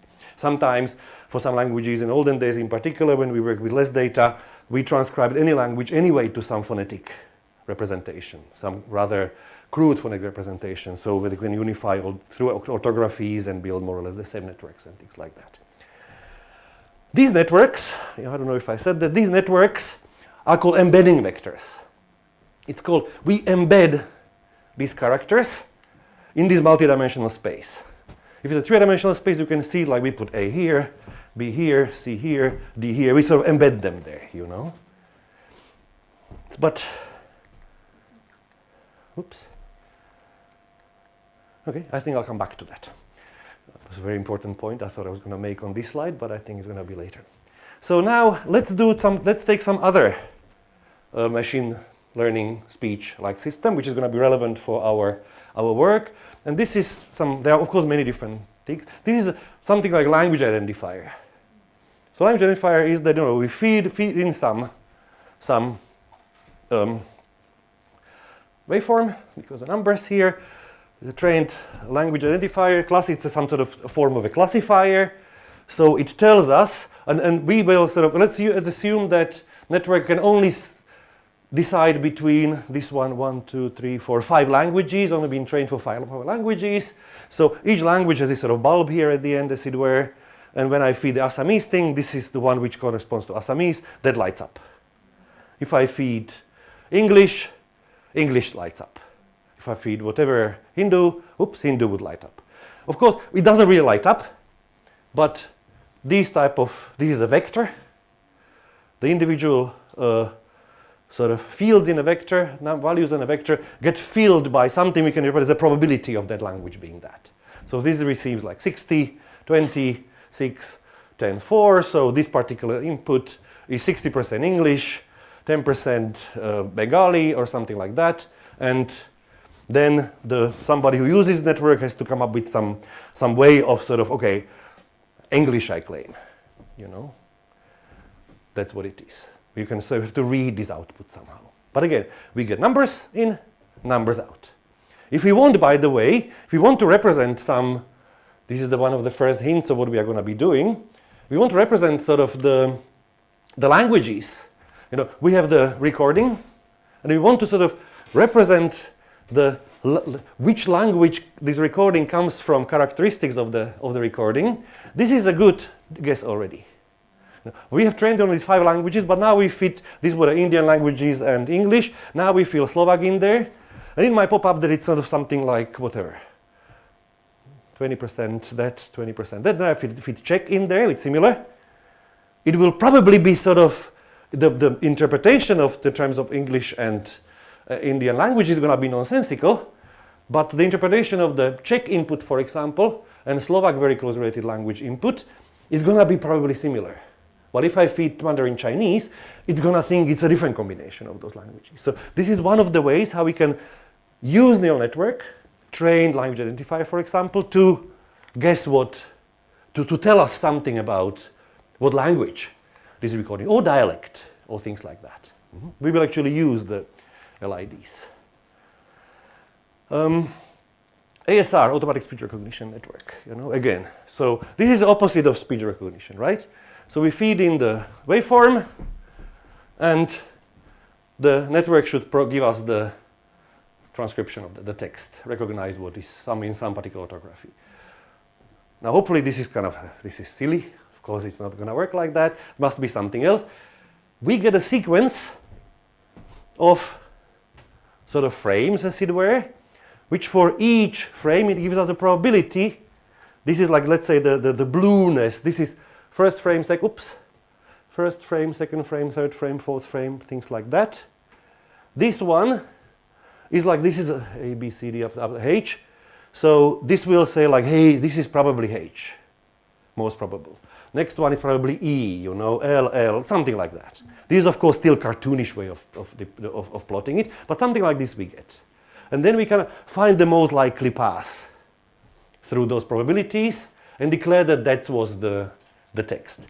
Importantly, very often, the output of the networks like language identifier and ASR and some other type of network, in particular this type of, well, this is a generative thing, but anyway, many of these network, you know, isn't the very useful output is not the hello world here, but exactly this more rich probabilistic type of interpretation of that.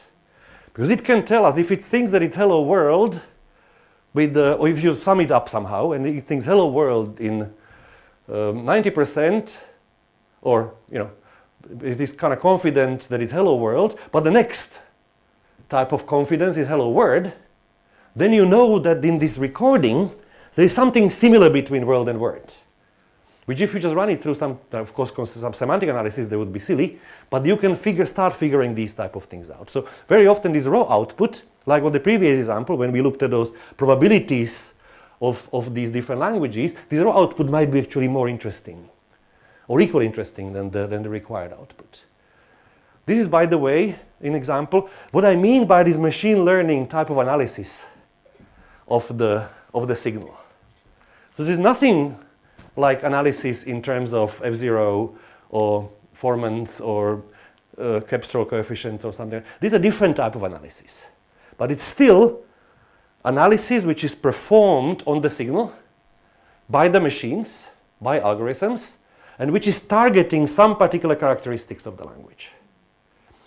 For example, mapping between different shapes of the spectral characteristics of the waveform and some particular phonemes or segments, things like that. How do we, by the way, train these type of networks? So, for all of these things I gave you, we need essentially a database. I'm going to be talking here. Oh yes, sorry. What is? Just check. Okay. I think these two slides are a little bit skipped around. So there I just mentioned these three examples. Neural networks are trained on many different types of speech technology tasks. Each of these instances of the network might be potentially useful for different type of analysis. You know, there are things like speech synthesis or dialogue systems. Nowadays, the big thing is speech-to-speech dialogue systems, which do not necessarily even go through some sort of linguistic layer or something like that. Automatic speech recognition, force alignment. Sometimes you know what the text is, but you need to know precisely for some type of analysis where different segments start and end. Language identification, speaker identification, dialect identification, whatever. Millions of type of security tools which are used to identify something, you know. A colleague of mine worked on a project which was funded actually by NATO, because they wanted automatic analysis of the welfare, as it were, and mood of the jet pilots. Because it's quite important for them to know whether the pilot is panicking or not, and whether you can give this type of a command to this pilot. So they did this project where they tried to use the machine learning analysis to give some score whether the pilot is reliable or not. So there are many different types of crazy applications. Speech diarization, that's something when you take recordings from a big room or 2 or 3 people and you want to split want to clean, I want the recording, or even let the machine to tell you what people are speaking, what parts. So like speaker recognition, and you might even sort of try to artificially split the signals. Voice conversion, the recording, and you just want the same thing to be spoken in a different voice and things like that. There are many more, and are new popping up every day. You know, gaming industry creates demand for all sort of speech application and all that. Now, I just wanted to show like how the networks are sort of trained essentially. How does it work? So normally, all of these things nowadays, and I'm going to be talking only about those cases. There are, well, with one exception, very important exception. But they are trained using the method which is called supervised learning thing. Supervised learning means that you have a lot of correct answers. So you have a database. For example, this would be something like speech synthesis database, where you have very many pairs of some sort of text in some orthography, this is in English, and corresponding recordings. Now, here I have like 10. Normally you have like 10 million or something, you know? Well, maybe not 10 million, but tens of thousands. Nowadays you can train a very good synthesizer with sort of 20 hours of speech, if the system is good and the recordings are kind of right in some particular way. Mm-hmm. So we have this database. You have to start with that. You know, similarly, if you want to train the recognition system, you can use the same database, just the other way around. Usually you need slightly different types of databases for recognition and for synthesis. And if you want to train the language identification system, you have to have a lot of data from different languages and have the label for each of the recording from what language it comes. You might need, we will be showing examples which were trained on, I don't remember, thousands of hours essentially of data from all sorts of languages around the world. So how does this more or less, how these networks are more or less trained? So this is a speech synthesis example. So what do? We essentially feed the text from the database and every round to the network and see what it produces. We start the network with architecture is done. Very clever people design the architecture. We put some network is these are mathematical functions. The mathematical functions which contain very many parameters, and the network performance depend on those parameters. So we have to find the right values of parameters. We just initialize parameters somehow randomly, and every sort of thing we feed in, and we have the correct answer. So we compare whether whatever network produced is similar to the correct answer, essentially. And if it's not, usually at the beginning it's like never is, extremely lucky, astronomically lucky, yeah. But it never really is. So you try to adjust the nuts and bolts, the parameters of the network, so that next time it's going to be a little bit more similar. There is an algorithm called backpropagation. That was one of the biggest sort of reasons behind all of this algorithm, which is used. And then you repeat this process again. Every time you feed all of those data, and every time you a little bit adjust the performance of the network, and you run it through the same process through all the data many times. Thousands, tens of thousands of times. Every time you get a little bit better until you're happy that it does what it does. It sounds like a crazy miracle, but it works like that. More or less. Now, this is the very, very important point, one of the most important points. Remember I told you that, because we need the numbers. So when we feed some text, for example, or, for example, language label, we want the text now to be rendered in Scottish English, or in American English, or in Indian English. So we need also to feed some vector, which encodes the language. But for example here, when we need to encode every letter, you would go like, so where do I find these letters? Where do I find those right vectors for the different characters or different properties which I need to represent in it? Luckily for us, super good news, all of these embeddings are trained along the rest of the network. We start with something, and then when we train the network, as if by miracle at the end, those embeddings are done. And they are as good as required for the given task. As a byproduct, it would work that some particular things which are sort of closer to each other usually would get the embedding. Now I'm going to start doing that. This is a multidimensional place, but I'm going to as if pretend that I can draw them. Those embeddings for vowels would be in one place, and embeddings for different nasals would be. So the more similar the sounds are, the more similar the embeddings would be, and things like that. You know where it's going now. Imagine we embed the languages for dialects. The more similar the embeddings we would have. This is what we will be doing for the next few days. Now, I don't know how much I'm with the time, but this is the last couple of slides. Oh, I have plenty of time. And this is something very important. I apologize that I'm throwing this at you like late in the evening at the end of the first day.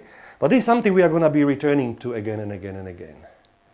This is another type of analysis of speech using deep learning, and this is the type of analysis which was not available when we actually started this entire enterprise of using this machine learning to analyze speech. Wasn't even available really when we started thinking about these things and working on that with Priyankoo together, and it was barely available when we applied for this GIAN course, as a matter of fact.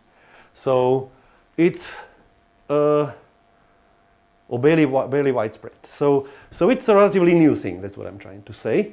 And it's a strange thing, what it does. It's a neural network architecture. This is going to be the example, example where I will show you the architecture, like that. It's a type of architecture which does a strange thing. So it encodes portion of speech signal, waveform, into some vector form. Not even necessarily much smaller than the original bit of the portion of the signal which it encodes. But these type of encodings, rather than containing sort of raw waveform, raw variation in the air pressure, contain all sort of contextual information about the bit of the signal. So it sort of contains the information about essentially how this portion of the signal fits in with the rest. How predictable this particular signal is given the rest of the thing, rest of the surrounding things. It's a lot similar to the word-to-vec type of embeddings, word-to-vec type of technology, which is the core of all of those large language model interpretations. When you have some interpretation, some representation of different word and its potential likelihood occurring in this given context. You know? So you get some sort of semantic information from these type of embeddings. You get the information of how likely given portion of the signal is in this given context. They contain sort of all the characteristics which are needed in order to recreate the big portion of the signal, these embeddings. So because it's trained on the speech, these things do not necessarily need to encode the sort of trivial portion of the speech. That the pressure, for example, goes up and down, up and down, up and down, up and down. You know? Those type of things they don't need to encode.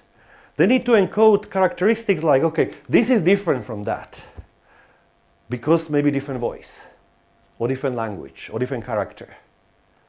They are sort of, all of these things are encoded all together in a sort of rather raw form, but they are sort of all there. Everything which is needed in order to reconstruct this and the surrounding piece of signal is there. Usually these are sort of pre-trained, these word-to-vec representations. There are several of the approaches, but they're usually pre-trained on a ginormous amount of data by companies like Meta, for example. And then these pre-trained vectors use as foundations for fine-tuning for the other type of tasks. Because these things contain all sort of information. For example, information which is relevant in order to train the ASR system, the speech recognition system. So information about some segmental characteristics, but also information about speaker, maybe, information about the language, information about the content, maybe even some semantical, short-level semantic information that, you know, maybe something about morphology. This happens all the time, or often at this space. So I don't have to kind of encode it the way as it happens, but this is yet another instance of these things as we've seen before. So it encodes things this way. How is it achieved? This is a difficult one, this is a difficult picture, and we don't really need to go through this. But essentially you take the waveform and you sort of somehow encode it. You use some particular network architecture, untrained, so this is before it's trained, you know, it does something. This is actually how you sort of encode the thing. And then what do? You run it through some transformer, that's some particular network architecture, which is now a core of essentially all machine learning. You know, the T in GPT stands for transformer like that. So it runs through the transformer, which is actually given the task of you randomly hide one of these sort of predicted values and ask to the network to predict that randomly masked bit. And predict is different actually, as a matter of fact, from the other surrounding bits. So that means that here in these sort of embeddings, as it were, in these VECs, in these encoded representation of a speech, they have to contain not only the information about the portion of the signal they represent, but also about all the other neighborhood things. So rather than sort of encoding the movement, the change of sound pressure, they kind of need to encode something that, okay, I'm just going to now anthropomorphize that type of a thing. You know, I am A, usually something like B comes after me. So I don't have to encode that, but if the K, which is very rare, I have to make some note about that. So I'm sort of that type of a A, which is most likely actually followed by K rather than the other type of a A, which is most likely followed by M or something like that. So it has to include these type of really context sensitive and global information about the signal. this is difficult concept. We can take it as a face value. We don't have to necessarily understand how this goes. I talk about this and more I think about it every time I sort of understand a little bit better. But then I realize, oh, actually, this is more complicated than that. But anyway, what it does, we don't have to care about that because not only that its architecture is there, it's already trained. And it's sitting somewhere on some servers. You can call it, you can give it any type of signal. We do that, and it spits you out these representations. And it's trained on so much data, nobody could. It probably, like training that, unfortunately, probably costed some small rainforest somewhere. This is, of course, something we want to talk about and want to think about, but not necessarily when we're writing a paper, unfortunately. So, we will come back to these wave2x. We will use them regularly. We will see how roughly they work. We will encode all of your recordings into this form at some point, and we will actually perform the analysis on these representations of the speech signal, rather than on representations like F0 contours. And we will do something on those as well, but we will also perform the analysis on these type of encoded characteristics of the speech. So this is a strange type of speech processing, if you know what I mean. But speech processing it is. It's a different type of speech processing than to go sort of frame by frame, looking at characteristics of spectral characteristics, formants, F0s, intensities. This is something different. Now, I think we can start wrapping up. So yeah, as we were saying, deep networks are used to automate and model all sorts of speech-related tasks. We have seen several examples. Now, importantly, deep network learning relies heavily on the databases. Now, there are good things and bad things about that. So, the newly developing network architectures are becoming more and more data hungry. Many of them are more inspired by technologists and engineers than specialists in the field. So because they very often throw out the specialist knowledge, they have to replace it by the amount of data. Because the machines are becoming faster and faster, this is not a problem, because you can train things purely on the data and on the task. Of course, because the storage is possible as opposed to what it wasn't, you can do that.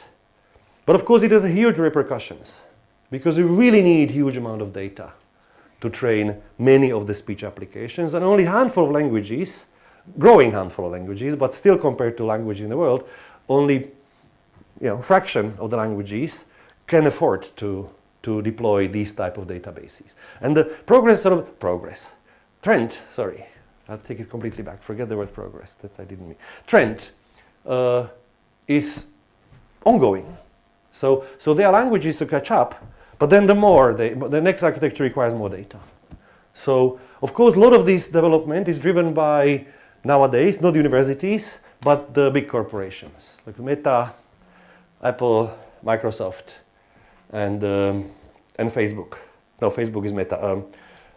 And Google, of course, the biggest of them all. Yeah, I knew that there was one big one.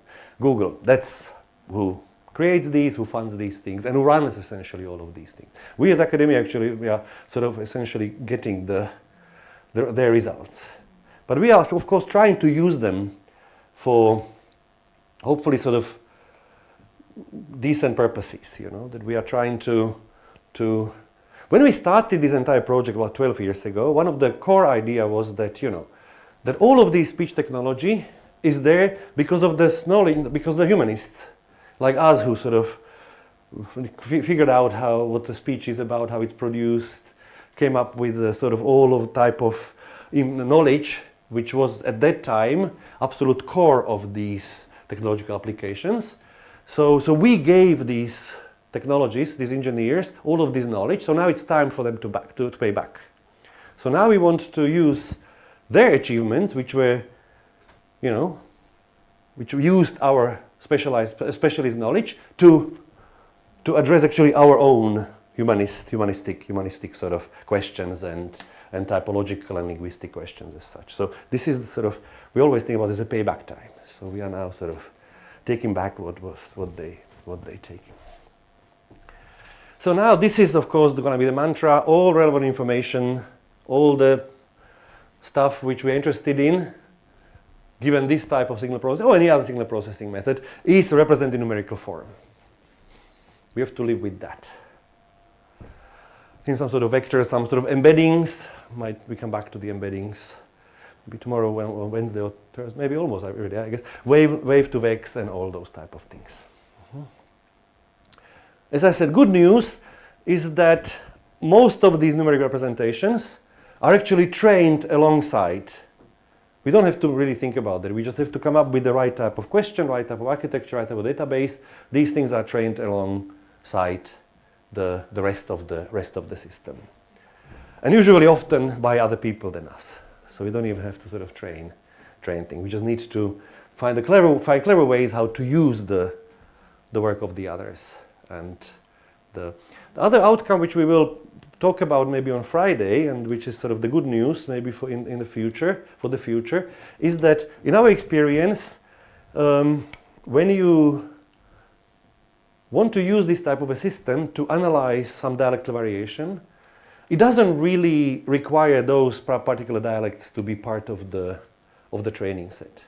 So the hope, and this is something which we'll talk about on Friday, is that we can actually use even almost these sort of Europe language dominated systems to address partly questions from the other dialects and other type of areas of the world. This is an open question, we don't know. So, but it looks like it's sort of kind of robust enough in some sense, at least. I'll show you some results tomorrow morning about this type of things. Cool. I think this is my last slide. If you have any questions, where did the slides go? Gone. Sorry. Questions? Comments? Observations?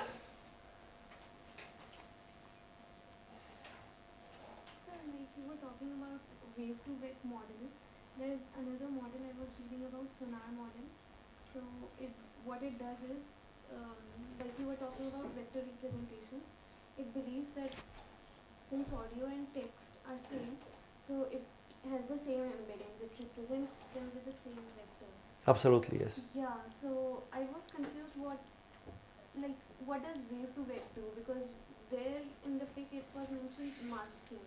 So is it similar to BERT models?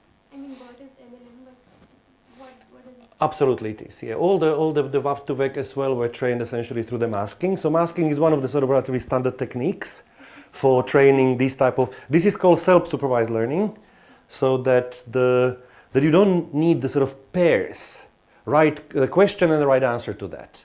You just need the signal. So, sorry, and this is, and you are just sort of trying to figure out something which sort of you're sort of training. The answers are provided with the question, as it were. The same thing. So masking is a standard technique for using the self-supervised systems. Based on like closed test examples, I can understand masking for LLMs or NLU models, but how does it work for wave to vec, like where one of them is speech? So how does masking work for them? Well, in wave to vec, first of all, there is no text whatsoever, just speech, no text, just speech signal. So you just simply mask. We can say that you mask portion of the signal, but actually you mask one of the outputs of the processing. So let's say we can sort of think about it as you mask portion of the signal, and you have to and every bit of the signal is embedded or is sort of transformed to this vector form, and one of the things this vector form has to contain is to be able to reconstruct the vector form which the network itself assigns for that masked thing. So it's a little bit like in the BERT or in the word to vec embeddings, where you have to predict the embedding for the given word from the surrounding text.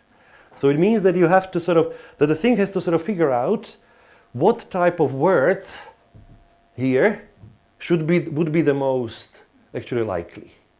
So it has to sort of figure out given different context. This is when we talk about the words, to weg and the bird, things like that. It has to figure out what type of concepts or what type of words this given context actually needs to sort of might generate. And this is a very similar thing, you know. What type of signal are likely in this given context?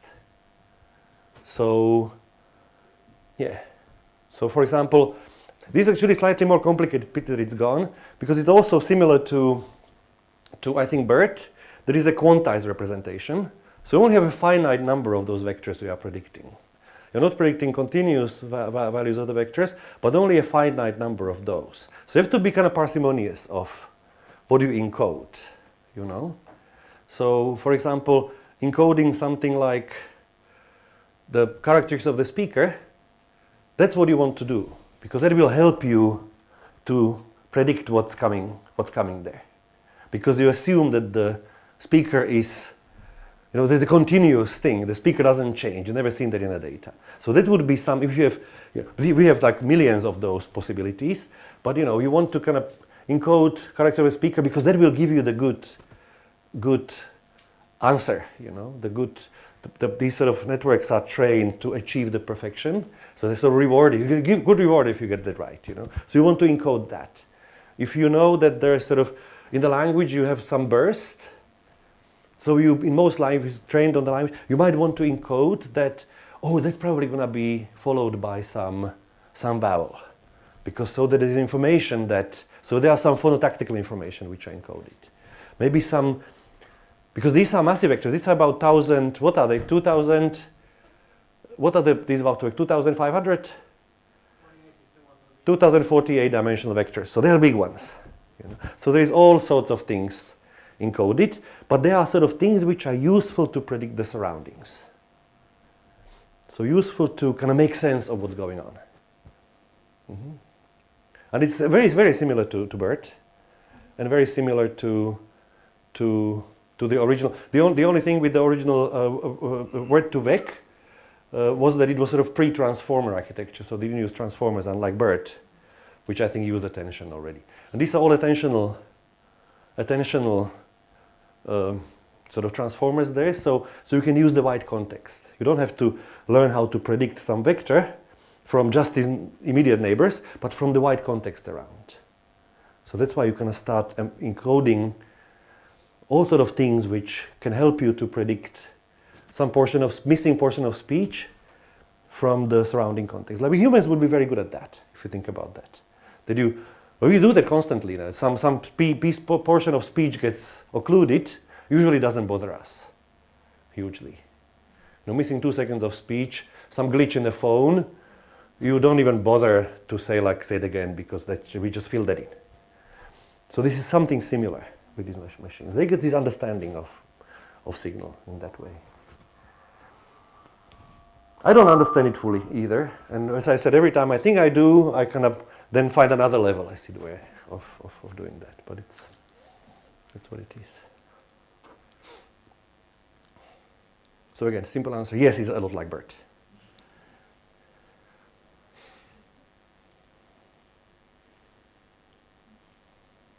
It was partly, I guess, kind of answer of the signal processing and speech processing field, speech technology field, to the huge success of LLMs. Huge success of these large language models, which operate exactly on these mask predictions and this type of transformation of the some sequences of characters, as it were, or tokens, into something else from which can be used to predict and generate the text. So this is more or less almost copy of that in the signal domain. And as you said, nowadays they started working on the multi-modal domains. So I have heard of things which kind of involve sort of the picture as well and the sound and all sort of different combos. So they are starting working on much more sort of rich representation. Again, needing multiple amount of data and many more rainforests.